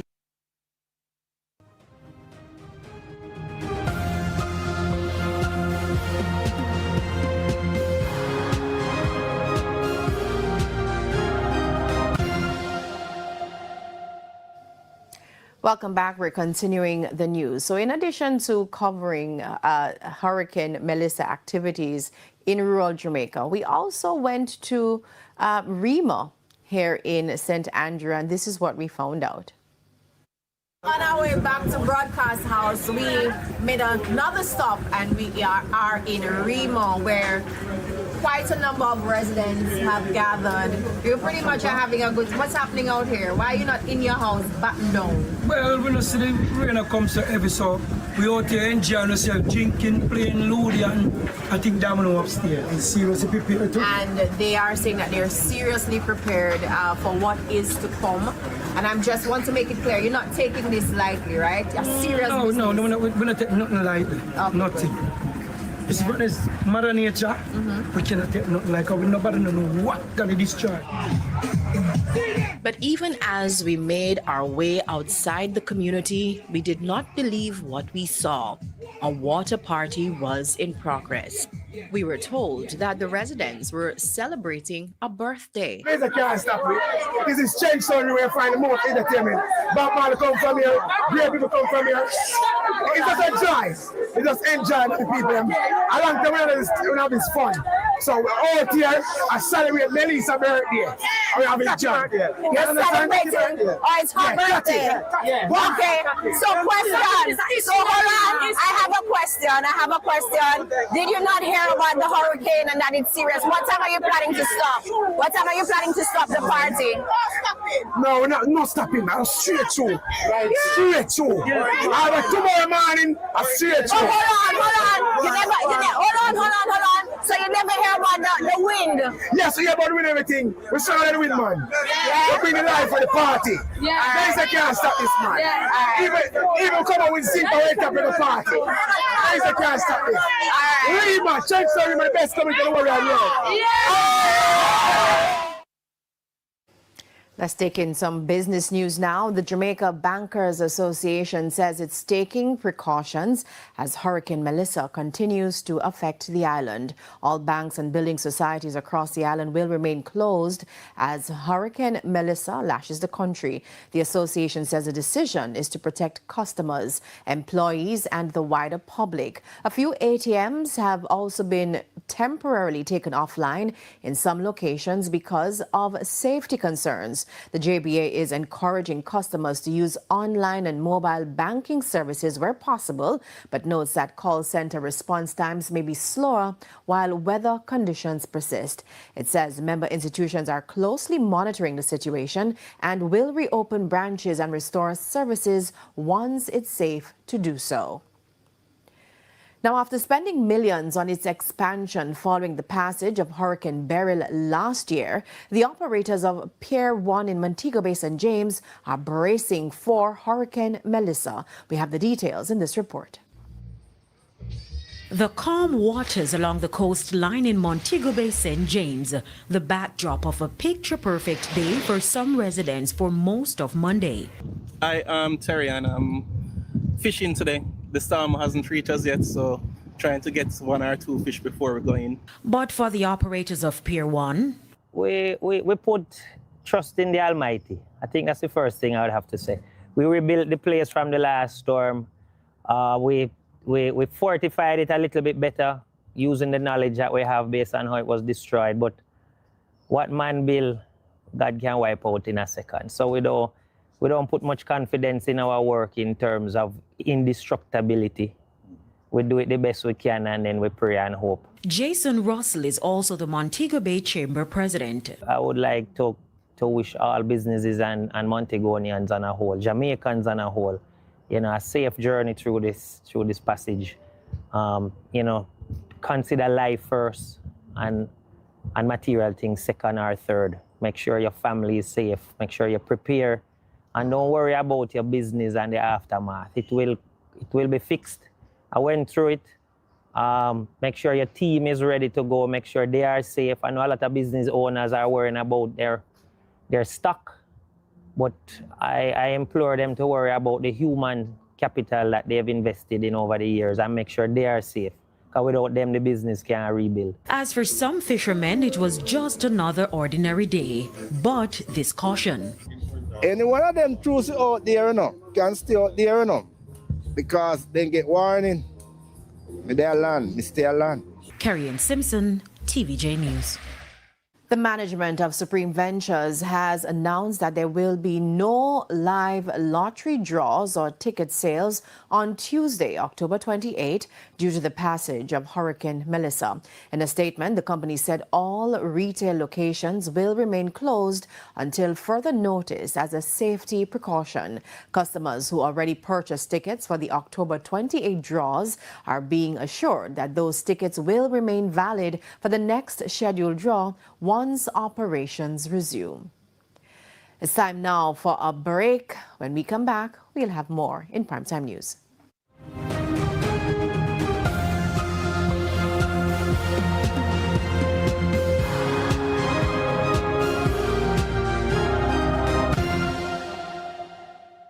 The Business Day on Mondays, brought to you by A plan that provides for their educational dreams and protects their health and life. Give them every advantage with the Guardian Achiever. Secure protection and possibilities with Guardian Investor Plus. Explore the benefits of investment with life insurance and start planning for that exotic vacation, your first home, education, or even retirement.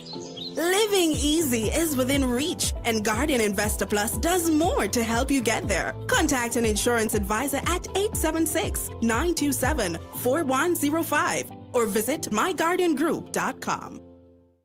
Every school is free of unhealthy, ultra-processed products. You know, those high in salt, fats, and sugar. If only that weren't a dream.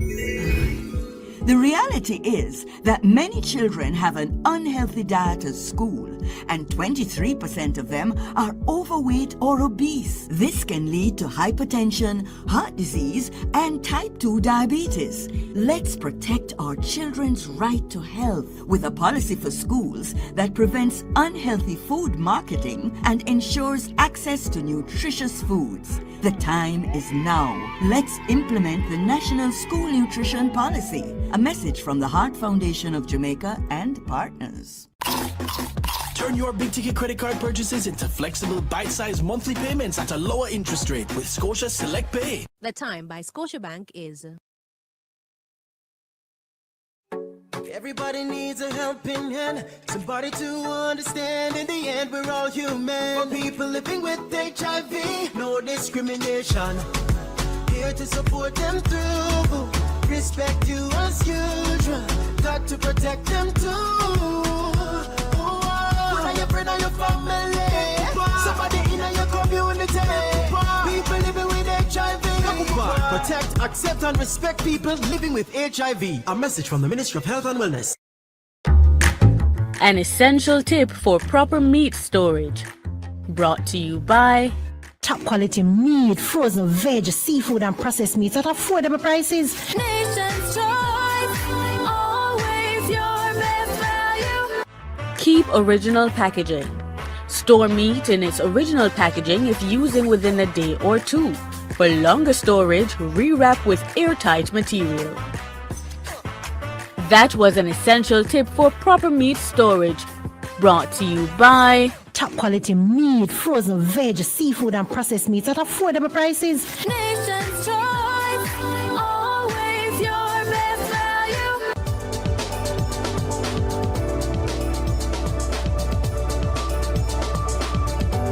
Get the forecast you can trust. TVJ's Primetime Weather Report, right after the Primetime News Package. Stay one step ahead on Television Jamaica.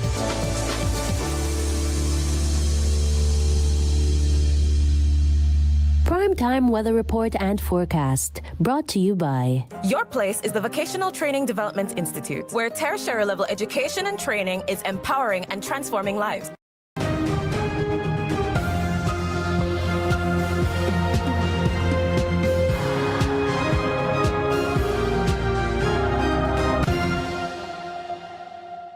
Thanks for staying with us. In this evening's Ray of Hope, we stepped away from the newsroom coverage of Hurricane Melissa to lend a helping hand, feeding a few of the homeless. Ray of Hope, brought to you by... Quartz has what you need to make home yours. Easy payment plans using Quartz Ready Finance. Quartz, make home yours. From Crossroads to Halfway Tree, they journeyed across the city in search of those unable to find a shelter ahead of Hurricane Melissa. Along the way, they met at least a dozen people still on the plazas, unsure of where they would spend the night. As they waited, one challenge stood out above all: hunger. There was simply no food. We were talking to them, and I think one of the main reasons why they decided not to go into the shelters is because they think that they wouldn't be getting any food to eat. That's when the newsroom, led by Shamela Pullen and Rashida Walker, became a blessing, a true godsend. Braving the rain, they stepped out to ensure that even for a moment, these individuals were fed and reminded that they are not forgotten. Finished serving some homeless people hot meals, and now we're heading back to TVJ. Just remember that we are live on air at Television Jamaica. We are giving you updates every hour on the hour about Hurricane Melissa. And remember that we also have our newscast at 7, so stay tuned. In the end, smiles replaced worry. They didn't have much to give, but they were grateful for the chance to touch a few lives. With a ray of hope, I'm Hal Shane Burke. Ray of Hope, brought to you by Quartz has what you need to make home yours. Easy payment plans using Quartz Ready Finance. Quartz, make home yours. Thanks for doing this, guys. We take another break now, but when we come back, I will have sports.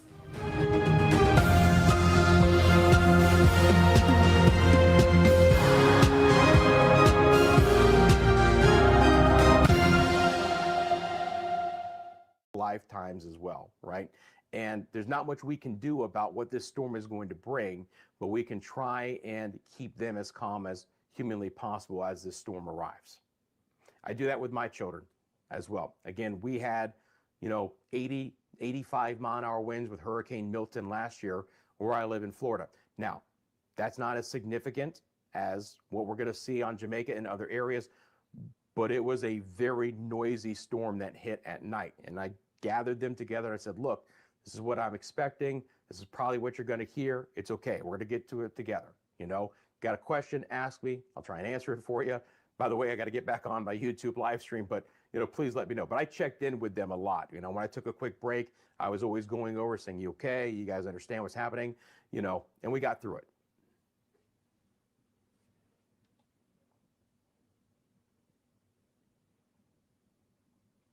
Hard rain in Hanover now, hard winds. Now we're starting to get some winds over 50 now. Hey, St. Lucia, how are you?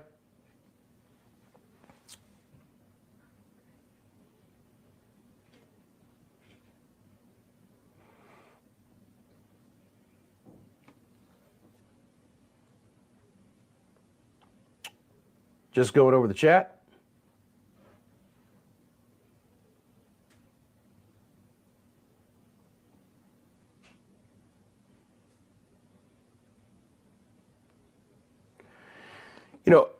What I'll certainly say to the comment of only the 2 western parishes will get the serious winds is that wherever this storm is going to go, that obviously is where the inner core hurricane force winds of a major variety are to go as well.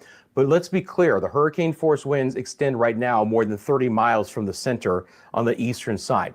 So the central and the eastern parishes are likely to experience hurricane conditions even if this were to just brush the western side of the island. You can't downplay the wind impacts when your maximum wind is 175 right now, because you could still have hurricane force winds that get into Manchester and even Clarendon and maybe even the western sides of St. Anne parishes. Yes, and I mentioned this before, this would be better for Kingston and especially St. Thomas and Portland parishes where the major wind impacts wouldn't impact the eastern side of the island as much. But what does impact them? The heavy rain, the flooding rains, and that storm surge on the southern coastline, which could be 9 to 13 feet. So not all of the island will have the same wind impacts.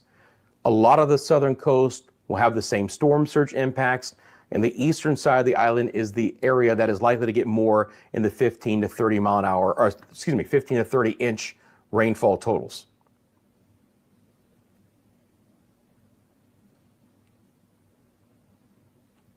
Yeah, it's the size of the storm that is the most concerning, right? We can't just focus on the center here, guys. Unfortunately, it is a very large storm. Okay.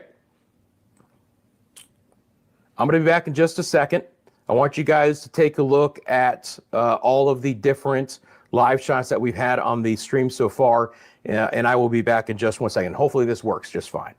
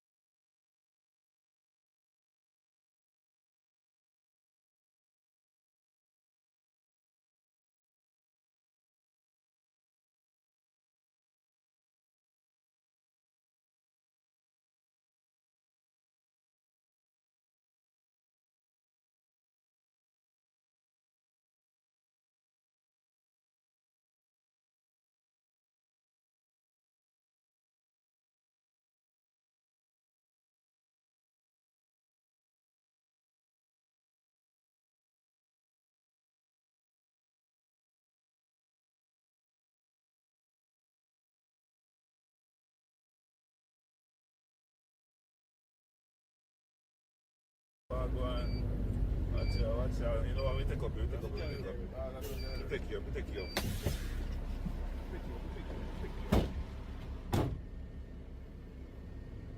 I wonder what my Jackson. Bum. Never know what Catch your bastard actions.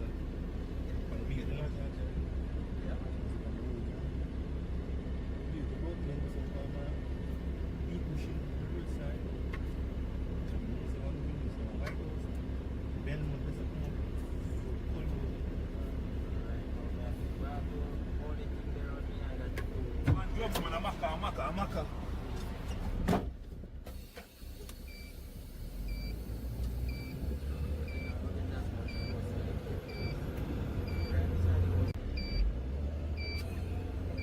Yes, me viewers and subscribers. And that go on, power go on. Yes, so we reach now. So that the road block the people. Block off totally, completely. So, we get to work. You understand? So stick and stay and watch what go on. You understand? And remember to like, share and subscribe. You understand? Alright? Alright.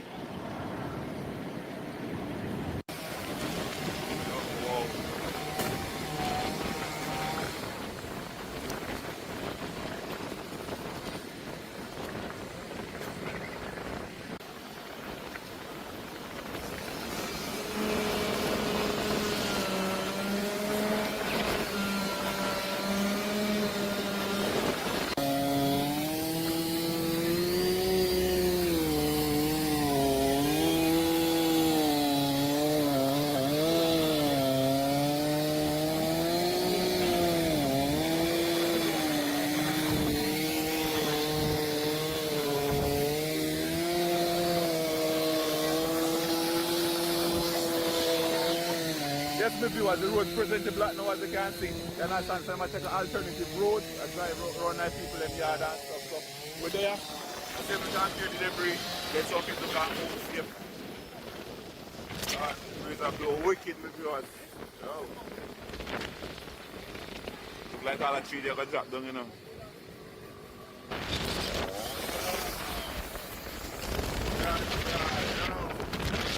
Yes, my viewers, this is going on part of the island, you know. That's it. So we're presently on the mountainside right now. Just me, yo, nah man over here, so. Nah man.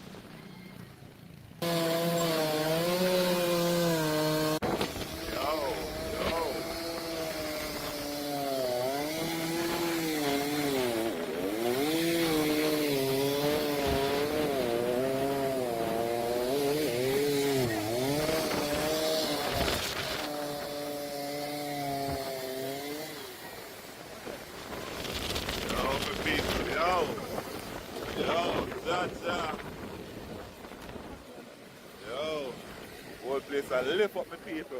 Lift up, man. Yo, look like all that tree there, go. I'm gonna move it chucking up. I'm gonna move it chucking up my people. It look like a tree that want to jump on the fire. You understand? So I'm gonna move it. Yeah.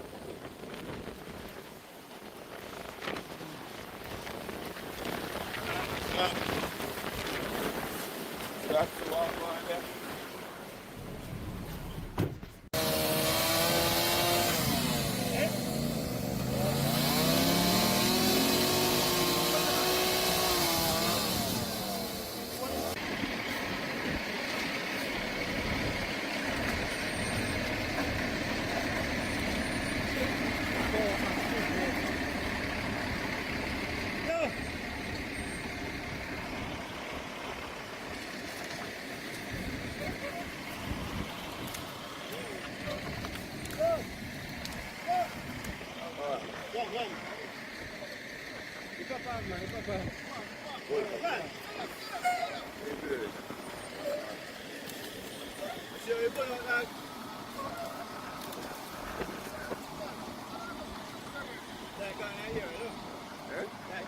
Long term.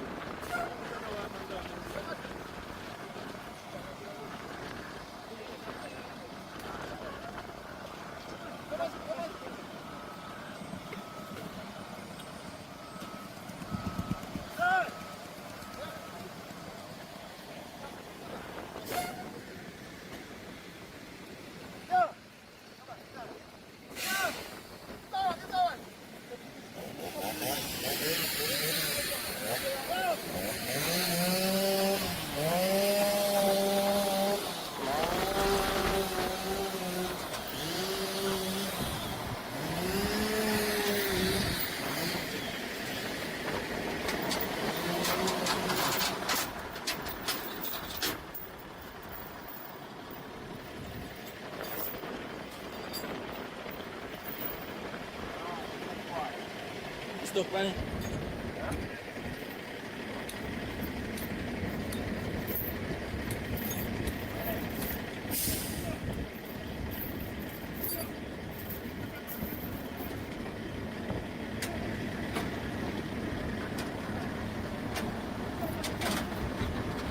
Stop it. Stop it, Terry. Stop it.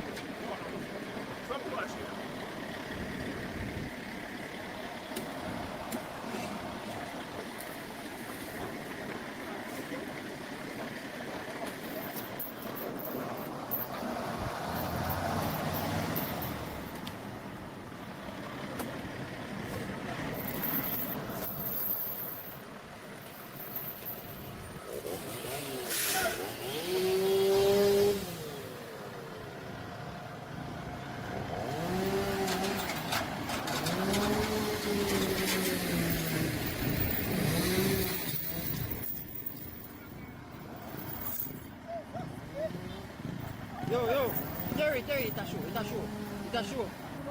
Yo.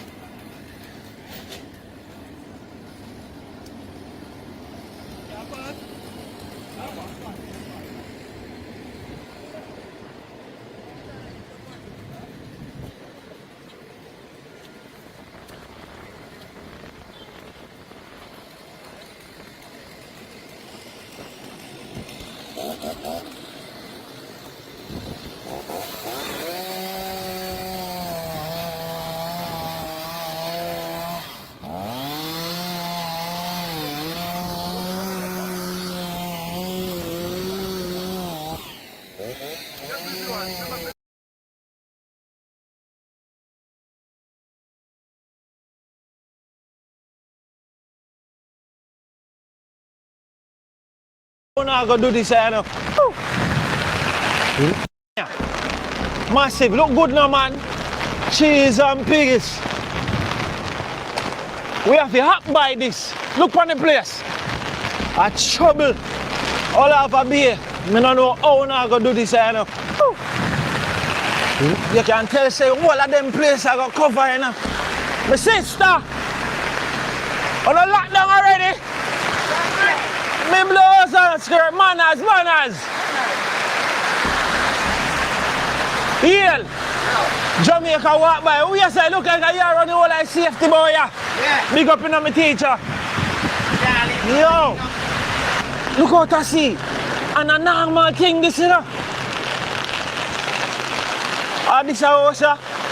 This neighbor look like a writer say bill. Massive. All of a being a normal. Yo. So we walk through one community right so I'm not sure which community this. I want to give a walk. Blouse and skirt.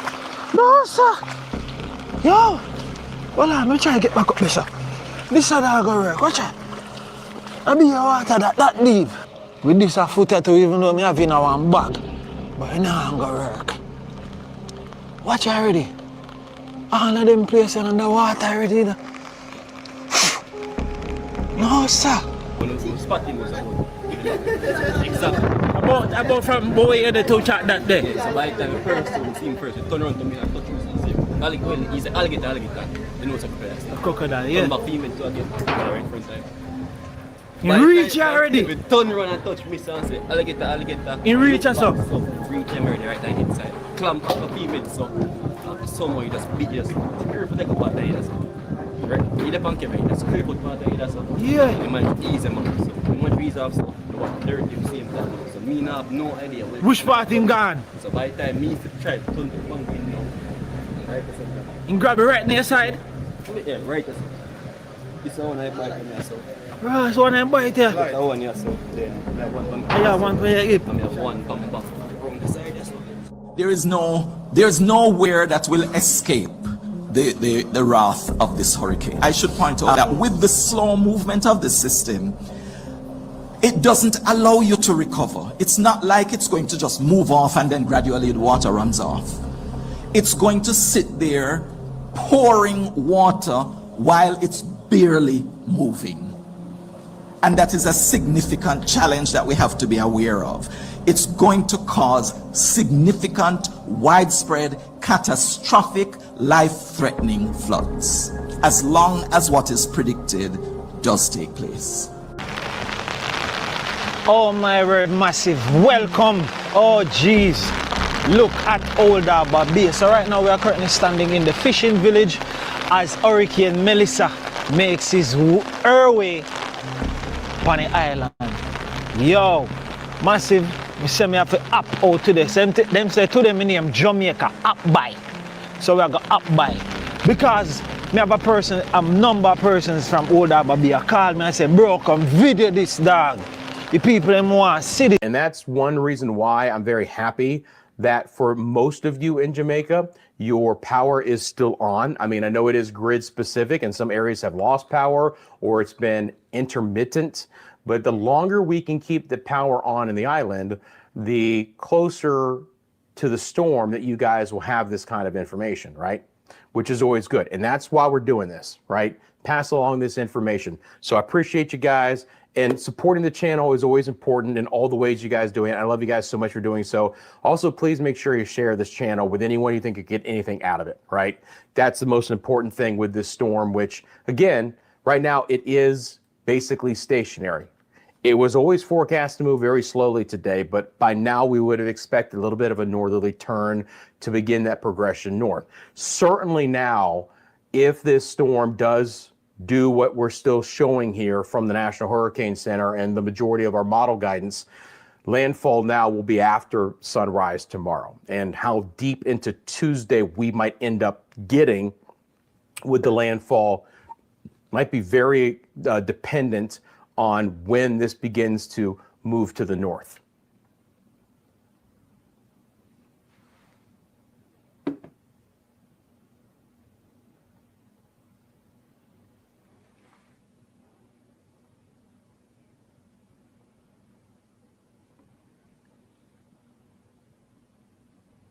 All right, we're good, right? Everyone can see me, everyone can hear me. I'm watching myself on YouTube. All right, just want to make sure. Got a message that said otherwise, but I see myself yapping away, so I'm sure you guys can probably see and hear me as well. Okay. Again, down the road, this storm is going to bring major impacts to southeast Cuba as a major hurricane. They are under a hurricane warning for the southeast side of Cuba. Then you have a tropical storm warning for the province of Las Tunas, right? Hurricane warning is now in effect for the central and the southeast Bahamas, Cat Island, San Salvador, the Long Island, Exuma, Rum Key, the Acklins, Maiguana, Inagua, Turks and Caicos. You guys are going to be under a tropical storm warning. Tropical storm conditions are likely there. Now, again, this is down the road into Wednesday, maybe early Thursday. The forecast is for Melissa to accelerate in that direction. All right. So we'll keep an eye out for that. The rainfall totals could be 5 to 10 inches there, but we're not expecting the hefty rainfall totals as we are on Jamaica because of the faster forward speed. Hi, Jennifer.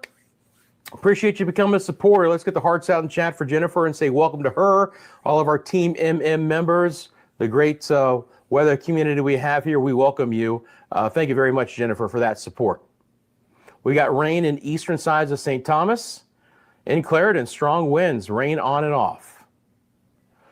Do you think Jamaica will lose all power and electricity?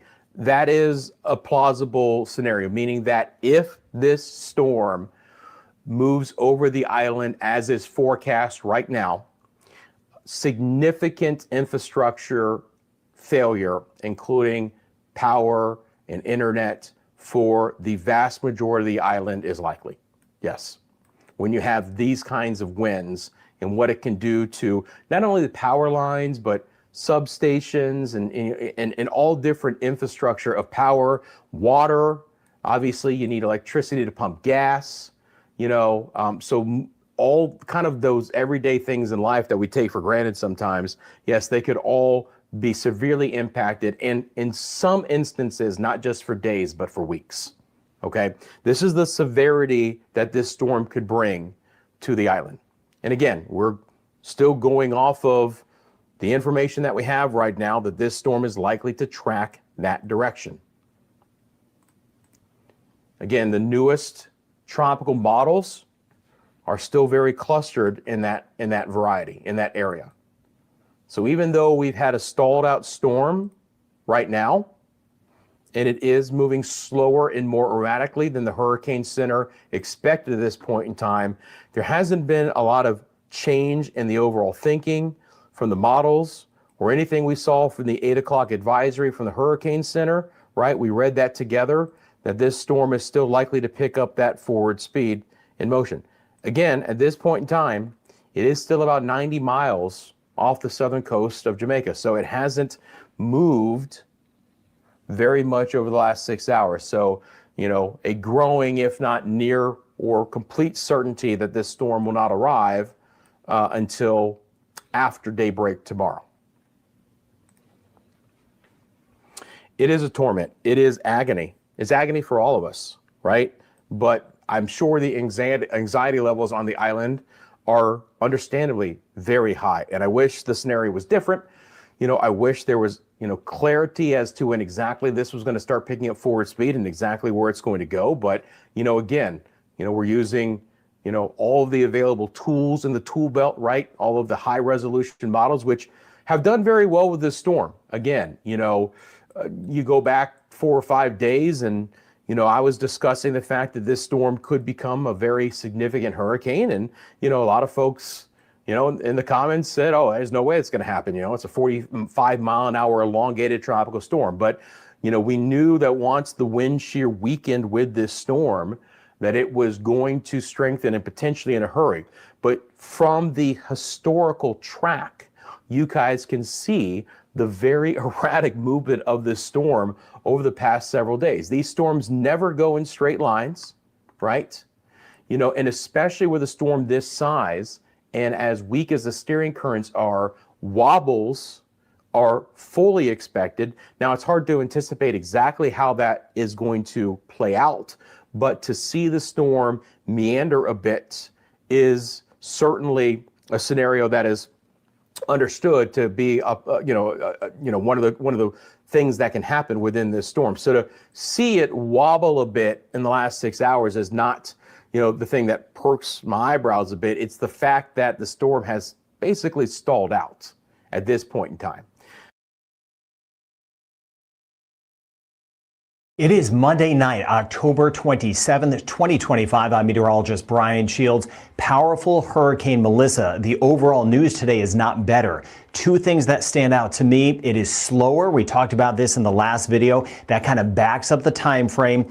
And it is stronger. Winds right now is sitting at 175 miles per hour. That's about 280 kilometers an hour. This is a powerful Category 5 hurricane, and not seeing any signs of weakening. In this white shading, very, very strong and dangerous winds, especially around the eye wall, and you can see that how it is inching closer. It is now showing the turn. I mentioned earlier that it would take a while. It kind of take up until this point tonight. It's actually, it looks to be doing some sort of a little bit of a loop. I do think the track is a little bit more to the west, which I'll show you. Again, I'll highlight all of the changes, and as I've been mentioning, there's going to be changes, and from this point forward, we continue to take it step by step. But this is going to be an extremely powerful hurricane moving right into Jamaica. It's not just going to eventually move north. It is actually going to curl back a little bit into the western zones of Jamaica. That means a little bit better in our eastern sections. I'll show you the difference west versus east with this.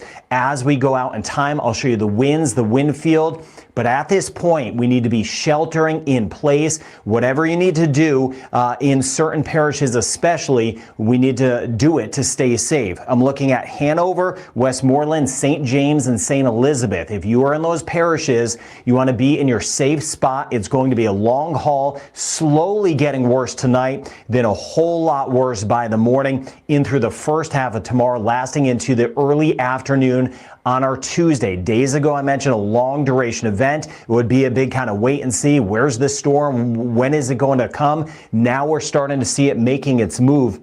and is going to lift back toward Jamaica. We have a front coming back toward the southeast U.S. That's why it's kind of stalled out. It is barely moving. Winds right now 175, as I mentioned. It is moving to the northwest. It's kind of doing a loop from what I'm seeing, but the overall motion northwest at 4 kilometers an hour. That is just about 2 miles per hour. So it's basically stalled out. When they stall out, when they slow down, that is a sign it is feeling something. It's not just marching off to the west anymore like we've seen, kind of holding in place, looping around. And then that front is continuing to move in, gets caught up into that, moves across Jamaica as a powerful hurricane, and a powerful hurricane right into eastern Cuba. We'll highlight that as we go down the road. The pressure, 909 millibars. 909 millibars. That is super strong. This is one of the strongest storms, hurricanes in the Atlantic Basin in the month of October on record. The Atlantic Basin, the Atlantic Gulf, and the Caribbean. That's how strong this is. So in this video, we're going to go step by step in case this is the last time I see you.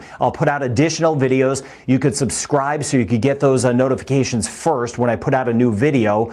So thank you for subscribing so you could get the new information. But we may get cut off rather soon. We're getting cut off in spots as far as power goes, things like that, communication. So again, kind of last chance. One thing I like about the slower aspect is that I could sneak in some more information for you and you could get some fresh information. So thank you. If you're in Jamaica or if you have friends in Jamaica, you could kind of get this link to before the power goes out. I really appreciate that. Just spreading the word one more time. That is what you can do as we just go forward with this system. By tonight, it moves closer, right? Southwestern coast, as I mentioned, Westmoreland Parish, for example, we're going to see some higher impacts starting to move in late tonight. A slower system. Again, it's kind of looping, almost stalling, and then it's going to be working in tomorrow morning through the day now. Again, those are the changes. As I've been mentioning, we'd have those, and then eventually by tomorrow night into Wednesday over the southern coast, southeastern coast,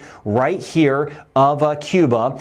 It'll weaken a little bit, but it still could be a major hurricane. It is so very strong that it's going to take some time to weaken even as it passes over West Jamaica as it moves toward Cuba. And still a hurricane getting very close to Long Island. That's why I mentioned in Long Island, we're in action mode. I mentioned that several videos ago. It looks to move kind of over or very close to Crooked Island. That could bring some of the tropical storm impacts back toward the Turks and Caicos. Meanwhile, we continue with some spots of flooding in parts of Haiti with some higher rain totals. So taking a look at this is the core of this, right? This is the high concern in the core of this, around the eye wall. That's where the destructive winds are. That is life-threatening. I can't stress this enough. I need you to be safe. Do whatever you need to do to be safe. If you're in these zones, you can see how this will be working very close to Westmoreland Parish. This is 7 in the morning, not making landfall yet. It looks like it'll make landfall around 10 in the morning. Again, kind of backing up in time. It has slowed down. But in this, these are the very dangerous major hurricane winds. That's why I mentioned those 4 parishes. Now, the center may be right over here in extreme western zones. We'll see. Maybe it's a little bit closer to Black River, but high impacts, life-threatening impacts. Again, Hanover, Westmoreland, St. James, and St. Elizabeth. I promised you I would get very specific. That's what I'm doing. And then you see the center of this by tomorrow afternoon, still near Falmouth, still big hurricane conditions in our western zones. I'll highlight our eastern zones in just a second. We've got everyone covered. All of us are going to get impacts across Jamaica. Then by 3 o'clock tomorrow, again, slower. We still have hurricane force winds, St. Anne, Falmouth, back through Montego Bay, right along the north coast. Still by 3 o'clock tomorrow. Since it is slower, the time frame is backed up. That is one of the changes. And there are going to be more changes, but I appreciate you getting the word out because this is where it stands right now and power is about to go out. So thank you for sharing the information. There'll be more changes. These things, especially because it is so big, they wobble, they get a little bit off course for a time, they get back on course, and that does change the winds in certain locations. And that's what I'm going to be highlighting in this video. Let me show you this first as we go forward. Again, here's the core of this. This is here's the eye of this. This is 2 in the morning. Heavier weather starting to move in across southwestern sections. This is the very destructive core, right? We're going to get some hurricane to tropical storm impacts, of course, in our eastern sections. I'll highlight that. But this core here, this is life-threatening stuff. You need to be in shelter. You need to be in place. Your shelter may be your home, but you need to shelter in place. Stay where you are. This is going to get very dangerous. This is 2 in the morning, onshore flow. So we start to get that surge. Again, we get that counterclockwise flow right around the eye of this sucker, and that brings in that abnormal push of water. I'll show you that as well in just a second. Here is the eye of this. This is the very dangerous and destructive. And you've been with me for years. You don't often hear me use the word destructive. Destructive part of this right in through here. Weaker structures could have complete failure. Heavy roof damage right in this sector here. So you need to think about what happens if my roof goes off. Having a mattress nearby, although that means water's coming in, we know that. But we need to stay safe. You want to have your shoes nearby, your shoes on, especially through the day tomorrow in case windows blow out. That is how intense this system is. Doors could simply blow in with this in this sector. Then you see by 10 in the morning, starting to make landfall. That's when the eye, the center of the eye, starts to move on land. Here's that destructive core right here. Again, this set, we'll see it wobbles. It's not going to move on a straight line. So maybe even if the eye is sitting right over here, just off toward the west, you still have, again, the eye wall. That is the worst part of it. Or maybe it's a little bit closer toward, say, as you get toward Spanish Town, most likely. But it could nudge a little bit closer toward Kingston. Just not seeing that at this point. So as we work our way into 1 o'clock, here's the eye of this. Because it is so powerful, even as it moves across the mountains, the weakening is not enough. It'll help out a little bit down the road for our friends to the north, but there's the flow around it. And then the kicker, here we are in Falmouth, you get that backside flow back through Montego Bay with really almost a secondary surge out of this, but by 6 o'clock, getting out of here. So I want to stress, it has gotten stronger. That news is worse. 175 miles per hour. We're talking the likes of a Maria, a Dorian. That's how strong this is. Some of the strongest storms we've seen. Gilbert in the kind of a recorded history of what we've had in the Atlantic. That's why we need to prepare. It is making its turn, and it is going to give us high impacts, especially West Jamaica. I want to stress again, Hanover, Westmoreland, St. James, St. Elizabeth. Do everything you can, throw everything you got at this storm. Once the winds pick up, you know it's coming. You're sheltering in place with your family, and you're just trying to be safe through this. But there's going to be some very destructive winds with this, and then eventually pushing off. So specifically breaking this down, I've reduced some of the winds tonight because it is slower, right? That makes sense. It is still sitting down here. This thing is not moving. It is just kind of haunting us at this point, staying down here. But the winds, they are going to start to pick up. Black River, Treasure Beach, for example, swinging all the way back toward the west. We'll start to get some near hurricane gusts. We're already seeing that. We've already had some power outages. That's what we're going to have. Meanwhile, as this moves closer, late tonight with that onshore flow in some of the bands of rain, we'll get some strong tropical storm conditions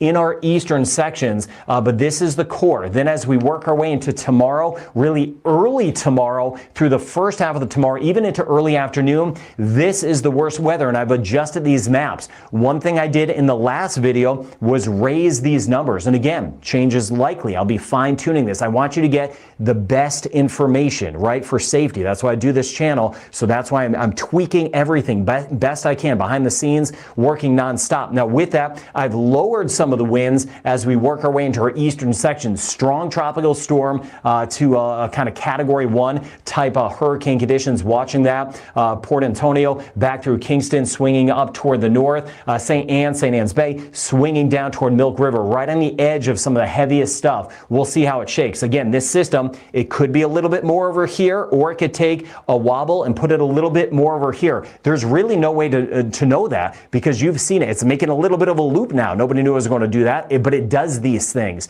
They wobble around as especially they start to change course because of the front. So this is how it stands. These are destructive winds as they move in. Now these are the sustained winds, the potential of these being the sustained winds. With that, on top of it, we're going to have some of the higher gusts. So in this zone here, that's why I mentioned those 4 parishes of extremely high concern in and around that. If your town, city is in those locations right here in between this line and this line, This is where the very destructive winds will be. We haven't even talked about the rain. We're talking about the severe structure damage, power loss for at least weeks in some spots, and some isolation where we're kind of cut off, not only with communication, not only with power, but some of the roads and mudslides or some trees down and debris on roads could kind of cut us off from other communities. That's the reality of this. You see it with me. You see how strong this system is. You see it on the satellite. The winds are 175. The hurricane hunters that fly into these,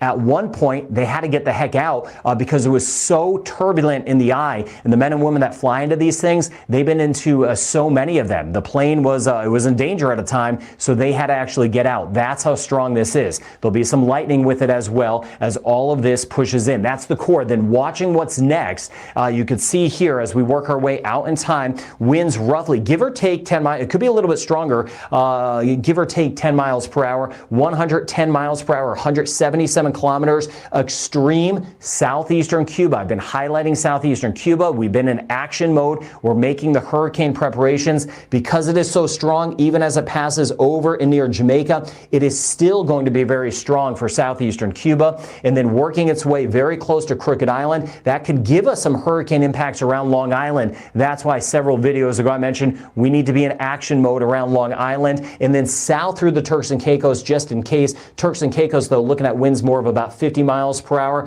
while they'll be at about 100 as we get closer to either Crooked Island and or Long Island as we go on time. I track storms start to finish. So again, if you're in different locations, even watching the Atlantic region of Canada, as I put out new videos and you're subscribed, you'll get some of the new information as we go forward. Now, as far as the wind or the rain goes, substantial rain. We already know that. We're looking at some spots anywhere from 300 that could push 750 millimeters of rain. This is on top of what some of us have already had. Some of us have already had some really heavy rain of over 100 millimeters of rain. So we're now just kind of adding on top of that, and you can see it right through here. Some additional rain in Haiti. I've been chatting with our folks on the ground there. There's been some good news in spots. Other spots have been hit kind of hard with some of the flooding, no doubt, in parts of Haiti. Others doing a little bit better. That's how it goes. So I'll keep you posted on that. Then as we go out in time here, again, you can see here some of the 5-day rain totals as a whole, but this is really just over the next couple of days.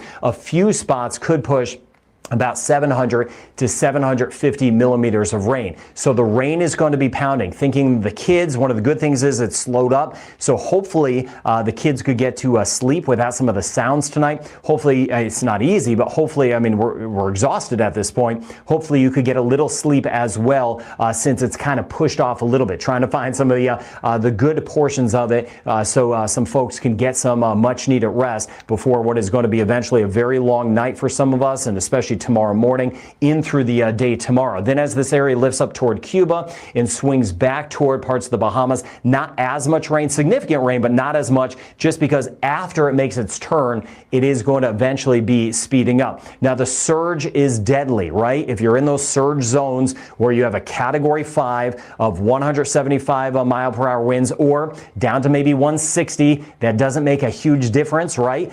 Because category 4, category 5, we're looking at as a whole some of the same damage outlook. That's not much of a difference. So if you hear the winds have gone down a little bit, it's a fluctuation. These things get so big. It's actually surprising at this point that it's held winds of 175. Usually they fluctuate, they kind of breathe. The eye wall can collapse and a new eye wall kind of takes over. And in that process, it weakens a little bit before it re-strengthens. But either way, with such an aggressive system, large, powerful system, getting wider, we're going to see that surge, especially swinging right in through here, Westmoreland, swinging back toward Black River, 2.5 to about 4 meters, 9 to 13 feet. Sometimes that can be a little bit higher. It's going to be less as we work our way closer to Kingston, but still watching that surge that is going to inundate right through here, swinging back through the highway, northern zones up to about 1 meter as we work our way over toward St. Mary, back toward St. Anne, and then as we work our way over toward St. James, Hanover, we're looking at about 1 to 1.5 meters or 3 to 5 feet. Could be a couple surges as we work our way back toward toward Montego Bay, for example, because as this lifts to the north, everything kind of rotates back behind it, and we could get more of a push of water actually late in the game, late tomorrow, watching the Montego Bay area. So it's going to make that hook swing in. There's reasoning for that. It is the front that is sweeping through Florida, pushing into the northern Bahamas now, and then you could see it, the track I just showed you. We'll see how close it gets to Bermuda. I do believe even if it does get close to the Avalon Peninsula in Newfoundland, it'll be in either a different form or kind of absorbed in a front. We'll see how that goes. I'll be watching the Atlantic region of Canada as we go forward. Now, this black line, I believe it's going to come on shore more to the west of this, right? I think it's going to be our extreme western zones, but I mentioned it's not just a tiny dot we're talking about. It's not just the center. It's that eye wall of destructive winds back behind it. So even if it's a little bit more to the west, we're still going to have that eye wall as it is now making its move, and then eventually over toward Cuba, watching Long Island, Crooked Island. We'll keep an eye on the Turks and Caicos. Here's Bermuda. We'll see how close it gets, and we'll see what kind of happens down the road. We will continue with the coverage on this as we go forward, leaving no one out. All locations matter, whether they're highly populated or not. It matters to you, so I'm going to be tracking that. So Category 5, at least for a while, could fluctuate to Category 4, of course. Then it interacts with Jamaica, so there'll be eventually some weakening over the mountains, but as it pulls over the mountains, we're talking about the rain, the mudslides, all of that, and then again working into Cuba, and then working its way. This is just going out in time across the Bahamas, and then well down the road. Here's the big picture to show you Cuba. Here's Haiti, the Dominican Republic, Puerto Rico, Turks and Caicos, Bahamas, again covering everyone. Here's the core of it, just bringing in that flow after midnight. We're going to see that flow working in with more of those rain bands, watching out for some additional rain, some areas of flooding additionally in parts of Haiti and extreme southern coast of the Dominican Republic. And then we'll see this working its way in. You see here, this is by the time we hit 1 o'clock tomorrow afternoon, the center of this on the north coast. That's one of the changes. Weather changes. Again, we're looking into the future, and that's why I'm here to let you know all the changes so you could keep you and your family safe. And then this will lift up toward Cuba. You see it here by tomorrow night and early on Wednesday with some high impacts. That surge, Guantanamo Bay, as this works in right along the southern coast, it could still be a major hurricane in here. We have been in action mode. Thank you for getting the word out to your friends, family, and extreme eastern Cuba, also letting them know where it's not going, western and central Cuba. It's not going there. And then you see this pulling up right over toward Crooked Island, back toward close to Long Island. Turks and Caicos, again, we're kind of on the edge of it. Most of it may be staying off toward the west. We're being careful, though, because any little nudge could throw more into our direction. We'll watch out for that. We're in action mode. But again, it looks more and more southeastern Bahamas as a whole, and then eventually pushing to the north, and we'll track it across the Atlantic. So here's the system here to show you kind of the broad brush. Look how wide some of these tropical storm winds are in this white shading. Again, it's not just a dot. Sometimes we really focus on that. We need to. Around the eye, it's the strongest, but it is such a large system that we still get the tropical storm to hurricane conditions in our eastern zones. I backed off on some of those winds, though, but then we had to raise them in our western sections. Weather's always a give and take like that. Then we swing here to the north as we work our way into 3 o'clock tomorrow. Still hurricane conditions on the north coast, but then eyes are drawn to Cuba. You see sitting right through here with the winds here, moving in tomorrow night in the first half of Wednesday, and then working their way from southeastern Cuba, swinging back right here toward Crooked Island as we swing back toward about 8 a.m. on Wednesday, and then through the day Wednesday pushing in. You see the Turks and Caicos as it stands now, especially because everything has been trending more west. This may stay mainly off to the west, but we're taking those precautions for sure, and we continue to be in action mode. We're monitoring the additional flooding in Haiti. We're in hurricane prep through this zone here, and of course, all eyes on Jamaica, where we really need to be sheltering in place. This is a destructive system that is going to pull in, again, Hanover, Westmoreland, St. James, St. Elizabeth. As we go forward, we need to shelter in place. Conditions are only going to get worse as we get into tonight, slowly, right? This has been so slow, but on top of it, it has been a stronger system as well. So again, a very strong system. But Hurricane Melissa slows and it continues to turn. I do want to mention the hurricane winds right now. They extend out 45 kilometers or about 30 miles. That's going to expand a little bit. The tropical storm winds go out about 315 kilometers or about 195 miles, just to kind of give you the wind width of that, but an extremely strong system. Conditions get worse tonight. Landfall late morning tomorrow. That's one of the changes, which is super hard to hear because at this point it's like, just get this thing in, get it over with, get it done with, get it past us. But that's what we're dealing with here. And then extreme impacts within that eye wall. That you could go back in this video. That area I was highlighting. Again, it's going to wobble. It could be a little more east, a little bit more west. I'm going kind of very west now with this as it kind of pulls in. High impacts all across Jamaica, but favoring our western zones with some of those extreme impacts from what is a 175 mile per hour Category 5 hurricane. Whatever you got to stay safe, do it. That is the biggest priority. Then we'll see on the flip side kind of what happens. Hopefully some of us it wasn't as bad. Others, it was as bad as we thought it was going to be. Whatever the case is, you are ready. And that is my job with you to get that information out, share that information with others. So thank you for doing that. Thank you for doing your part. Thank you for your kindness. Please be safe and have as best of a night you can.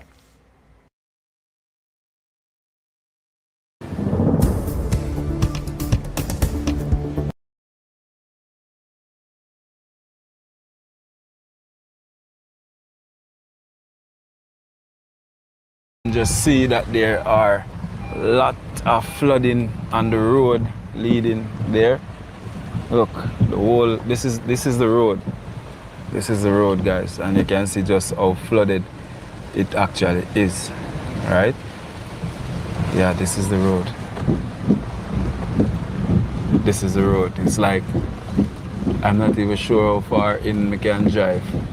Maybe I'm just gonna park somewhere out here and walk because I don't want to get stuck. Well, the car gets stuck. So I'm gonna park right here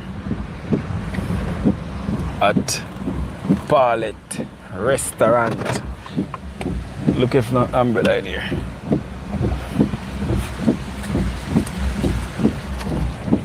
So umbrella might blow it, but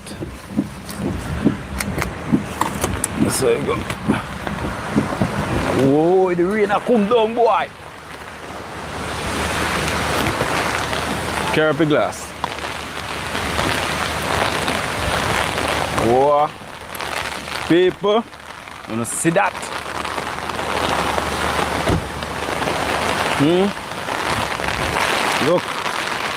Look guys, raining now. Jesus, God, the why? That really had a bit of sense.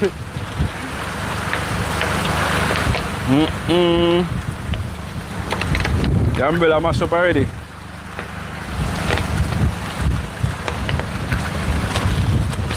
The umbrella mashed up already, guys. Look at that. And because it's close to the sea, it's blowing. Yeah, it's blowing, it's blowing.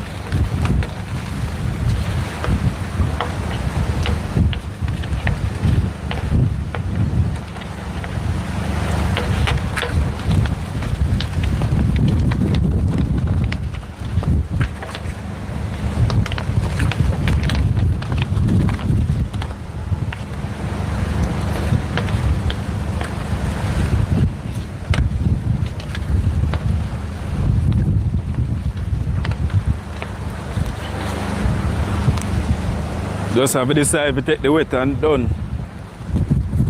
This is the road.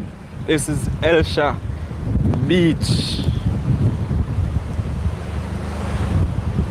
We're trying to reach close to where you can actually see the sea line or the shorelines.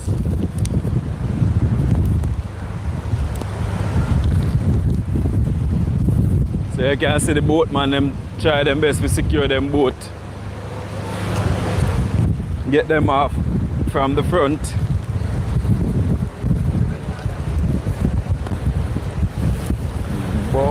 Neat.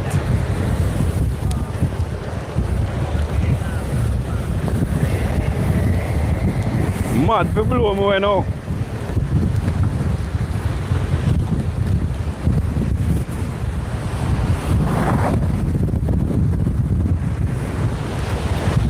People mad to blow me away now. Woo! So guys, only thing holding back this are those stones. And you can see the water take time, I take you away. Look there, man. Yeah. The water take time I eat where the shoreline where them create.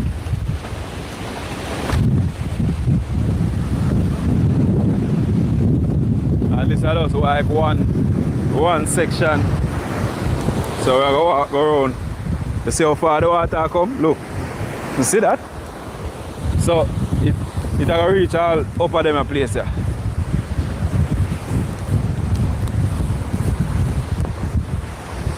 And the storm not forward in yet. Isa.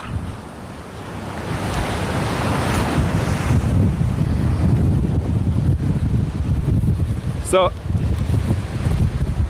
you can see water breaching the barriers.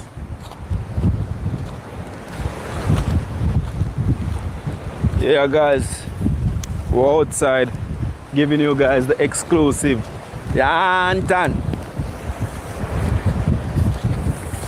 Woo! These are the entertainment sections where you come here, eat your fish. You know, you listen to some nice reggae. You know, you want to sit out there so and have a drink at the bar and whatever. But look what is going on, guys. Yeah, water reach all the way up here already. See that?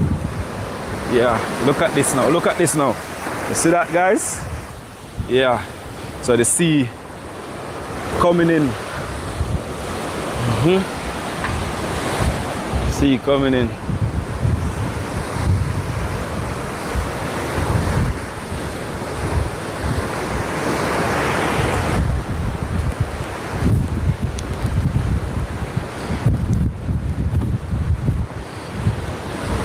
Alright, we'll make our way around this side now so you can see what go on.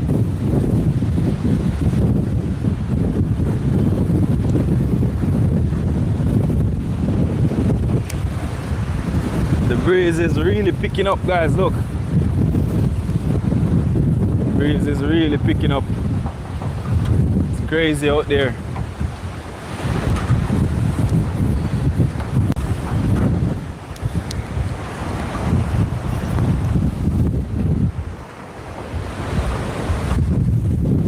Guys, look at this one. So the hurricane haven't even reached it. And look at this one, guys. It's doing some crazy damage already. So you can just see all this rooftop already lift off. So guys, see it there? Look. Look at that.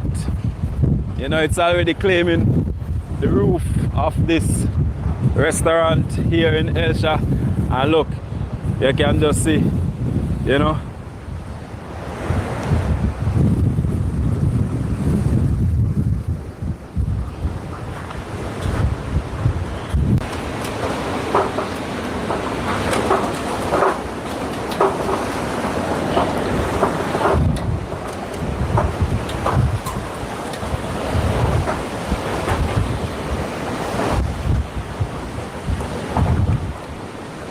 you see what go on?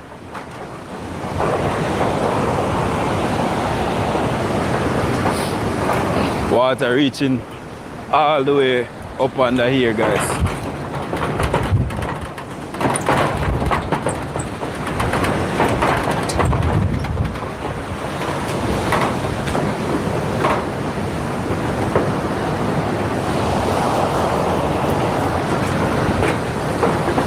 Again, this is Elsha Beach. Take a look.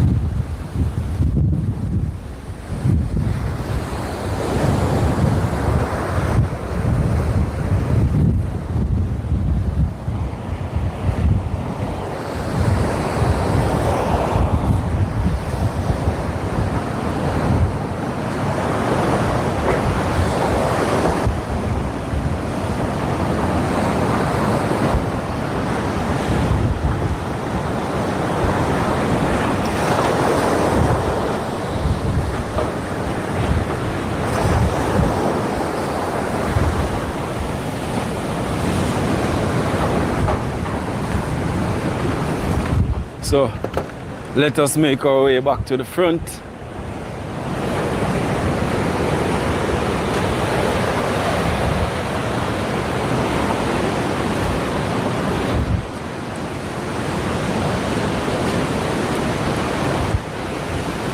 So all the boats are brought further inland to prevent them from washing away.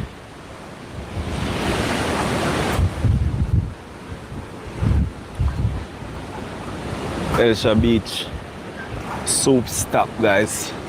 Fish tea, boiled corn, kong soup.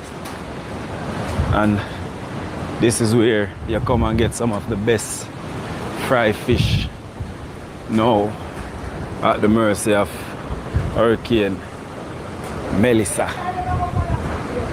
This lady trying to protect her stall. Mommy, be careful, you know? All right.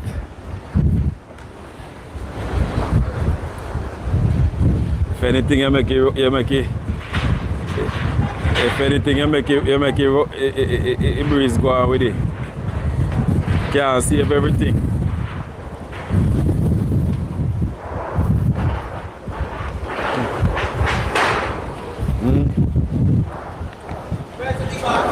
What go on? Me not look nothing, you know, me I look what go on. Yeah. Yeah. You can't see this as start when I come and me I look fish to buy.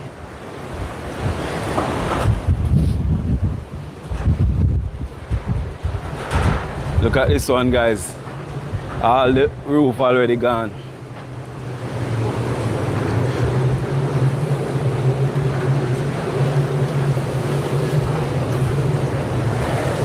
Yeah.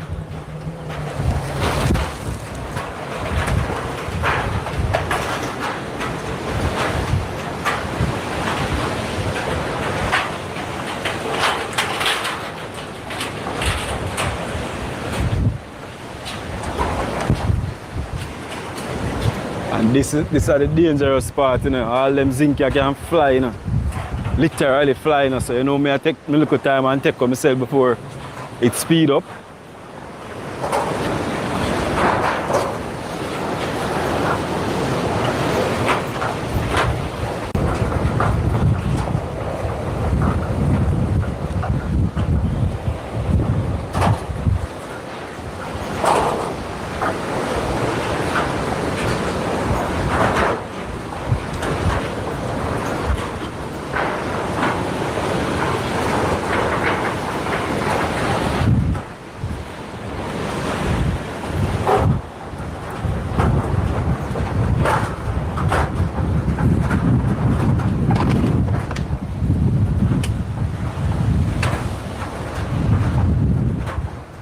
Don't even want to go too far down in that little alley, you know, cause I don't trust these zincs. I don't trust these zincs at all.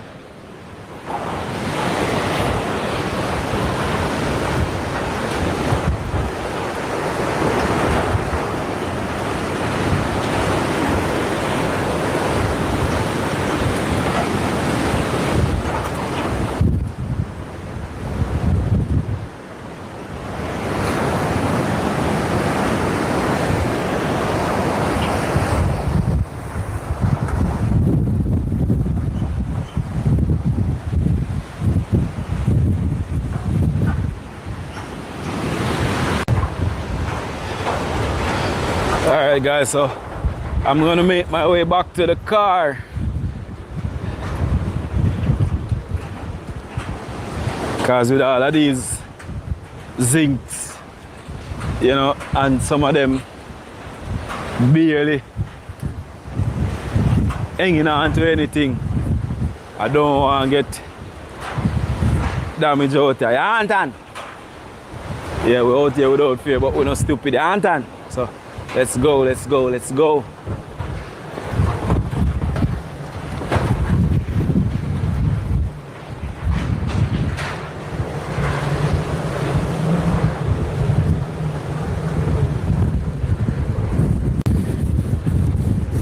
Rain a fall down. Back harder and harder. Yeah.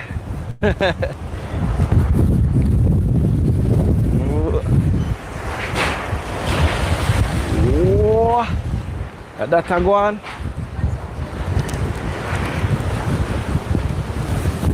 Daddy, I put up big stone.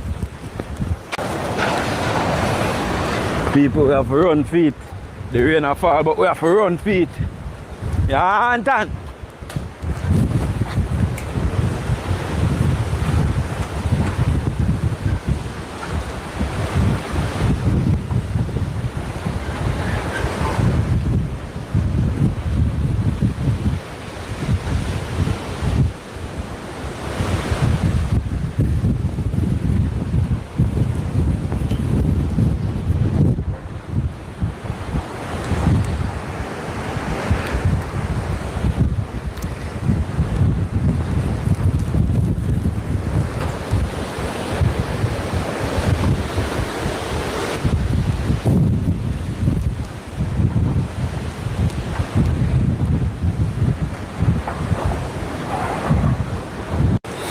Alright guys, so at this point, you know, we'll make our way back to the car, you know? Yeah. So it is not looking good here. Alright guys, so at this point we'll make our way back to the front. There's the car right there, and let me just say that it is not looking good here over by Elsha Beach, and the storm is not even here as yet. So we have to just pray for the residents here, all of the people in with them business places.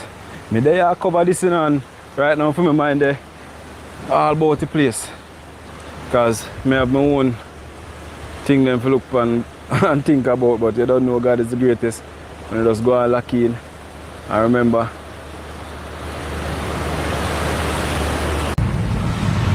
alright peeps, check in. So good morning and blessings to everybody. Yeah man, so right now I am just, you know, driving around little before.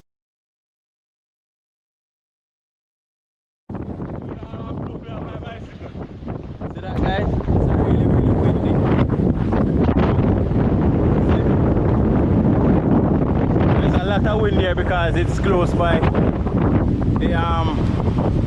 coastline, so we're heading down that way. So we're heading down that way to show you guys what's happening. Yes guys, so while we're heading down, we spot this guy here. He's getting some sun.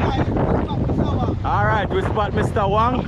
He's getting some sun to batten down. Yeah, so he's going to put the sandbag on his roof so that the breeze don't lift it off, guys. Yeah, so he's actually doing a good service here. He's taking up some of the sand that is close by the roadside. Yeah, yeah. This alright, yeah. Yes, alright. So you see that, guys? The sun is going to come across the road. So he's actually getting some light now to help batten down his roof. So they are just gonna put the sandbags on their roof. Yeah, so that the breeze don't lift it off, guys. And look what's happening right here as well.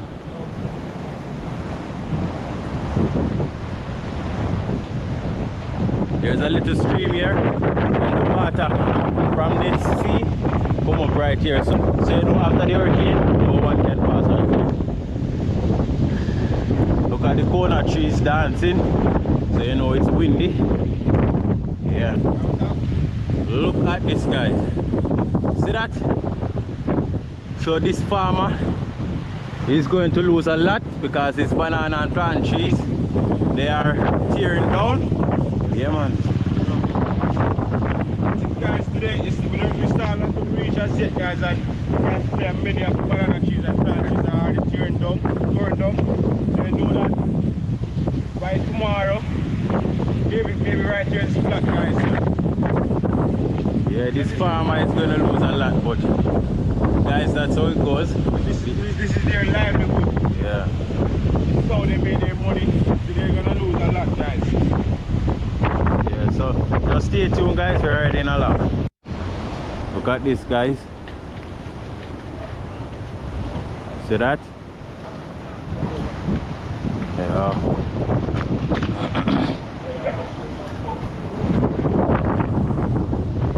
Alright. Yeah. I'll show you what's going on up here as well. No, man. Look at this, guy. Look at this. Fish wash up already. Oh. Guys, a fish wash up on land already. Yeah, so a lot of lives are going to be lost. I'm talking about the fish, guys. Look at this. You see that? This is a puffer fish. Wash up on land already. And the storm don't reach as yet. Yeah. See that?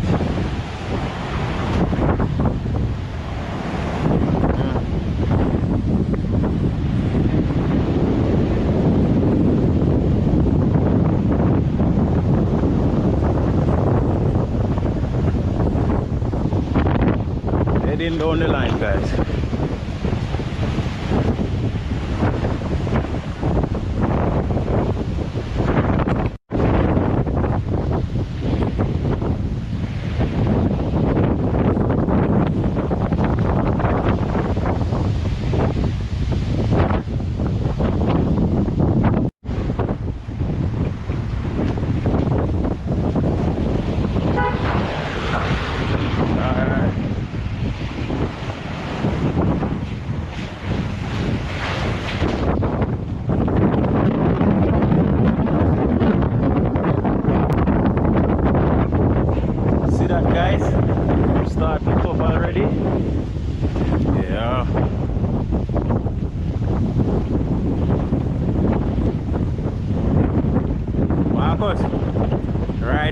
Ride fast.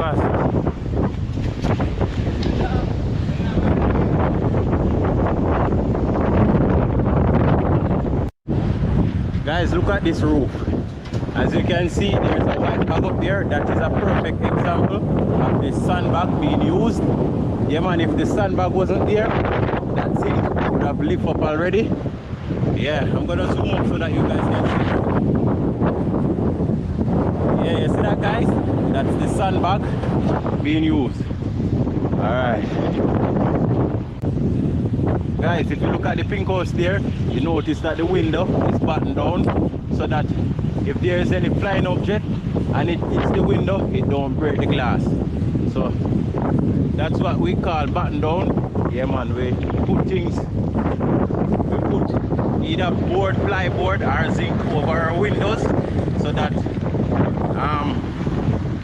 no flying object can leak out the window, guys. Yeah, so stay tuned. There's a house on the top there with a lot of sandbags, but the camera cannot pick that up. But look at this bar right here. As you can see, there are some more sandbags on it. Yeah, man. All right. Yes. So we're just going through and showing you guys what's happening. Yeah, because today is the last day we're gonna be out until after the hurricane. So yeah, we are documenting this hurricane because it is said to be the most dangerous hurricane for Jamaica. So yeah, we want to document history. All right, just stay tuned, and we're bringing you guys along with us. A lot of you out there are telling us thanks for the video. Yeah, man, we appreciate that. We are seeing the comments and we appreciate that, guys. So just stay tuned. Look at this. See that? Button down. All right, and sandbags there. Yeah, that's how we do it, guys. In Jamaica. I know you guys might be wondering or saying, Why are these two guys out here recording when they should be home and getting ready? Alright, so let me explain. Guys, when we hear the hurricane coming, we already buttoned down days in advance, so that is why we can be out here now recording what's going on, because we buttoned down a long time now. Yeah, so just stay tuned and look what's happening in east side of Port of Jamaica.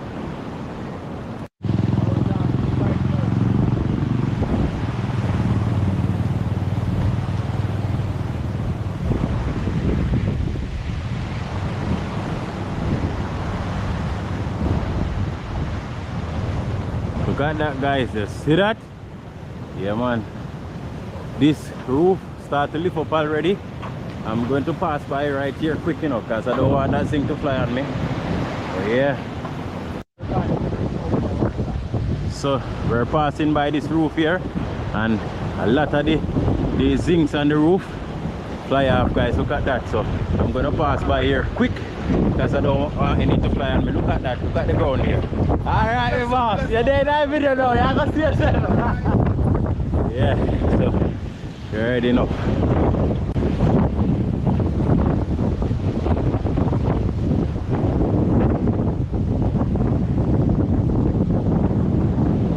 Look at this, guys. This is a sandbag. Yeah, so sun is in that bag and that bag as well.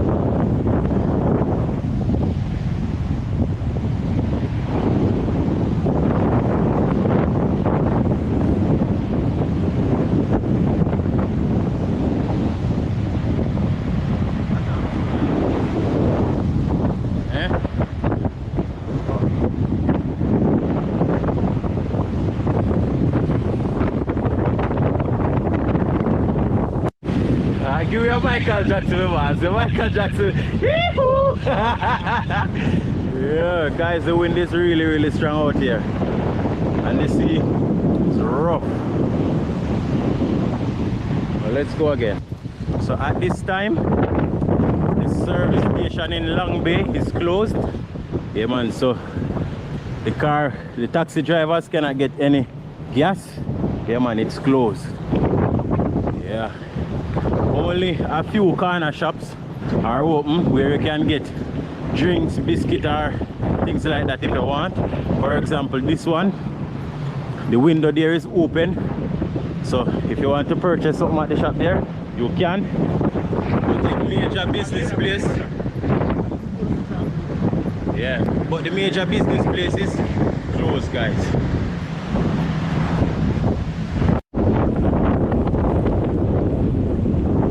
Those waves, huge waves going on right here.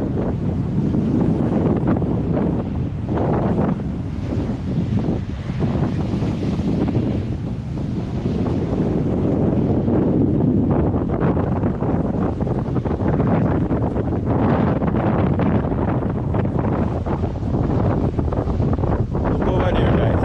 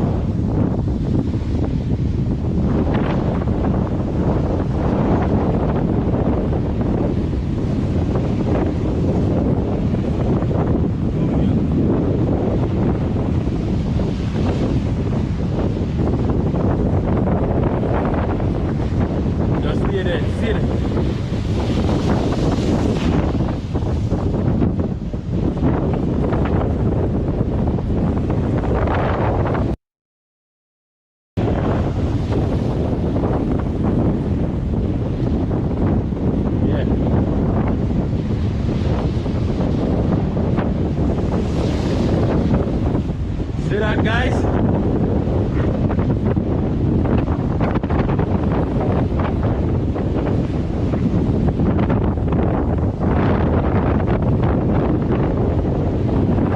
The wind is really strong as well, you see?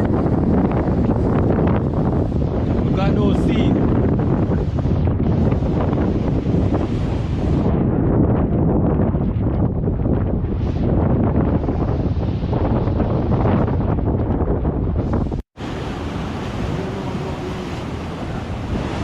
Look at that, guys. Foam on the water surface. Do you guys know what caused that? If you do, leave a comment letting us know. But look at that. Yeah. It's like froth. Look in that area. You see that? Yeah. Make a blow. Right.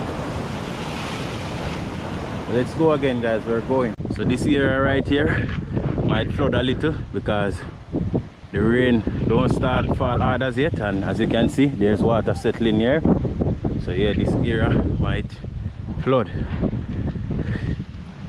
But we'll let you guys see what up after the hurricane. Alright, so just hit that subscription button so that you guys will be notified whenever we post another video. Subscribing, it's free. Yeah man, it's free of course, guys. All that happens is that you guys are going to be notified whenever we post a video.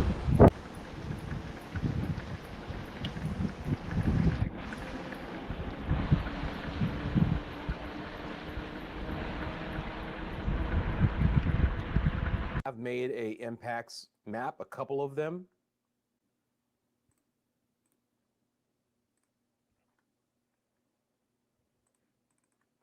So again, you know, based on the track for the Hurricane Center.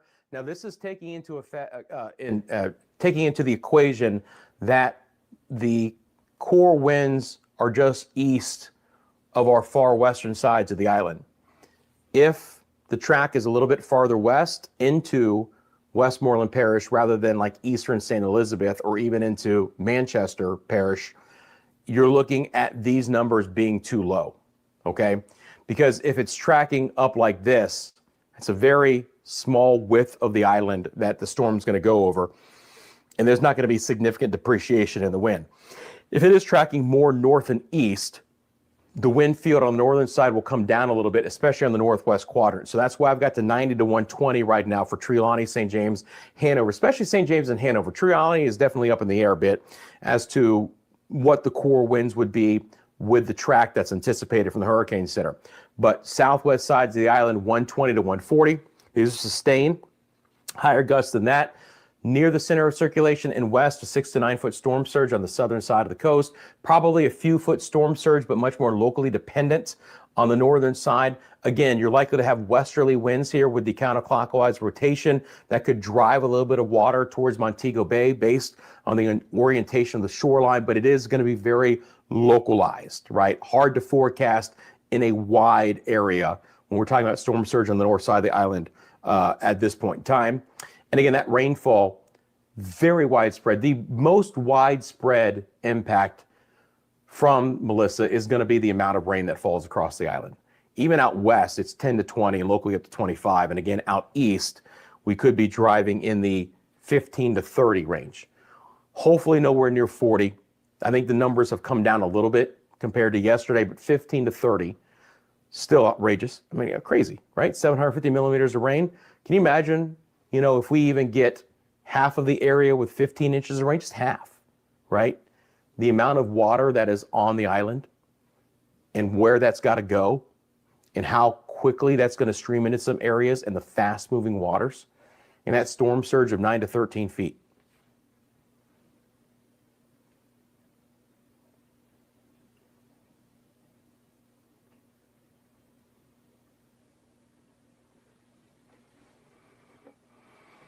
So again, based on the timing, you know, we're having to basically take what we looked at from the 5 o'clock advisory from the Hurricane Center and kind of throw it out the window as far as timing goes, right? Because the storm hasn't moved, okay? Timing right now, look, everything is still a little bit up in the air, right? You know, we'll see if this little bobble north is going to continue over the next hour, but because the storm has moved slower, the timing is now backed up. So it's more deeper into Tuesday than anything. We're still baking into the equation that we're going to have a little bit quicker forward speed overnight and then throughout the day Tuesday, which gets you to the island during the daylight hours. Obviously, if it's slower for any reason, right, we continue to back up that potential time frame. So you know, again, unfortunately, this is agonizingly slow at this point in time, right? But still, based on what we're seeing, it's more of a timing thing than a if it's going to happen situation. And again, the new